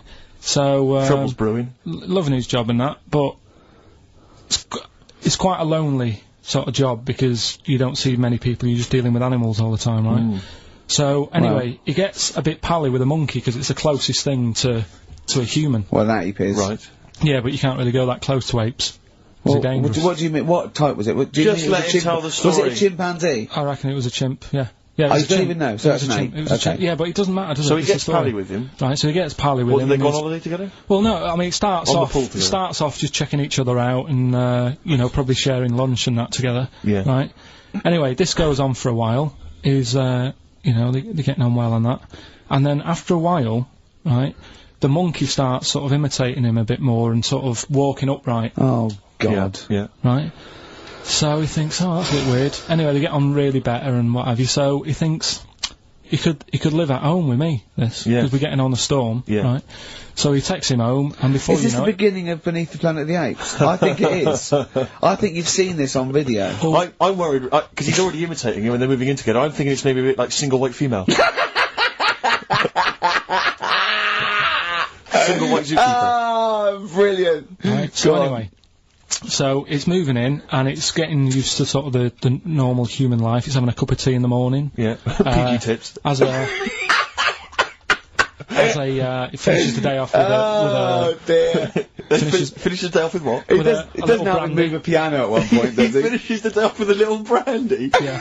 What, he pours himself a... Is he wearing a smoking jacket? Yeah, I'll tell you what, Carl. You're Listen, a maniac, mate. no, this is why it attracted me. It's amazing, right? So he's having his brandy and that, loving his life. Next thing you know, he sort of, I don't know if he loses it or he gets shaved, but the top half of his body is Becomes hairless, right? Apart from his head, right? So he's got a nice. So it's the head. opposite of the kid. Well, Yeah. this is what Well, I'm saying. that would happen. Right? Well, hang on, but so you don't know if You he don't was even shaved know. or if How it's did it say? Then the hairless. What? I'll bring it in for you, the story, and then you Alright, can well, see if okay, I've gone keep wrong. going. So anyway, so Wow. so this is going on, and he's having a great life. Then the zookeeper starts getting a bit annoyed because he's having a better life than the zookeeper. The zookeeper's in the zoo. This is such So the rubbish. zookeeper's still got to do a day's work. The monkey's at home, he's partying, well, he's it got gets his to a other point when he chipmates says round. there's no point you coming in to the zoo because the whole reason of you being there was because you're being kept there. Right. And he didn't want to bring the memories back, so he said, you stay at home. So You are you're talking such. Just let him finish. God, I don't know if I can sit here and listen to this drivel. Let me... I'm fascinated. it's It nearly sounds over anyway, amazing. right? It sounds extraordinary, Carl. So he's walking up right, he's having a tea in the morning, finishing the day off with brandy. Gets a bit out of hand, only tries it on with the zookeeper's wife.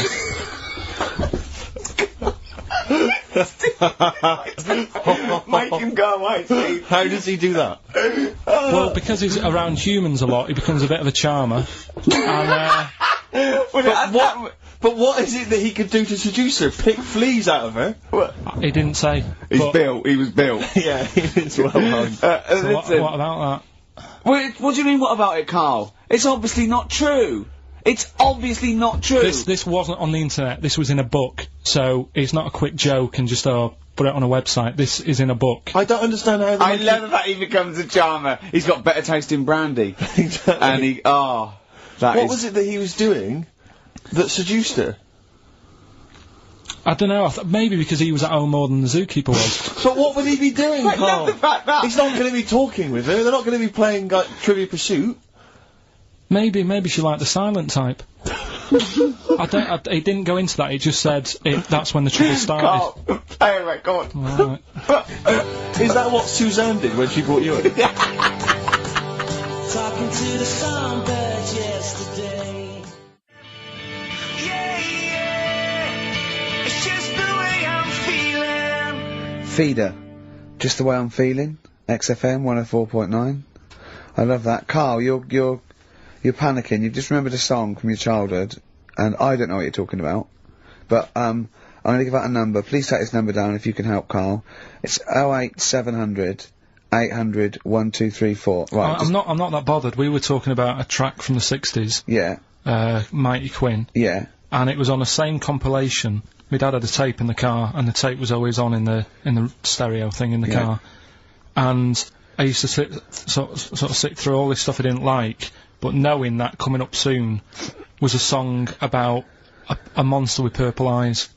It wasn't Puff the Magic Dragon. It wasn't that. A monster. There must be something else about it that give people a clue. Do you remember a chorus or a few lines? It says something like, it was a one-eyed, it had big eyes, purple, and it eats people or something. The big-eyed purple eater. Wasn't there a song called something like that?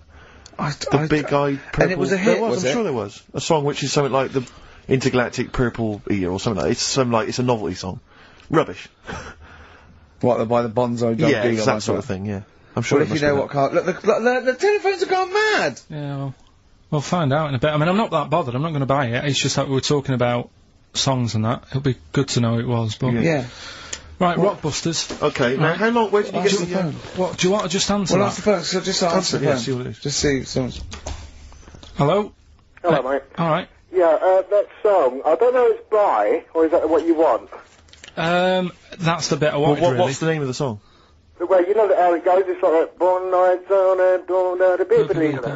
Yeah. Oh, yeah. Sorry, I don't think you've helped much, though. You can't remember what it's called or who it's by. Well, no, I mean, I know the tune, but that's about it. Yeah. But he's done well. Steve, he's done well. He's given up his spare time to call in and sing us a song. Don't diss him. Rick, I'm concerned he's just only marginally remembering it more than Carl is. It was actually in, I think it was in the Blob. No, it was in something like the Blob, actually. I think Steve McQueen was driving away and it was running in a sequence. This is so very familiar. Thanks very much, mate. See if we can get a title off someone. And XFM. Hello, yeah, I know the name of that tune. Go on. It's the Purple-Eyed People Eater? Yeah, that sounds about right. And who's it by? Yeah, well, I'm just at work and, who is it by? It came to my mind. Do you know who it's by? I don't know who it's by, mate, sorry. This is not enough information. I wouldn't phone in if I had half the information. But we asked them just what the tune was. But I want someone like Paul Gambaccini to call in. He knows what chart position it got to. Okay, right. Thanks very much. This is enough information. That's two people. The thing is, if you know the title, we can put it in the internet, can't we, and find out who did it. Yeah. That's full of brilliant information. Well, thank you very much for calling in. I don't know why they bothered, frankly. Right. Sorry, no, I mean, I just think if you're going to bother to call in a radio station, have the facts. Have all the facts you have. He hasn't got the facts, and he runs the radio station. He doesn't run it. They keep him here like a mascot. He's like a pet, isn't he? They have him running around the office. God. Now listen, it's Rockbusters. I've got the prizes here. Rick, I'll be honest with you. I mean, we've given away some shoddy stuff in the past. This is the worst collection. Tat, is it? This is really scraping the bottom of the barrel, Carl. I mean, let's hold on. The how phones many are going more mad. of these can we give away? If you're still phoning, hang up because we're not going to bother anymore. We're really sorry about that. Maybe email us or something. How many of these can we give away? Look at that. It's only Fools and Horses. It's the Christmas special from not this year, the year before. Yeah. I mean, we have given away so many of these. I imagine there's charity shops throughout London throwing them away. Yeah, throwing them away. Yeah. So we got that, dear. and you know, if you didn't watch it, you know, if you weren't one of the 20 million that watched blue-eyed, fat-legged, purple-eater people, if they had a big and had a big boo. It's something like that. And once again, the best chill-out album ever, with, I mean, it's pretty much rubbish. It was a big boo. Actually, no, the songs were okay, but either. It's just basically a collection of songs you might have heard on adverts. So enjoy that. Oh god, this one again, the best air guitar album in the world, Volume 2. This is no longer an entertainment show. This is three people chatting to each other now and again. Sometimes we remember it's going out, sometimes we just take a call for our own amusement. I mean, look at that! It's the same price again. It's the David Attenborough, compilation of DVDs, which I'd be very surprised if actually makes it to you. I imagine someone here will have had that long before we post it. Oh dear. There's a T-shirt in here. XFM 104.9 You get sent a lot of Just crap in case you're wondering what you're listening to. You're this listening to. is a What is that? Quicksilver T-shirt. What is That's that? fine. What T-shirt is That's that? a T-shirt made by the Quicksilver people, so if you're a bit of a surfer dude, and by the look of the size of it, you're a midget. You can't then say midget. You're welcome to it. And this is, I think, the piece de resistance, Rick. I mean, because you know the kind of fans we have. They're pretty cool cats, pretty groovy guys. Yeah, yeah. So I imagine they'll be loving, on DVD, Doctor Who, the Aztecs. That's one of William Hartnell, the first Doctor's classic episodes on DVD God. there. You know, Rubbish. That's rubbish, Carl, those prizes. I'm ashamed to give them away. Carl, frankly. you know our mate Johnny, he's a Doctor Who fan. Yeah. Do you remember, he bought, the Doctor Who magazine, and he went, to the toilet, and Steve got post-it notes and put geek on every page. And Johnny opened it on the tube, right, and it had geek and everything. And Johnny bought in the new Doctor Who magazine, I think this week's or this month's, right? And they've done the perfect Doctor Who fan, right, what the geek is, right, and it looks exactly like Steve. Alright, don't have a go, Rick. It does. And, I'm going to try and put it on the website. It's amazing. It's got your hair, glasses, it stands like you, it's sort of dressed like you, and it's only, it's hilarious. And he was, I mean, I'm insulting you now, it sounds like an insult, but if you'd see it, you'd laugh. Well, Rockbusters, right? Yeah. Right, here we go. Just a little bit annoyed. Just, 3 clues. We've lost all the energy in this show, haven't we? Well, I can't get over that insult. I'm just a little... No, Three. we did though. It just It came was- out, no, I can be honest with you, Things, it three came out of left clues. field. I wasn't expecting an insult. No, And, but I I think thought there it was a sense of camaraderie on this. No, I'll bring Just it email and in, you'll see what I mean. Right, play a record. I'm ricky.gervais@xfm.co.uk. just annoyed. I can't What are we listen to doing? Robert's I'm display. just reading out the clues. Should we put this, let's put this one in for the Sony Award. Let's put this show in for the Sony Awards. Play a song, Cog. Lonesome Day by Bruce Springsteen from his new album The Rising on XFM 104.9. Ricky Gervais, Steve Merchant, Karl Pilkington. Foreman just phoned in and said to Karl, stick up for yourself, don't listen to that Merchant, he does my head in, he's so arrogant. I don't think I'm arrogant, I think I'm mean.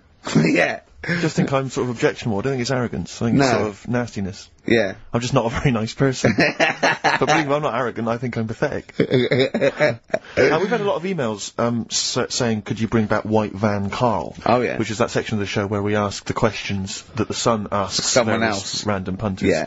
Of Karl. But sadly, recently, they've got very politicised and very kind of, basically a little bit depressing.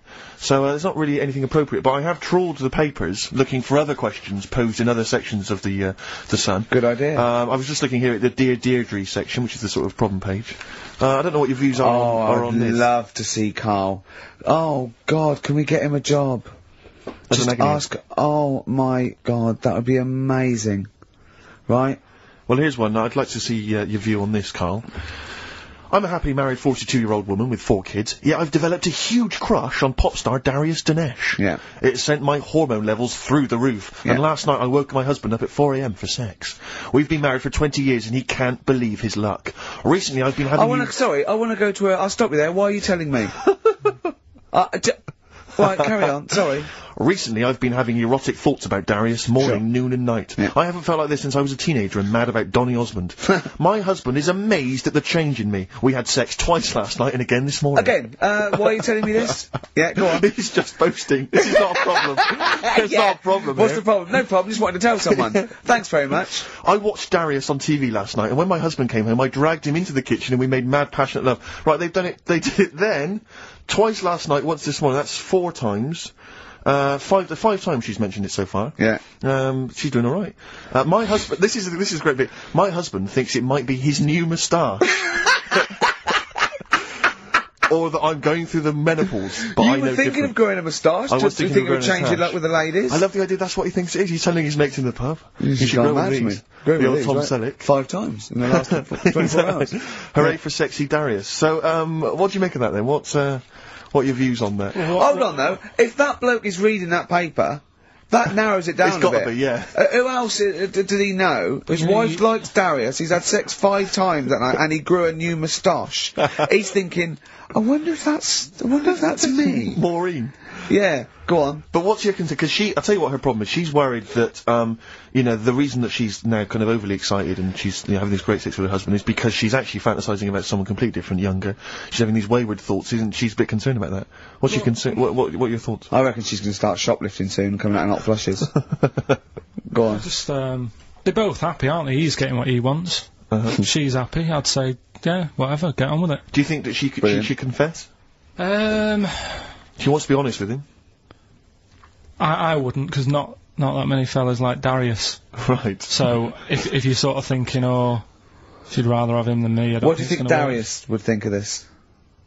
He'd probably be happy with that. I mean, what would you do if you got loads of phone calls, right, from women going, Karl, whenever you're on the radio, I just have to do it. I just have to do it. Your voice makes me... I'd say, right, well, you know, it's alright. I'd be happy with that. Would you? Yeah. I mean, just in case anyone is doing that. What would you do to sort of like egg them on a little bit to help them out? What do you think? What sexy things would you say? What do you think is your quality? What do you think people would find, you know, pretty horny about you? Is it your sort of mank wine? Do you think that? Just say this, London shit, innit?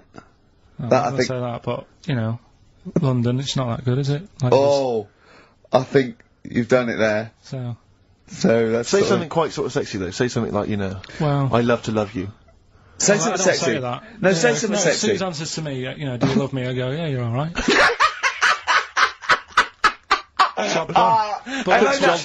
I know that's true. Yeah. I know that's true. That's brilliant. But because one of the things that Deirdre says is that she's wondering if this marriage is going a little bit stale and needs to be freshened up. They need to give a new spice, a new spin to the marriage. What would you do? What advice would you give to spice up, you know, something that they've been married for quite some time? Get him. I think get Darius, all Darius things. Get David Snedden's new video on the telly. What do you reckon though, Karl? Just treat them. Do you know what I mean? Just surprise them now and again with stuff. That's what I do. It's what you've got those condoms, didn't you? That you got 2 for 1 off. Hang on, what? You've never done that? What? You've surprised Suzanne with what? You know, I've like, you stood behind a door and shouted at her if she comes in. Don't drop the jelly! Yeah, you know, just the usual stuff. There was some free chocolate delivered to work the other day. I took her a bit of that home. Nice of you, that's really thoughtful. She didn't like dark chocolate, but I said, well, it's a thought. So, I had it. But, you know you often benefit from any gift that you give her. The chocolate, the meal, the condoms. There's always something in it for you. Yeah, there is. I love the idea. She's got bored with a Christmas present now, though. What, the condoms? Yeah. Or the food that she ate. No, the condoms. Right. Yeah, she's got tired of filling them with water, throwing them at the passing kids, or putting them on her head and inflating them. I love the idea of asking problems. What do you think of erectile problems? You know that Pele advert? He goes, "Be careful, we haven't got erectile problems. Call this number." What would you do if you're impotent? What would you do? What's the advertising? Just saying, like, you know, if you can't, you know. I haven't seen that. Yeah. Why have they got him doing it? Well, he used to be able to keep it up for hours. The ball, and yeah. What would you do if you... To advertise that? No, if you suddenly couldn't get, you know. What would you do? I don't think it'd bother me now. I know you're 30!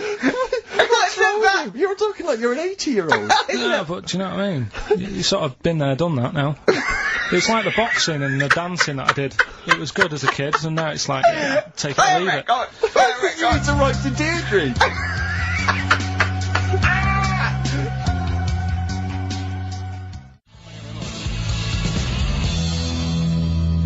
Supergrass, Seen the Light, XFM 104.9. We're a little bit worried.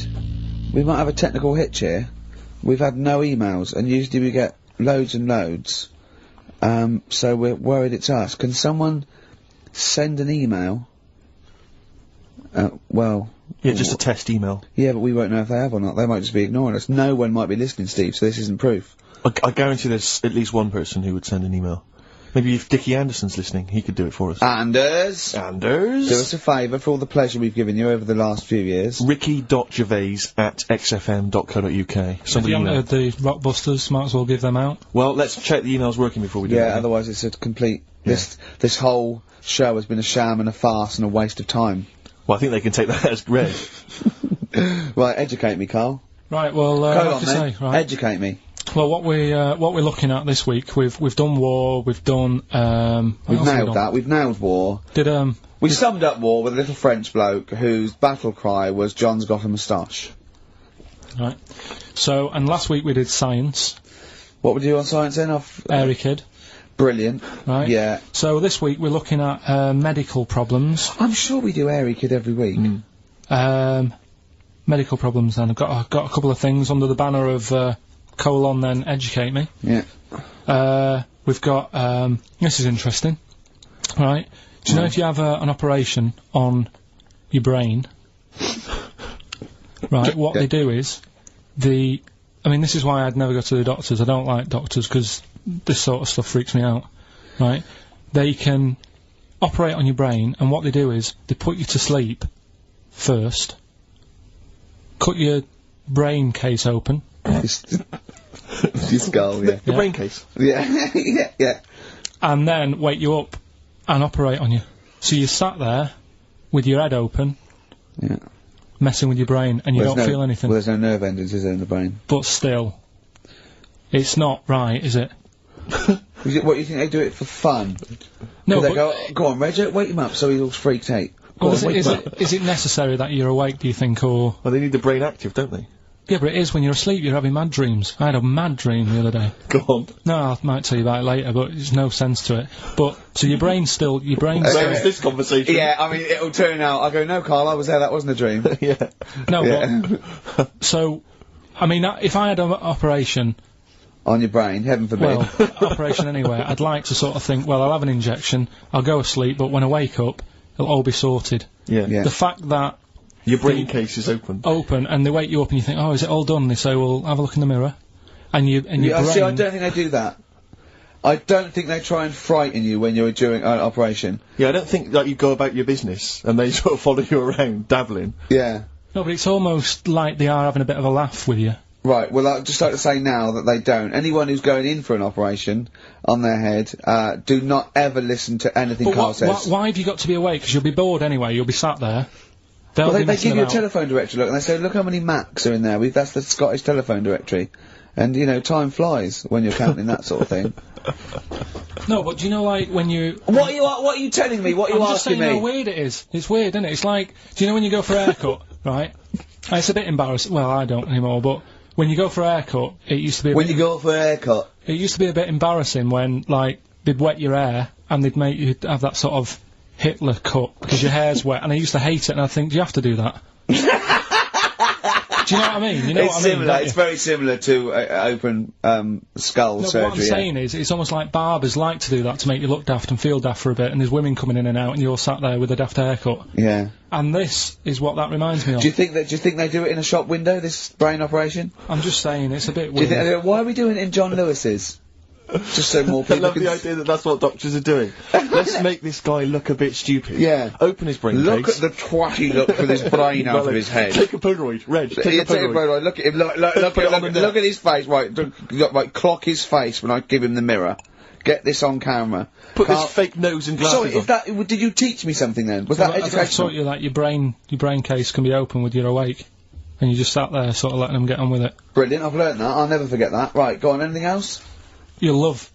Let's play a song, because the next one is amazing. What, even more amazing than that? Yeah. Play a song? Yeah, bit of Bowie? No email still, by the way. No, I don't think it's working. It's not working today. Lady Stardust. We'll have to do a phone-in for Rockbusters. Off the Ziggy Stardust album. Alright.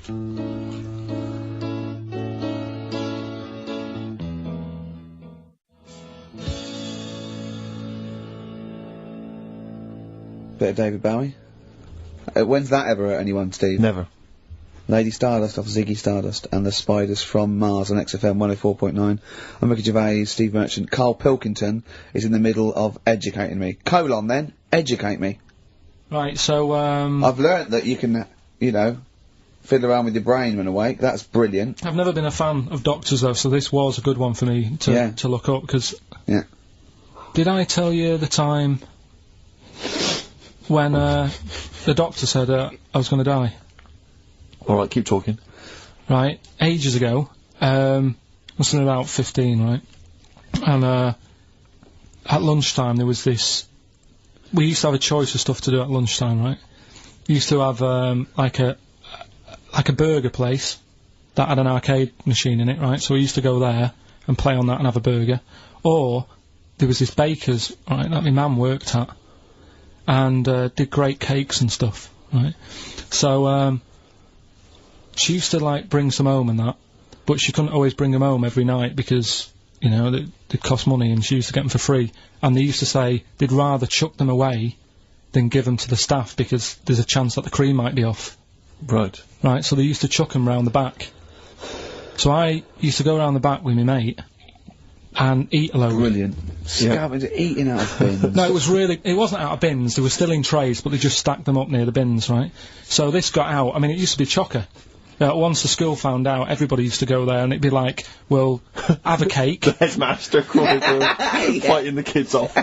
Right, so I'd have, like, you know, you just eat, I don't know, 6 jam donuts or something, and then you'd spend your dinner money on the arcade machine. Brilliant. Right? So it was a good afternoon, really, right? So you'd do that, and this one day I must have had 6 or 7 jam donuts, a few Congress tarts. What's a Congress tart? I love them, I can't get them in London, right? So I'd have some of them. If anyone can get a Congress tart for Karl in London, please let him know. So anyway, this day, that was just a normal day. Do you know what I mean? You'd once or twice a week you'd have a load of cake. In your life, yeah, so normal anyway, day in your life. Were the frog boys there with the webbed hands and the big heads? So, and the horse in the settee? Yeah. But the day after one of these days, I had really bad cramp in my belly. Right? Yeah. I was like in agony, could hardly walk. So I said to my mum, You could hardly stagger to the free cakes.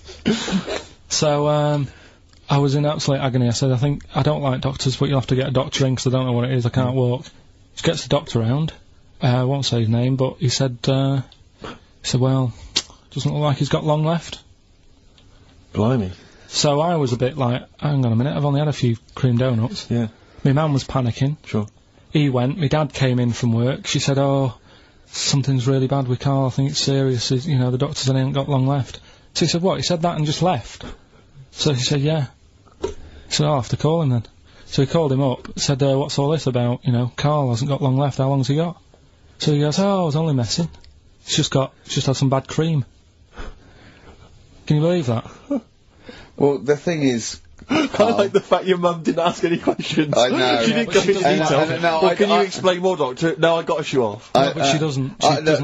You know, I don't want to diss you or your family, but I imagine if I was there, I'd have known the doctor was joking. Yeah. That's all I'm saying. I mean, I sound very arrogant there, but I imagine he went, what's he done? I had about 6 cream cones. Oh, right. Oh, wow.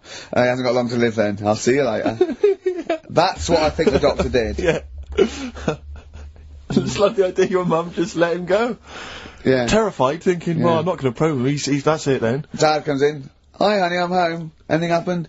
The doctor said Karl's going to die and then left. Did he? I'll call him. But anyway, that's why these sort of things fascinate me. So we'll move on to this next one, right, which is brilliant. Dead short story, so, right, old woman, about 70 years old. Yeah. She's normally fit and healthy and stuff, nothing wrong with her, she's having a good life. And one day, she goes for a check to the doctor's, just to check herself out, 'cause she's getting on a bit. Yeah. Says, take your clothes off and that. So she does, and checks her out, says, yeah, you're looking good, you're looking good. Turn round, he said, oh God. He says, you got a tumour on your buttock. Right? So she goes, oh, what, can you do anything to sort it out? So they go, yeah, we could book you in for an operation, it's best if we remove this.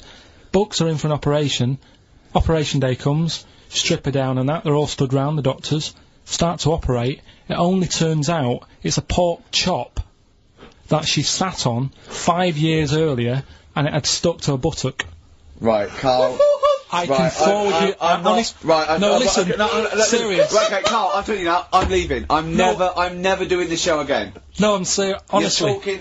I've never had such. You are. Play a record. Play a record. I couldn't believe it. What do you mean you can't believe it? Stop the record. Stop the record. Stop the record. Right. Okay. Right. What do you mean you couldn't believe it? No, when I read it, I said I've got to tell Richard. This woman had a pork chop stuck to her arse for 5 years. You mental case. Of course she didn't.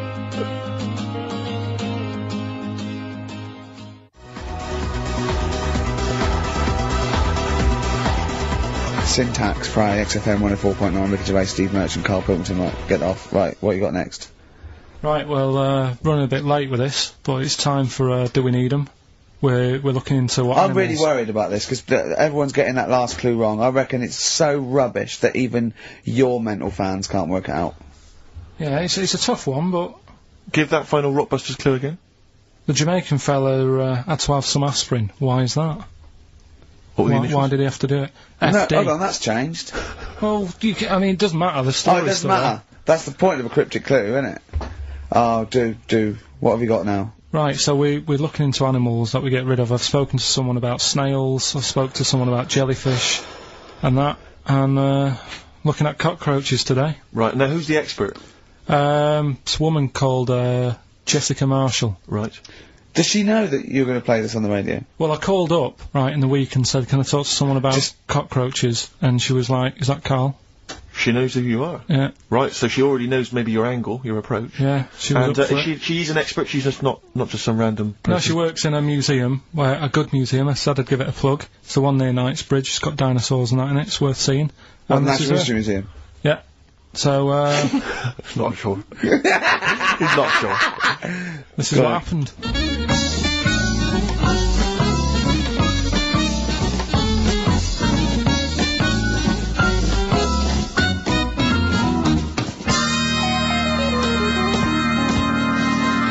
Now, what I'll do, I'll tell you as much as I know, and then you can fill me in if I'm right or wrong, and then at the end of it, we'll get to the bottom of whether we need them or not. Okay. Alright, so, first of all, the first thing that I found out is that they have 18 knees.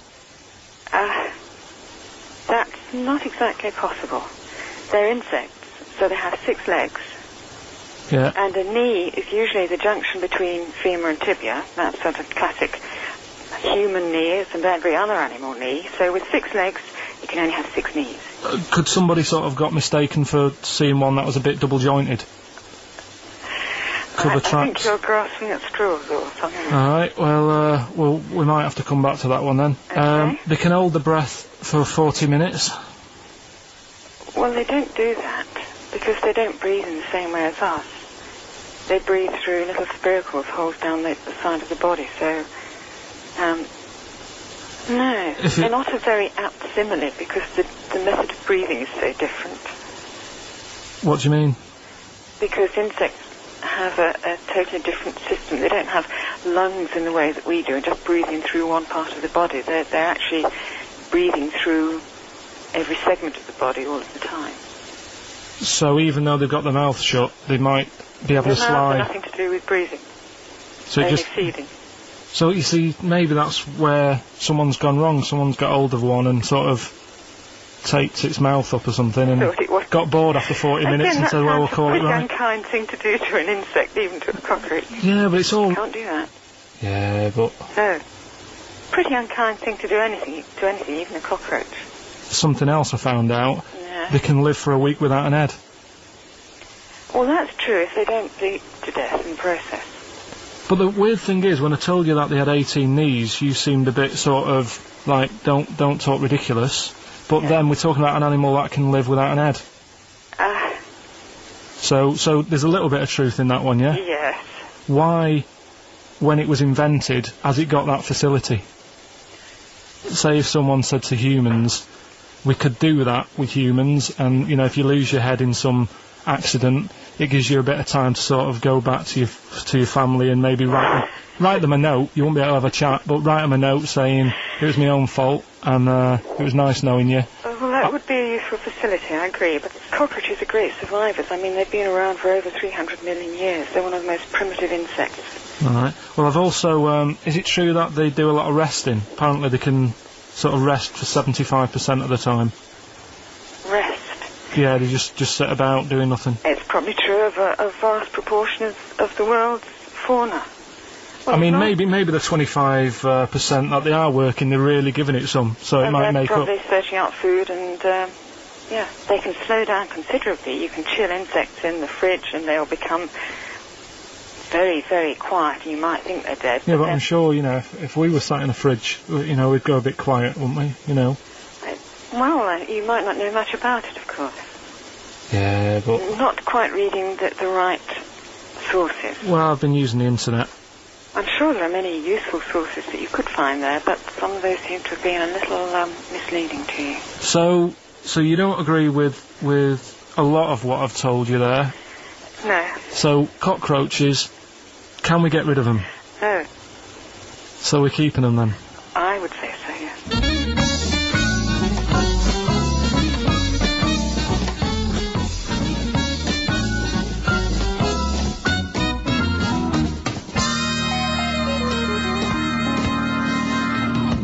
I think we should get her on more often because she sounds like she'd be a bit of an ally, really. Because she knew immediately that you were talking nonsense. She even said, I think you should be more concerned about your sources, which I've been trying to tell you for a year, right? The fact, I mean 18 knees, where did you get that from? It was on the internet. They can hold their breath for 40 minutes. I mean, I don't know what you read and take on. Mad world, don't it?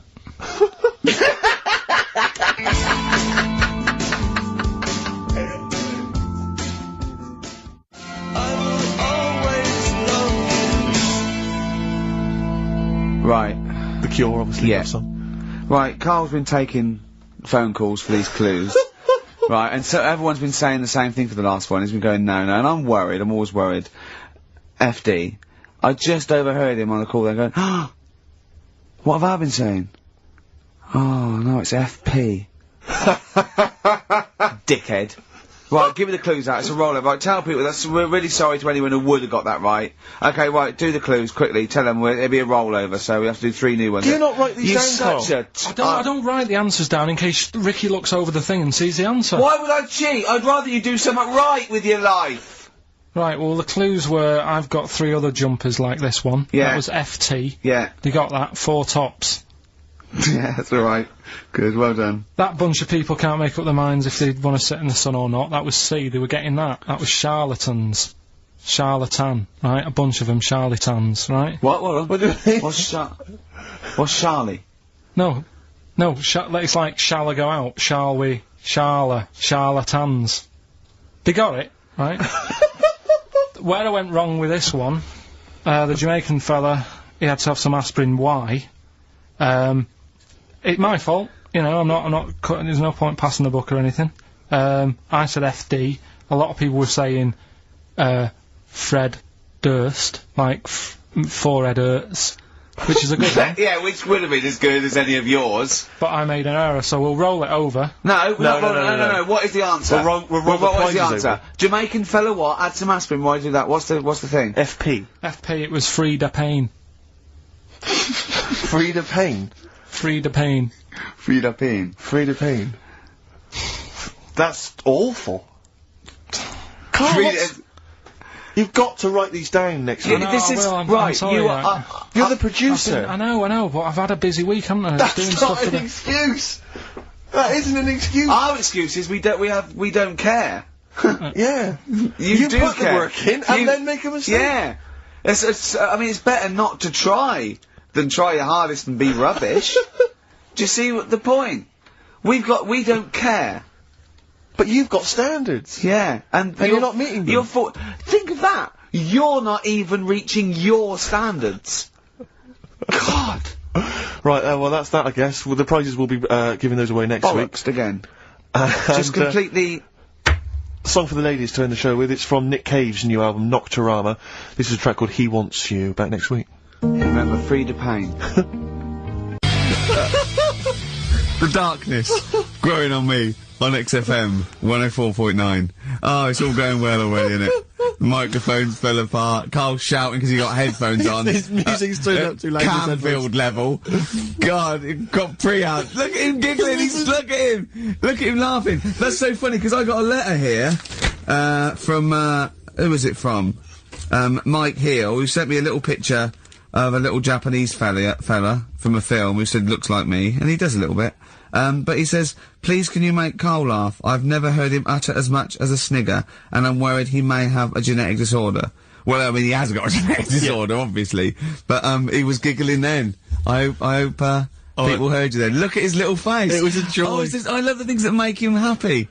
But I love the fact just before the microphone came up and just before the record finished, he had his headphones on, the music was too loud and he was just shouting, Bauhaus is not working! Bauhaus is not working! I have to play something else! I went and found Ziggy Stardust by Bauhaus and he said, why isn't it working? Look at him giggling, look, he's lost it! Is he going away? Are you on drugs, Carl? What have you done? He's tickled, look at his little, he looks like one of those shaved monkeys. Look at his little, oh my god, I've never seen a forehead glow. I know, it's extraordinary. Oh. And he's got that red shirt on as well, so the whole of him is just a big glowing... Carl, what are you trying? What are you putting in? I'm gonna see if I can get this to work. Go on then. Hang on. Brilliant radio. I hope Dr. Fox is listening, because I think he's eating his words right now, Steve. Right, I think I've done it. Right. Well done. That's excellent. Right, what Let's play Bauhaus now, and let's try and compose ourselves. This is Ziggy Stardust by Bauhaus. Well, it worked. That worked, didn't it? So you panic over. Calm now. You're on holiday soon, aren't you? Yeah. You got to go off early. Well, about. How many holidays have you had? Because I only ever have time off when I'm working, like doing another job, like, you know, filming or something. But you seem to have a lot of holidays, just like, and you were sick as well. You were just like, because you had wet trousers, which is a little bit. Do you not care about the job? I mean, I've got to ask because, you know what I mean. If I was in charge, I'd worry about your motivation or because yesterday we were trying to work out what you enjoyed doing, and we got to Manchester United and moaning, and that is the two we came up with. I don't know where you get the moaning thing You're from. always whinging. About what? Everything. When did I last have a moan? Just before we came on air. Right, and why was that? I don't know, I can't remember. Because we were in good mood. We were in a good mood, me and Rick. I'll tell you why. Go on. Because you brought a song in at 10 to 1. Yeah. With a load of effing and jeffing in it. Yeah. And saying, can you edit this? Yeah. Yeah. But that's your job. You could have brought it in yesterday. No, I couldn't. Why not? I hadn't thought of it. But why are you whinging? That's your job. And I didn't come in 10 minutes before, it was a good 20 minutes before. It just took you ages because you were whinging and moaning to even get started. I'm not being dragged into this. You are always... I'm on my holiday now.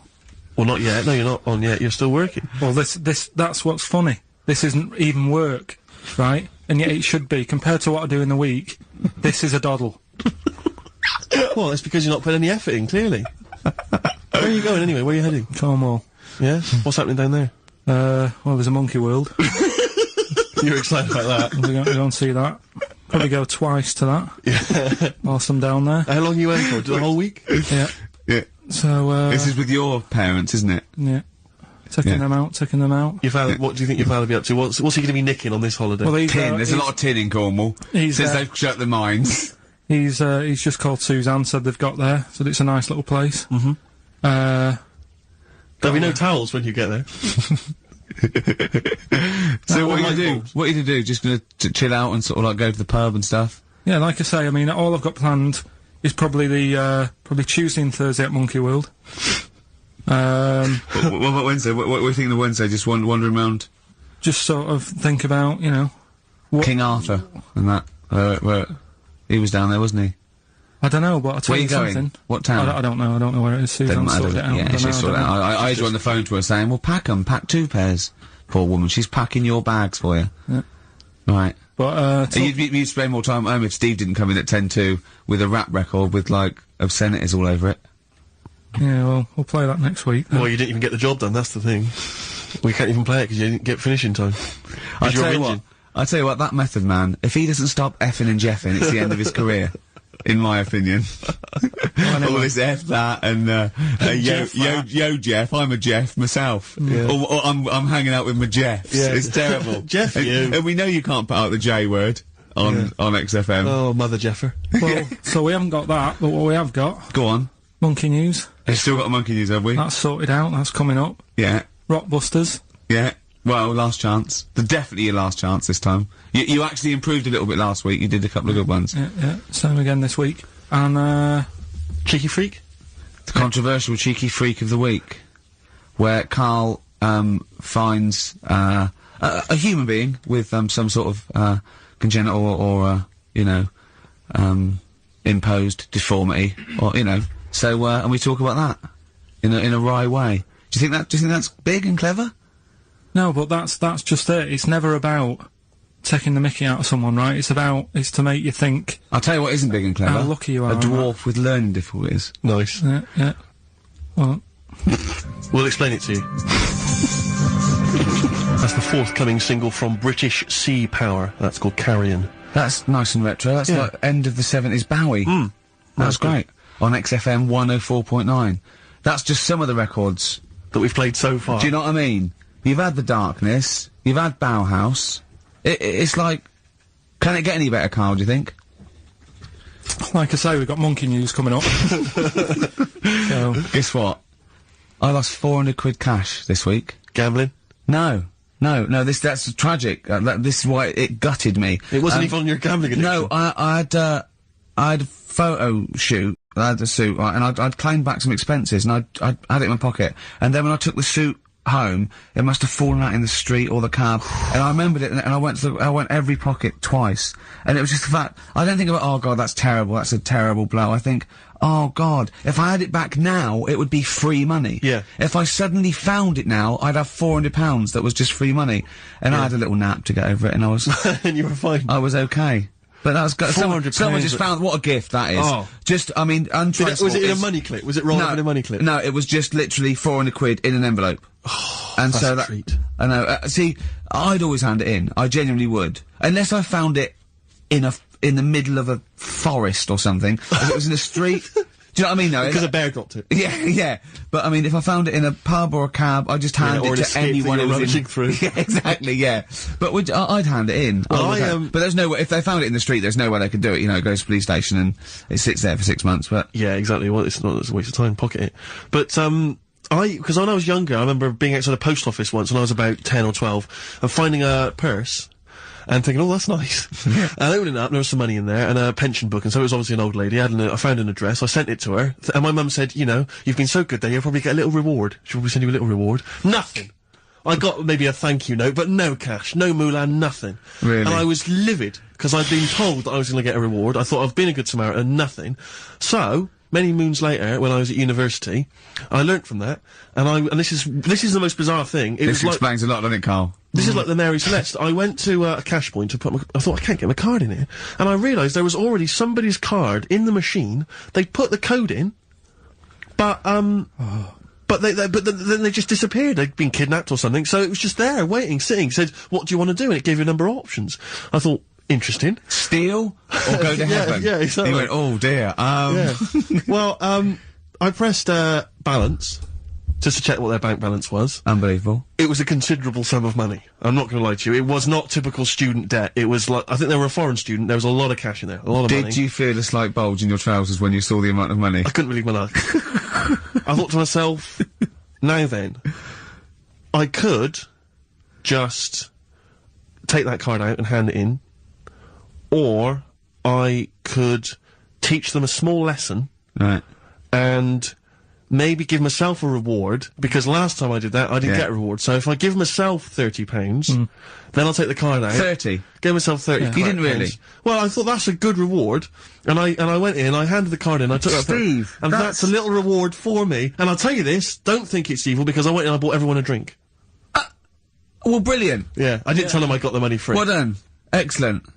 So probably gangsters are quite generous with the money they've stolen from other people. Yes, but someone's negligence, Rick, has lent... Well, so the thing is this, Steve, right? I believe it, except that buying people a drink, Carl. What do you think? Well, I kind of thought that when he said it, but then I thought, but they'll be buying him back. So he's still... that, so in a way, he's still a winner.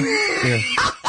Everyone's a winner in that situation, including the student, because frankly, if there had been a less scrupulous person who found it, they'd have probably helped themselves to a considerable sum. I cannot believe he did that. There was thousands and thousands of pounds in there. What if it was, what if Beadle had jumped out and slapped you with his little claw and said, we've been filming this, merchant? Well, so what? How old were you then? I don't know, 19, 20? Would you do it again, or was it just to get the world back for the old lady's purse? Possibly do it again, yeah. You're joking! Well, you've got to think of it this way. You've got to think of it as there was a lot of money in there, and someone less scrupulous than me would have taken a fortune. They'd have cleaned them out. Whereas I just took a small reward, which I thought was more than enough for someone's negligence. And I've returned the card, they've got the card back, everything's fine. Think of someone else, I could have gone on a spending spree, I could have been buying stuff, all sorts. Yeah, but it wasn't yours at all. Yes, turned but it in. they probably would have given me a reward. And because, you know, sometimes people forget or, you know, they don't give you a reward, I thought I should He had take to it go at your myself. dad from nicking a loaf of bread out of a phone box. Yeah, but that's because it's for old people, geriatrics and stuff. How do you know how old was your people who you were robbing from? It was on a student campus. Well, Wow. I think it was more. I thought it was excellent behaviour. I thought it was good, honourable behaviour. That's showing another side to him, isn't it? What would you have done, Carl, in that situation? And tell the truth. I might have helped myself a little bit. There you are. I don't know what this is helping No, yourself a but- bit. Like you say, just sort of, you know, send them back and sort of say, you know, If you find a £1 coin in the street and you can be bothered to bend over for it, then have it.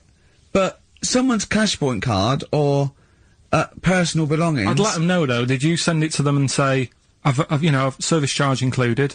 I've took that out already. No, I handed it in to You'd the. let them know? What do you mean you'd let them know? I'd say, you know, you're lucky here, right? I just took. I'd probably take 20 actually, Okay. because that's just like one note. Sorry, right, okay. You are winding me up. No, I'm not. I mean, not for once. I mean, I know what Steve's like. He is tight, right? He is, and you know that, don't you, Steve? Financially, I mean, I'm not, you mean? Well, no, I mean just the way you are. You're very Sure. sort of, you know, you're not careful. wasteful with your money. I'm careful. No, I'm not wasteful. Absolutely right. No, but to the extreme. Not towards the extreme. Not towards the extreme. No. Look Come after on, the come on pennies. now. The pounds will take care of themselves. All right. Simple to remember. Good advice. Yeah, All right. but the thing is, right, I know that I take the mickey out of you for, like, you know, the way you look and stuff. Sure. Right. Well, I'm right back at you. But the thing is, you can't help that. Absolutely. But I'll tell you something that women don't like, Sure. and it's fellas who are tight with the money. Sure. I'm not frugal with money with ladies. I'm frugal with money with you. Well, I've got no reason to splash money out on you. I've never seen you splash money out. Well, you've never been out with me. Steve, have you ever splashed out on a lady? No, but I hope to one day. The right lady. Play a record. Blair, Out of Time on XFM 104.9. Ricky Gervais, Steve Merchant, Karl Pilkington. Talking of money, Steve. Look at this, right? It's in the paper. A wife has had her beauty insured for £100,000 in case she grows ugly and her husband walks out. Nicole Jones, 26, of Chipping Sodbury, Gloucestershire, says £200 a year, pays £200 a year for a policy. She arranged it as a present for her husband Richard.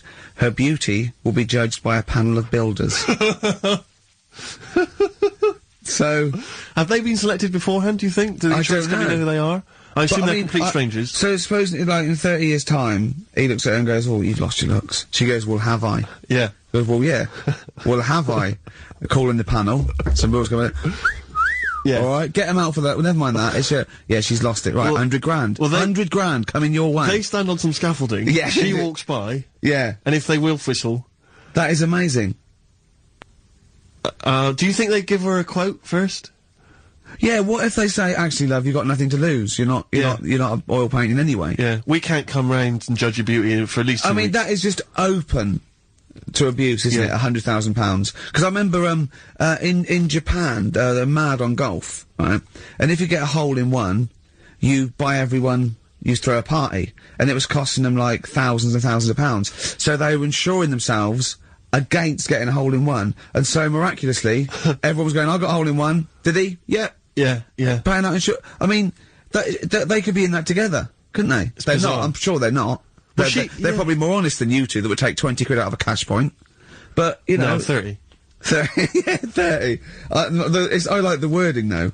A wife. Yeah, a wife. The word wife. The word wife. It's I don't know why it I just find it's just an odd word. This is my wife. Hello, the wife. Yeah, the wife. My wife. It just seems a word that you have to say if you're 60. You can Yeah, go, I know. Have you met the wife? And even then, ironically, unless you don't know exactly, are you married? Yeah, my wife is from, you know what I Yeah, mean? that makes sense, but it's still wife. People go, "Oh, better get back, I'm meeting the wife for dinner." Exactly. But especially when you know Well, them. I remember bumping into friends of mine, somewhere at a party, a couple that I knew, and I'd known both of them before they got married. In fact, I'd known her, I think, longer. And I said, where's so-and-so? And he went, oh, the wife will be along in a minute. And it's just this notion that, use her name. I know, she is. I know her name. It's that I used to call her by that. Why? It's like someone going, you know I'm married. You know I'm married. It's like showing in the off. eyes of God, we are wed. Exactly. Yes, that makes me more of an adult than it's you. the ownership. Yeah, it's like going, you know I'm a real man. I've got a wife, and here she is. She's my wife. I find it, there's the words that I find hard to say. In a shop, I could never ask for wet ones. Do you know what I mean? If I have to go and ask for wet ones, I won't bother. Or toilet duck. Another one I have a problem with, I never say, Snickers. Why? Dunno. I think it's I grew up with Marathon. Yeah. See, this is so pathetic, I still get embarrassed buying, toilet paper. Really? You know, if you go into, like, your 24-hour shop just round the corner, not a supermarket, big shop, but if you just go in there and you're just maybe buying some milk. Yeah. A chocolate bar. 'Cause it's like they know what you're up to. No, but they know you're going to use it to, you know, when you're going to the laboratory at some point. It's sort of, it's too intimate. But exactly, you just go, I know what you're thinking, I'll be using this after masturbation. Thus saving all embarrassment. It goes with the porn mag I just bought. Elvis Costello, Alison, from way back on XFM 104.9, a retro cut. Indeed. Wow. Up to the modern day, the newest game show around, Rockbusters. Whee! Isn't there a jingle? It'd probably be something like, oh, Rockbusters. It would be very, along those lines. I've got to work it out, but I mean, let's go without it for now, and then we'll be ready next week. Excellent. The prizes, once again, sourced by Karl Pilkington. I think it's, been in the prize bag before, Karl, but good to see it back. The best air guitar album in the world ever. Do they keep sending it back? Is that just one? It comes through the window, tied to a brick? Actually, there's a lot of good stuff on there. There's, the Kinks. Knopfler? Is there Knopfler? Knopfler, I believe, is on there. Is Clapton anywhere to be seen? Definitely Clapton, I would have thought, a Deep Purple. We got Quo, Skinnerd, Mac, Snake is there, Straits, excellent, and, there's all sorts on there, obviously. Yeah. This is always an odd choice, but fair enough. This is the, current album by the Yardbirds. Their first studio album in 35 years. So, the new music station XFM giving away that. Excellent. I suppose it's new music in some ways. A Smash Hits compilation. We got stuff on there. It's Aha, it's Curiosity Killed the Cat, it's all the old favourites. Plus 2 DVDs. Columbo. What Columbo? It's got a couple of classic Columbo episodes there. Suitable for framing. One of the best, TV programmes of all time. Why do I get... You can always tell immediately who the villains are. Suitable for framing. I'm assuming that's some kind of art dealer. Yeah. Maybe an artist. Candidate for crime. Presumably some kind of, presidential or political candidate. That'd be good, I'm sure. Columbo. I mean... Stab Woman. That was my favourite episode. Stab Lady Wife. I mean, to be fair, I'm not sure why... Who would buy a Columbo DVD? Like, you can't find it on TV. It's on now. It's on now. I guarantee, because someone could maybe, email in, is there an episode of Columbo on now anywhere that got cable or digital? I think it will be. Almost certainly. But it is great. And the other DVD here is Cruise of the Gods, which was the one-off TV kind of film, comedy film that was on at Christmas, featuring Rob Brydon and Steve Coogan. It's good. Williams. So, there's a few gifts there, not bad at all. Right, now we get to the real deal. Okay, this is what everyone tunes in for. This is Monkey News, I think. Not the music. Go on. Well, here we go then. Yeah. 3 cryptic clues and that, and just work it out. Cryptic, but easy as that. Email in. It's email in. Right. Well, what's the email address? ricky.gervais@xfm.co.uk. Well, don't say it like know it or care. I think, So the first one, he's got American coins all down his spine. Right? He's got American coins all down his spine. What band's that? What artist is it? Email in. What does it begin with? What? N. I know it, I've got it already. Right. That's rubbish, too easy. Yeah, right, go on second next. one, Jeremy Beadle, has got arthritis. Right, Jeremy Beadle has got arthritis. Yeah. That's the second clue. The, initials there, SLF. Right, SLF. Jeremy Beadle's, got a little bit of arthritis. And, the third one, Foxy, Shipman, and a country western singer on a merry-go-round. SD, right? So Foxy, Shipman, and some country western singer having a go on a merry-go-round. The initial SD, right? So email in. Ricky.Gervais. I'm intrigued with that one. I'm genuinely intrigued with that one. I like the fact there's a certain whiff of controversy about it, because Shipman is mentioned. I know, yeah. Oh, A little bit edgy, that. So, that's the 3. He's from your neck of the woods, isn't he, as well, Shipman? Yeah. Yeah. I think my mum's mum used to use him. Okay, let's play a record. Well, you want to play a record or play some adverts? Do you fancy some ads? Oh, I'd rather adverts, Well, yeah. I've got some for you. Placebo. This picture on XFM 104.9. Steve? Yes. I think, Carl's gonna put most people to shame. We were talking about generosity earlier. Because Carl is a nice, generous bloke when it really comes to it. He's paying, for Father's Day, he's paying for the cottage that he's going away with his dad. Are you really, Carl? Yeah. Right. Well, there's no way of us proving if that's true or not. Well, what do you mean? Well, you could be lying. But why would I do that? Well, because you want to show off. I didn't do it on air, you mentioned it. I don't want people to know how generous I am. Right. Just do it, just get on with it. You know what I mean? Yeah, yeah. Look, charity work and that. Yeah. Exactly. But I'd have thought that you wouldn't have fallen for Father's Day. I'd have thought you'd have known it was like... Well, we don't, I mean, to be honest, it's a bit of a coincidence, because I paid for it anyway, and it's happened to fall on Father's Day. Right? But don't and my buy a dad's card. not normally that bothered. Don't fall for it. I mean, obviously that and Mother's Day, and a plethora of other things were, I mean, literally invented by card companies to make more money. I know. Yeah. That's, I mean, my dad always says don't get him a card or anything. Because he hates it, with all these things that I'd like, you know, rip-off times, really, just ripping people off. Yeah. Sounds a bit stingy, that. Well, no, I mean, he's right. Yeah. He's right, it's just, because fellas aren't bothered about getting cards anyway, are they? But the other thing that he noticed, you know, helping out the flower companies, the Princess Diana thing, when she... Oh, sorry. Yeah. No. Jesus Christ. God. So when... Carl, what do you mean? No, What do you mean?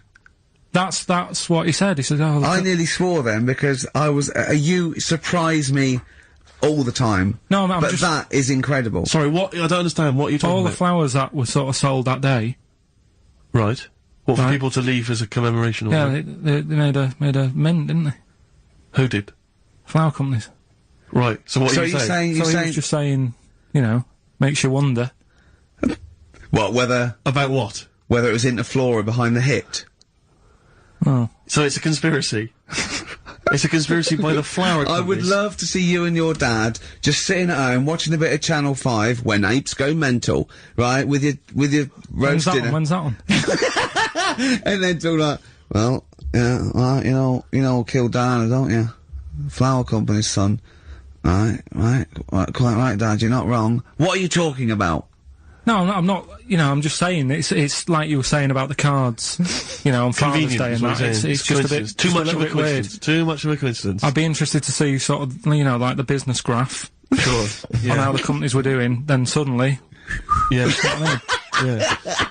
But then by the same token, Elton John, you know, he had the biggest selling hit record, didn't he, off the back of that? Mm. I mean, so, is he incriminated as well? If you want, I mean... It's a conspiracy theory you've not kind of analysed terribly closely. You've put it out there, and if people maybe who are investigating want to kind of add that into their inquiries, then they can. Yeah. Sure. But, no, that's all I'm saying. I'm just, you know... Because it's always the same thing, isn't it? Like, I was out shopping the other day, you know, treating Suzanne, like I do. You know, I like spending money and that. Yeah. I was in W.H. Smith's. Yeah. Oh, classy. What was it? Was it a big birthday? Was it? was it a 30th? No, I was getting a. Was it 2 biros for the price of 1? I was getting a card for my dad for Father's Day anyway, because I'm seeing him. Yeah. Big Toblerone. Yeah. There was a giant who is it who said Father's Day?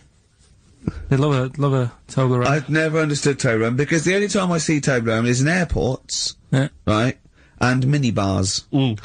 That is what the small Toblerone is for the minibar in a hotel, 3-star upwards, and the big Toblerone. Well, the big Toblerone is a gift, isn't it? It can only be a gift. You wouldn't buy a big Toblerone for yourself. Yeah, duty-free gift. The Toblerone. It's next to you know, Chanel No. 5 Toblerone and a bear. But who specifically would you be buying that Toblerone for? I don't know. Someone who's clearly never had it before and would think it was interesting novelty. Yeah. Well, this gift's interesting. I'll tell you what, though, Toblerone is brilliant. I mean, if whoever makes that, if they want to send sort of, you know, some Toblerones, I mean, I will eat Toblerone. Well, yeah. I think very much the same about, I think very much the same about fags. And of course... Just cigarettes. If you've got any boxes of cigarettes and, that you don't want, you know, duty-free or whatever, send them. I'd just like to say that, in no way do I endorse Carl's dad's theory that flower companies were behind the death of Diana. No. Maybe I could say that on there as well, just to save any complaints. I'll tell you what, though, talking about fag packets and that, do you know, like, now, they've got, if you have these, they'll do you in, sort of thing, on the front now. They've got these special stickers on them. Yeah. Saw a thing in a magazine the other day. In Brazil, it's got, like, pictures of ill people on them. Blimey, that is It's gone really, hardcore over there. That's good, isn't it? But, I mean, to be fair, what more can they do? I mean, there are fag packets now that say these will kill you, and people are still smoking them. I mean, I don't know what they. I don't think the message is getting through. You could ban them altogether, I suppose. If they, it seems weird to sort of like you might as well sell guns and go careful. You can kill people with these. Well, ban them then. Wow, just be careful. Let's shoot your eye out with that. This is poison. This is poison. These are really, really mental poison drugs. You know those people with the. You ever see them in the street? They're selling fags duty free. Obviously, they're just selling them on the street. Have you ever seen these guys? I walk up and Finchley Road Lock because I'm just near my place, and all these people they're sort of looking a bit shifty, and then they think that you're maybe a smoker. They just fags, and they'll open their jacket, and it literally will be like something from the 1940s. They won't go to you though, do they? No, smoking stunts your growth. They know you must have never had a fag in your life. But I might be buying them as a gift or something because I'm quite a generous guy. But it struck me, I was chatting with my friend about, there seems to be, there are certain people who are very, maybe they have trouble getting work, or maybe they, they're immigrants who've not landed on their feet and they've had trouble, and so there's a couple of jobs they can do. It seems there's the fag selling, there's those people I noticed on Oxford Street who bend a piece of wire into the shape of your name. I mean, what kind of a gift is that, really? You know what I mean? I know. It's like, they're literally giving them out. Or you can, you can have the bending the name. You can be selling those things that you throw at the wall and they sliver down. At Dover? Yeah. What are you doing? I'm a trained carpenter. Right. Can you write really small on a piece of rice? I could try. Could you write people's names on a piece of rice? I could try. It's quite tricky, but do you think you could do it? What about the rest of your family? Well, that one's only 2, but he could be trained. He's got smaller fingers. Okay. Do you want to sell some knocked-off perfume? How about that? Again, we'd like to apologise for any inadvertent racism, suggestion that Lady Diana was killed by flower companies, or that Steve makes a habit of stealing from cash points. What about... XFM 104.9. A picture of Rick Waller on the front of the bargain bucket.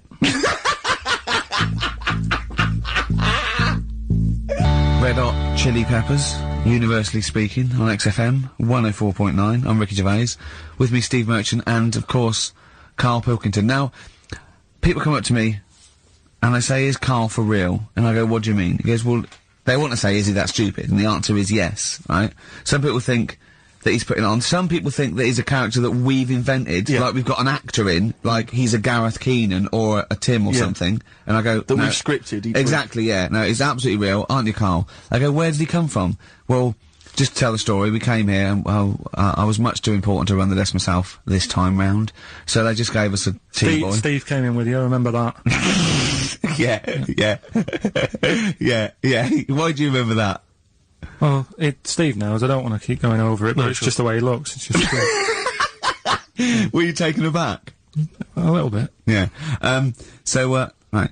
And he's just developed into my favourite thing. I also said that you get bored with, like, battling tops or, pets sometimes. I mean, I love my cat, but he's not as, Colin. my cat. Yeah. Colin. Actually, Carl's away next week. Is he available to run the desk? No, well, he's actually not as intelligent as Karl, and that's the truth. He's not, he's marginally. Yeah, but and then in the week, he's like one of those little Tamagotchi toys, Karl, because I have to phone him every day and keep his interest up. Yeah. Like I'd give him an interesting fact. And, I got a book out and I found out I'd call Karl like that. And I thought this was a great fact, right?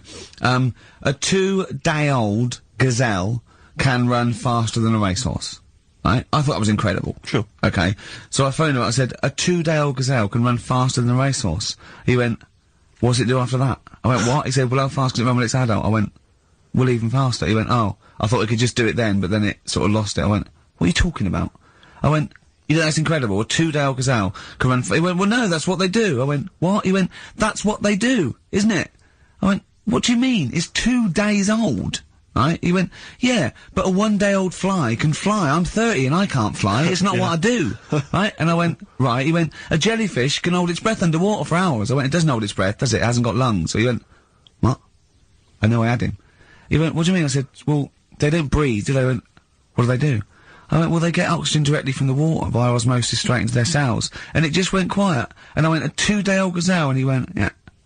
Do you know what I mean? He was just thinking about the jellyfish. Yeah, yeah. Well, he was looking up osmosis, and then he was thinking about the jellyfish. But I just think, I mean, if Bambi's anything to go by, this little gazelle spends a whole day trying to stand, and the next day it enters the derby.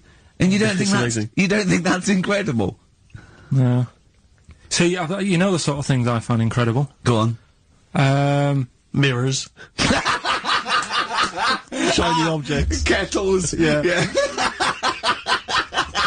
Oh, God. Well, listen, remember the time when I told you about the baby that had a baby? The baby that had a baby. The baby that had a baby. Yeah. It's happened again. No, it hasn't. Well, it didn't happen the first time. It was in the papers, I think, on Monday, in all the tabloids. So it's a twin where one has grown and the other one is still at a fetal level. No, it wasn't, though. It had grown. He was saying to his mum... who was saying to his mum? The little kid who was 7 years old. And he kept saying... Yeah. Yeah, he was pregnant. And he was pregnant? Yeah. I know.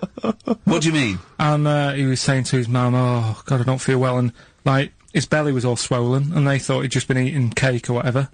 And he was saying, I can feel something moving about, and they were like, stop messing about, there's nothing wrong with you. Eventually, I think he was in gym at school. In gym? What, Jim was pregnant with him? Oh, no, it was like a Russian doll. He was at school, right, just about to do sit-ups or whatever they do at school, right? Yeah. And flew out across the room. Teacher goes, you're a bit fat. You look a bit pregnant. And so best took to the doctors, took him, said, you're 7 years pregnant, or something like that. What you What? Or something like that? You're 7 years pregnant. Or something like that. You say to the doctor, Carl, why don't you think about what you say before you say it? See the reaction I get. Now, the gazelle, I didn't get excited like that. 7 years pregnant. Send it in. If someone's online at the moment, just having a look around, it happened on Monday or Tuesday. Because I told you at the pub quiz, didn't I, Steve? I said to you, I know the baby's had a baby. Yeah. And you were like, yeah, whatever. Well, I just thought you were talking nonsense as ever. Well, we'll find out. You're 7 years pregnant. Yeah. You're a fool. Play a record. Well, we've still got stuff coming up. Monkey News? Rockbusters answers. We'll have to get that out of the way soon, because we've got to get out of Have we got a cheeky freak of the week? Yep. Brilliant. America by Simon and Garfunkel on XFM 104.9. I'm Ricky Gervais, and I understand I'm about to read my words, Steve. Well, once again, there's always someone, and it looks like it's Mike Lamb who has come to Carl's rescue. Lambo's let me down then. Doctors have removed a 4-pound baby boy from the stomach of his 7-year-old twin brother. Yeah. Alan Jan Niamatilev was born with the freak fetus growing inside him. For 7 years, it lived like a parasite until a school doctor became alarmed about Alan Jan's bulging tummy and took him to hospital. Surgeons who gave him a scan operated immediately, unaware that the baby was attached to the boy's blood vessels and still alive. They saved Alan Jan from certain death, but knew the 8-inch fetus was doomed. So there we are. Boy pregnant with his own twin brother by Barbara Davis. That was in the Mirror, apparently. So, I've read on and all the facts are right. They took him to school, the parents didn't realise. And that isn't even this week's Freak of the Week. I mean, that's you got that for free. You've got that, you can have that. That's the free freak of the week. Free freak of the week. You know, that's giveaway, that's like 13.5% extra. Yeah. You know what I mean? That you might get with hairspray or something. So that, I mean, if that's just the throwaway freak of the week, there are 2 freaks of the weeks there. If those 2 freak, I can't wait to see what the actual freak of the week is that people are paying for. Is it incredible, Carl? I'll tell you what, something else you can have for free. Go on. Another sort of freaky thing, right? I was watching this programme in the week. Right? What? I don't know what it was. But it was about, I just saw this little fella on it, right? What do you mean, little fella? He was doing this history thing. Oh. right? Yeah, I know what you mean. So, is this he's found out that a Viking was a bit like him? Yeah, that's it, yeah. He was boneless or something, or he's... Well, that's the weird thing. What do you think of that, Steve? He's what? He's boneless? No, he was called Harry the Boneless or something. Yeah, but you know what you're gonna get there, don't you? That's what I mean, always have a name, Elephant Man, you know. Harry the Boneless. Where is he? You know what I mean? I'm meeting someone, waiter, what's his name? He's called Harry the Boneless. He's over there flapping around. Yeah. He's over there in the bucket, having noodles. That's what I mean. But, do you reckon you could do that? Do you reckon you could have your bones taken out? I love talking to him! He's brilliant, it's like talking to a 5-year-old. I was asking Suzanne when she was watching it, and she was like, ask me later. Yeah, brilliant. She wanted to know about, What did you said? You were watching this programme about history, right, about Vikings. Something like that, you turned to your girlfriend and said, do you reckon you could have your bones taken out? Yeah. I love that. What do you think? That is why you are my favourite What do you mean you think you can have your bones taken out? Firstly, why would you have your bones taken out? If you've only got a small flat or something, and there isn't much room. Yeah. Right? And what I mean is, would all your organs still do the stuff? No, they wouldn't. You'd just be mush.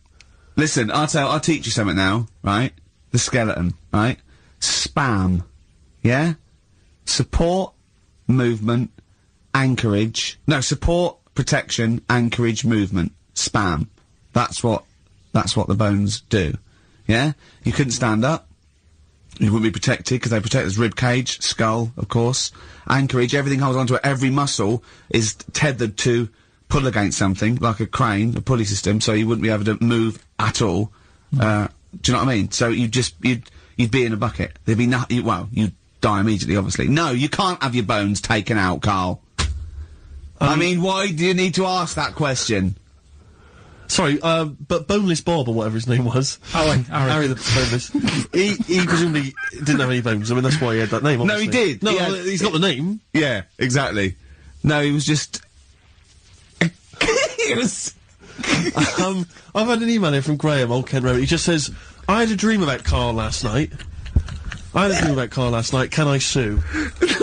I've no idea what he looks like, apart from the boldness, and yet he turns up in the middle of my dream. I don't need this, it's harassment. Yeah. But people are having dreams about you now, Carl. You actually, it's like you're one of something that was created by the Brothers Grimm.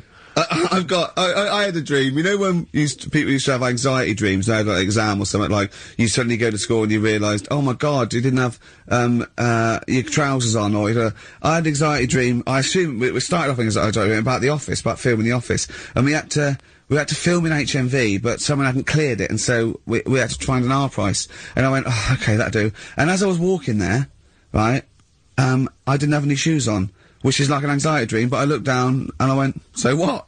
Yeah. So I'm so lazy now, I think, even anxiety dreams don't kick into me. I'm not sure that's a dream. I think that's just a memory. I wouldn't be at all surprised if you, turned up with the film in The Office with no shoes. We don't need shoes. When we were originally doing the pilot for the very first series, obviously Ricky's the main character, he's in it all the time, it's obviously important, it's our big chance to get something made for TV, you know, it's good to launch our careers, and, I turn up on the Monday, he's twisted his ankle. He has to be wheeled around in a wheelchair, because he went out jogging, stepped on a tin can in the street, and fell over. Who left that there? Like a 40-year-old man with brittle bone disease, he just twisted his ankle and he was out of action. It was pathetic. Yeah, that was the pilot. Absolutely pathetic. But I still turned up, Carl. That's the sort of trooper I am. Well, yeah, but you moaned the whole week. Well, well, I didn't like having to go around in a wheelchair, did I? Yeah. It's not pleasant, you know, but...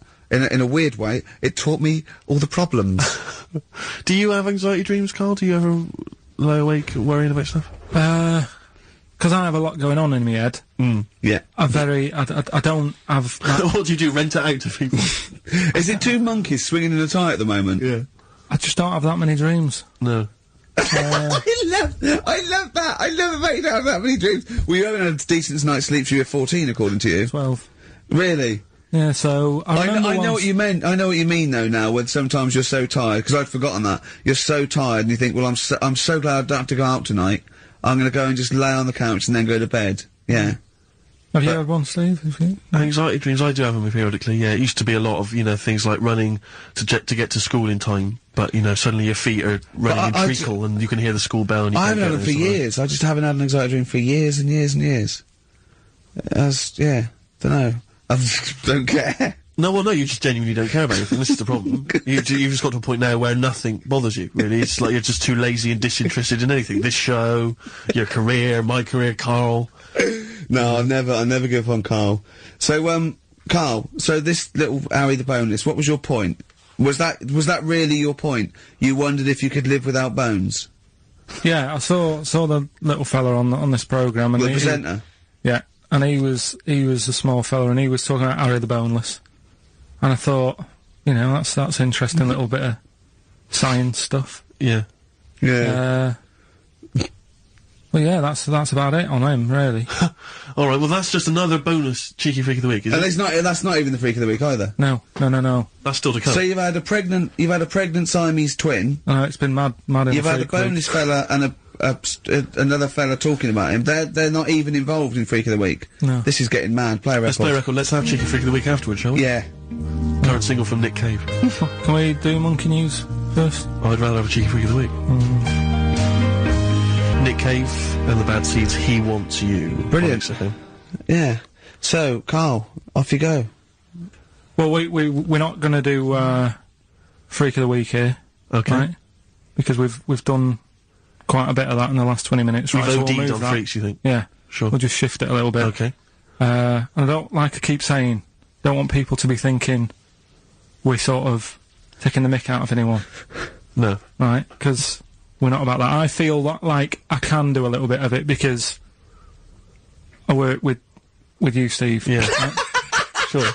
It gives me that right. It's like a care worker. Yeah, I understand. Well, it's like that thing of you can't be homophobic because I've got a couple of gay mates and stuff. Sure. I think it sort of gives me that edge. Yeah. Right? So you're not freakophobic because you work with Steve? No, that's right, yeah. So, yeah. Okay, Well, by that token, I should be able to sort of slag off, you know, the mentally ill.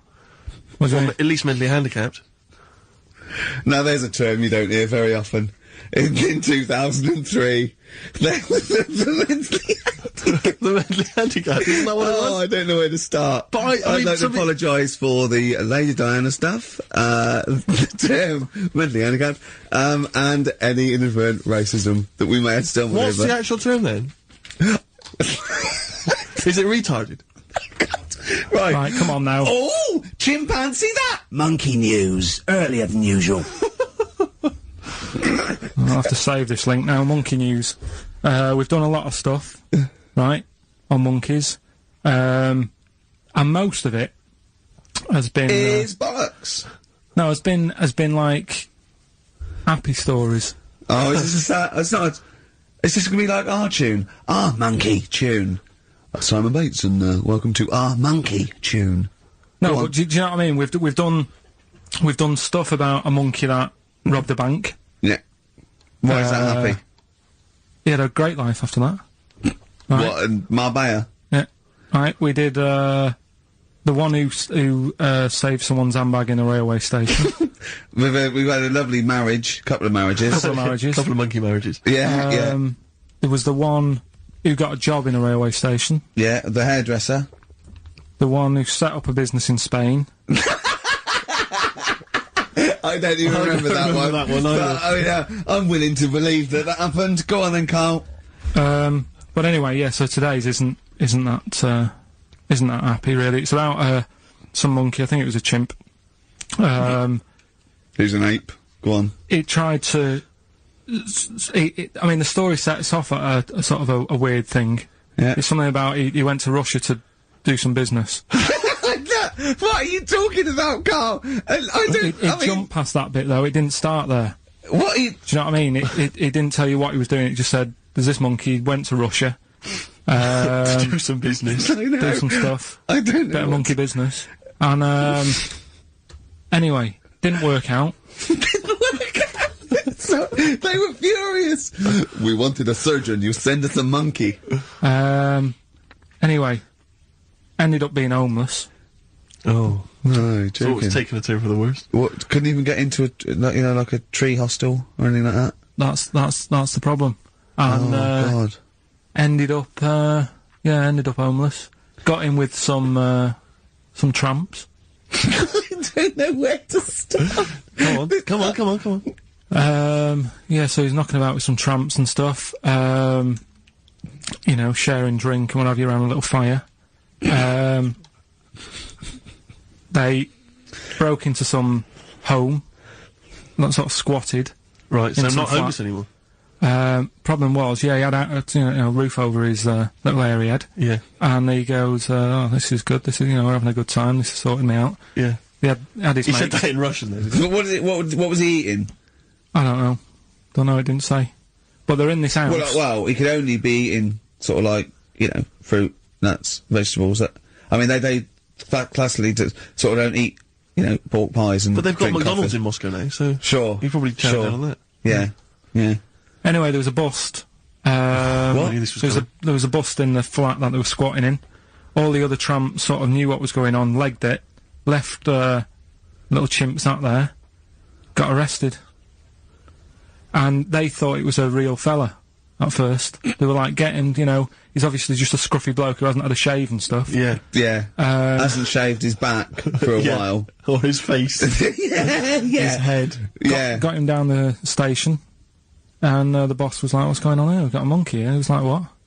So you arrested the monkey? Well, so the arresting officers hadn't noticed all the way to the station that he kept slipping out of the handcuffs and was going for the entire journey. They didn't notice till they got there.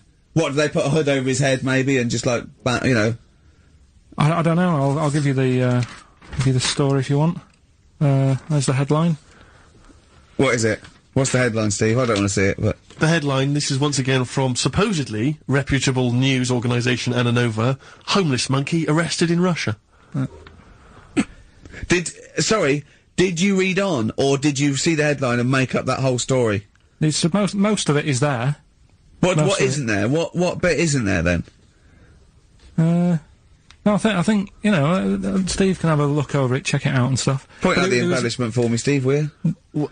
Well, what it doesn't say is, that the police didn't realise it was a monkey. That's what I was guessing. Really? That they got it back and they said, what you doing? We've got a monkey here. And they go, yeah? Yeah. Oh, God. There's some more monkey problems in the week. Have you seen the Alfords advert with monkeys in? No. There's a new advert out for Alfords, selling bikes and stuff. Yeah. Got some monkeys in it. It's caused an uproar. Why? People are saying it's, dressing them up in tracksuits and that is, Taking the mickey out of Manchester. it's not nice for the animals and that. So there's been loads of Will they complaints get a about free it. bike or something, do they, I imagine? I think they kept the tracksuits. Yeah. But, yeah, Shall I that's- record that's the after thing this now. cheeky freak of the week? No, I'm just saying we're not doing this to sort of, again, take the mickey out of the animals and stuff. These are true stories and that. But yeah, coming next, Freak of the Week. Kings of Leon, Red Morning Light on XFM 104.9. I'm Ricky Gervais, with me, Steve Merchant and little Karl Pilkington. It's getting exciting because it's his special time of the week where he gets to talk about a cheeky freak of the week. Well, just get Rockbusters out of the way, right? Because I've got to put these prizes in the post bag now because I'm shooting off. Yeah, because you got to go early. So I don't know how you do your job. You went to Manchester. You went to Madeira. You had a day off because your trousers were wet and you had a cold. And now you're shooting down to Cornwall. You're leaving early. How do you get your work done? And you've got one job. Me and Steve have got loads of things to do. I'm fast let me work. Like I said, the prize is ready and packed up. Here. No one's been affected by me shooting off early. Right? Okay. So, Rockbusters answers, got to get them out of the way a bit earlier. Right? So, here they are. First one. He's got American coins all the way down his spine. Yeah. Why would that be? Right? Initial was N. Nickelback. I got all these. I got all these this week. Right. Second one, Jeremy Beadle has got arthritis. What's going on there? Stiff little fingers. SLF, stiff little fingers. Yeah. And the third one, Foxy, Shipman, and No, and a country and western singer, you said. Now, what's the initial? SD. Yeah, so, Spin Doctors, yeah, I got that. And then I said to you, why is it a country and western singer? And you said Dr. Hook. Why is it Dr. Hook? Why does that give anyone the clue Dr. Hook? A country and western singer. It's just what was in my mind when I thought it. Well, there we are. There you go. So we'll change this to Rockbusters or What Am I Thinking? You could have had Dre. What's in my mind? You could have had And the Medics. All right? Yeah. Just think it through. Who's the winner? The winner, very lucky, Sandra Cassidy of Leon C. She gets all those great prizes. You know, we've actually had people emailing in saying, this is the worst Rockbusters ever, because it was too easy, it was boring. Oh. This is just, don't shoot the messenger. Oh, Other dear. people saying, it really has run its course. Some people genuinely agreeing with Ricky. Oh, Carl, this must hurt, mate. Stinging attacks on you. Some people just slagging you off generally, saying that you whinge all the time. Looks like Steve was right when he, sort of like poo-poos your ideas. So. When he wheezed on your bonfire. Someone else, I swear to God, someone else emailed in and said, don't bother sending me the prizes, take them to a charity shop, or pawn them, give me the money, I'd rather have it. So I don't know what to say, Carl, I just wonder if it really has run its course now. Alright, well, we'll see what you come up with next week, then. Let's see what you do, let's see what you come in with. Sure. Oh, yeah. About 5 to 1. I'm guessing you'll be popping in with another hip-hop track. Full of effing and jeffing. Well, I won't bring it into you, I'll do it myself at home, because obviously that makes it easier. Obviously you can't cope. Oh, dear. Are you actually going to be here next week, or are you still going to be in Cornwall? No, you see, there again, I'll be back in time. And in the week, when I go to, Cornwall, see the Monkey World. Yeah, your 2-day pass to work. Monkey World. That still work. Yeah. That still work? What? What, you're going to interview some of the monkeys? Get some stories? I love that. You were going, could a monkey live without bones? And so I'm going, Carl, shut the please, just look at the monkeys and eat your ice cream. And that's work, is it? Right. Right, are we having Cheeky Freak of the Week? Do you want to do it? What time have you got to shoot off? Could do with shooting off sort of soonish. Okay. To be honest. This is not radio. Have you ever heard that on a radio show? Chris Tarrant going, I got to shoot off right now. I couldn't get a later train. I know! Why did you get a later train? There isn't a later train. So I couldn't get to Cornwall tonight if I had to. If I had to finish this show, I couldn't possibly get to Cornwall. Rubbish. Of course there's a later train. Oh, I've booked it now anyway. Right, well that's the point, isn't it? Yeah, you're not thought whatever. I don't think the show's lost anything. I think we've still had the, Freak of the Week's coming up now. Oh, cheeky Freak of the Week. Right, well, we've had some interesting things we've been looking at. This week, it's about the strangest couple that ever got married.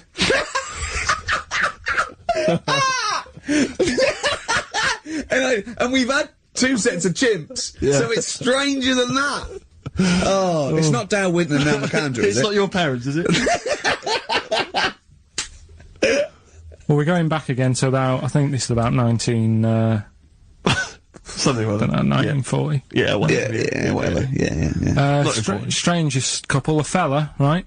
He had skin of a lizard. He had the skin of a lizard, okay.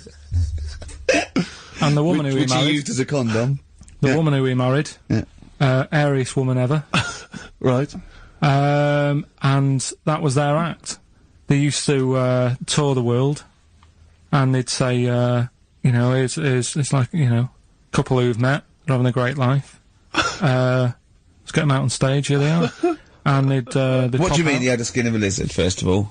That's what it said. He had some sort of, some illness. So he was called Lizard Man, and you like that because it was good description. I thought that's good. I'm here, hello, we've booked a table for 2. Who are you meeting? I'm meeting Lizard Man. Oh, he's over there. Yeah. You know he is, right? Yeah. I'm meeting the hairiest woman in the world. She's over there. Yeah. Yeah.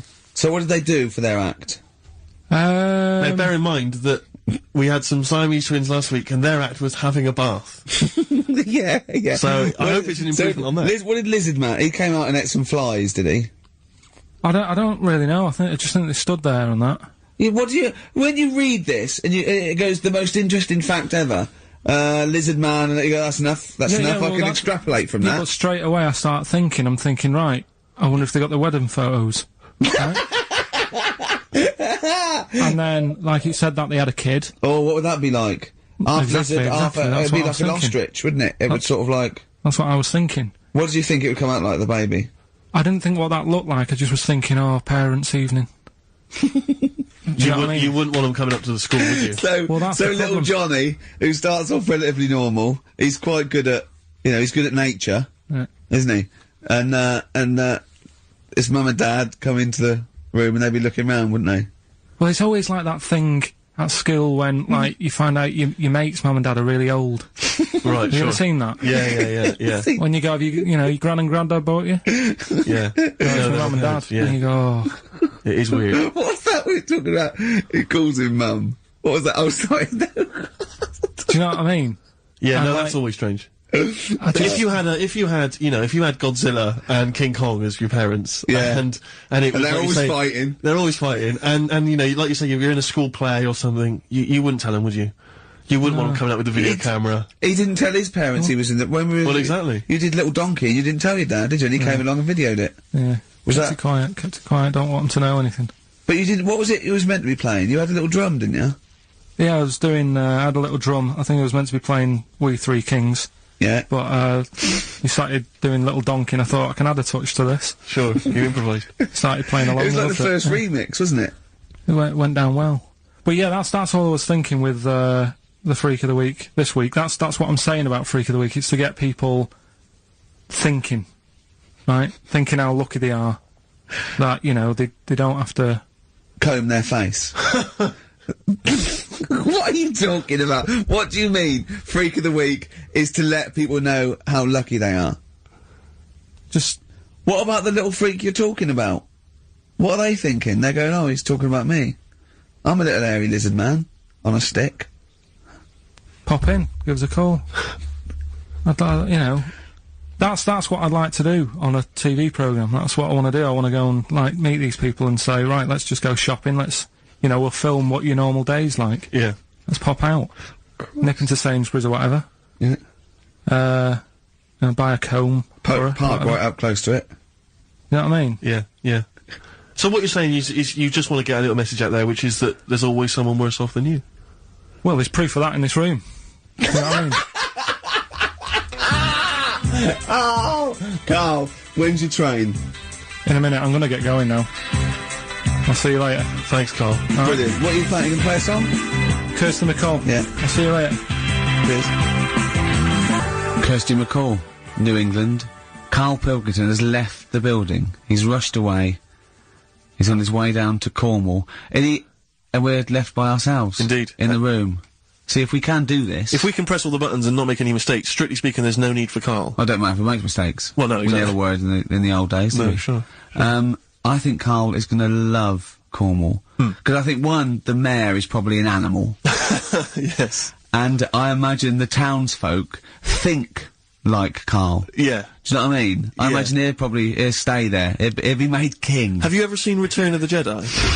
In Return of the Jedi, the Ewoks, the little furry creatures, they see C-3PO, and because he can talk and he can speak their language, they actually elevate him. Oh, he's to godlike back. status. What are you doing here? Hooray! He's back. What are you doing? You could have stayed till the end. What are you doing? What are you doing? Right. Right, well there he is, he's on his way. Yeah, down to if Cornwall. you're listening online in Cornwall, I mean, I can't imagine that's ever going to happen. But, you know... on a clothesline with a bean tin at one end and a big bean tin in London. Or if I'm cool in London. Yeah, or if the foil helmet you wear to fend off laser rays from aliens out of space are somehow picking up the show, then Carl's on his way. Look forward to him. He's the bold one. Because he's got a sort of like, you know, the obligatory sort of red face that would go well down there now. Because I think he's been out in the sun, or he was you know, pre-boiled when he came in. But he's rushing down to Cornwall now, going from Paddington Station. So, you know... If you're in the Paddington Station area, you want to pop down there and sort of wave him off, then do. Yeah. Don't be afraid. That's not a dirty sexual act. Wave him off. Yeah, I'd love to wave him off. And, call in the week as well, carl.pilkington@xfm.co.uk. Send him anything. Just clog up his email. Yeah. I mean, because he gets stressed at work. So if you can send him 3 or 4 emails each. Yeah. Over the next week, so he's got to read them all. But disguise them, don't make them look rubbish, so at least he's got to sort of open them and look at them. Or, you know, some of them might be correspondence, so he will, you know, just phone his, line as well, just ask for XFM, ask, Karl, and leave long messages on his voicemail. Yeah. So, if you can, just for us, just for me and Steve, remember, it is mine and Steve's show. Karl is merely like, you know, the icing on the cake. Yeah. If Karl can come back, maybe next Friday or Saturday or Monday, whenever he comes back, to about 250 emails and 200 voicemail messages. If you put down, when it says, what's the name of the message, the title of the message, if you put monkey news or monkey information, he'll have to open it then, because he'll be intrigued, even if it's not about monkeys. Yeah. Do that anyway. Yeah. Voicemail messages. Leave them long. I like this information. Disguise it, so it might be important. Yeah. Just so he has to listen through. I wish I'd give his own mobile out, but, you know, that is just too cruel. But anyone can get him at XFM, and of course, we've given out his email before, so, I mean, go mental. There are plenty of ways to torture Karl Pilkington. I mean, we're doing all we can on a Saturday. But we're only two people. But we're only two men. You know what I mean? So, so listen, go berserk. We'll be back next Saturday, and we'll leave with song for the lovers, song for the ladies, whatever. It's a beautiful track. A song for the sunshine. Song for the Sunshine. It's Lily White by Cat Stevens. And we've done it. We don't need Karl. Definitely not. See you next week, Rick. Bye.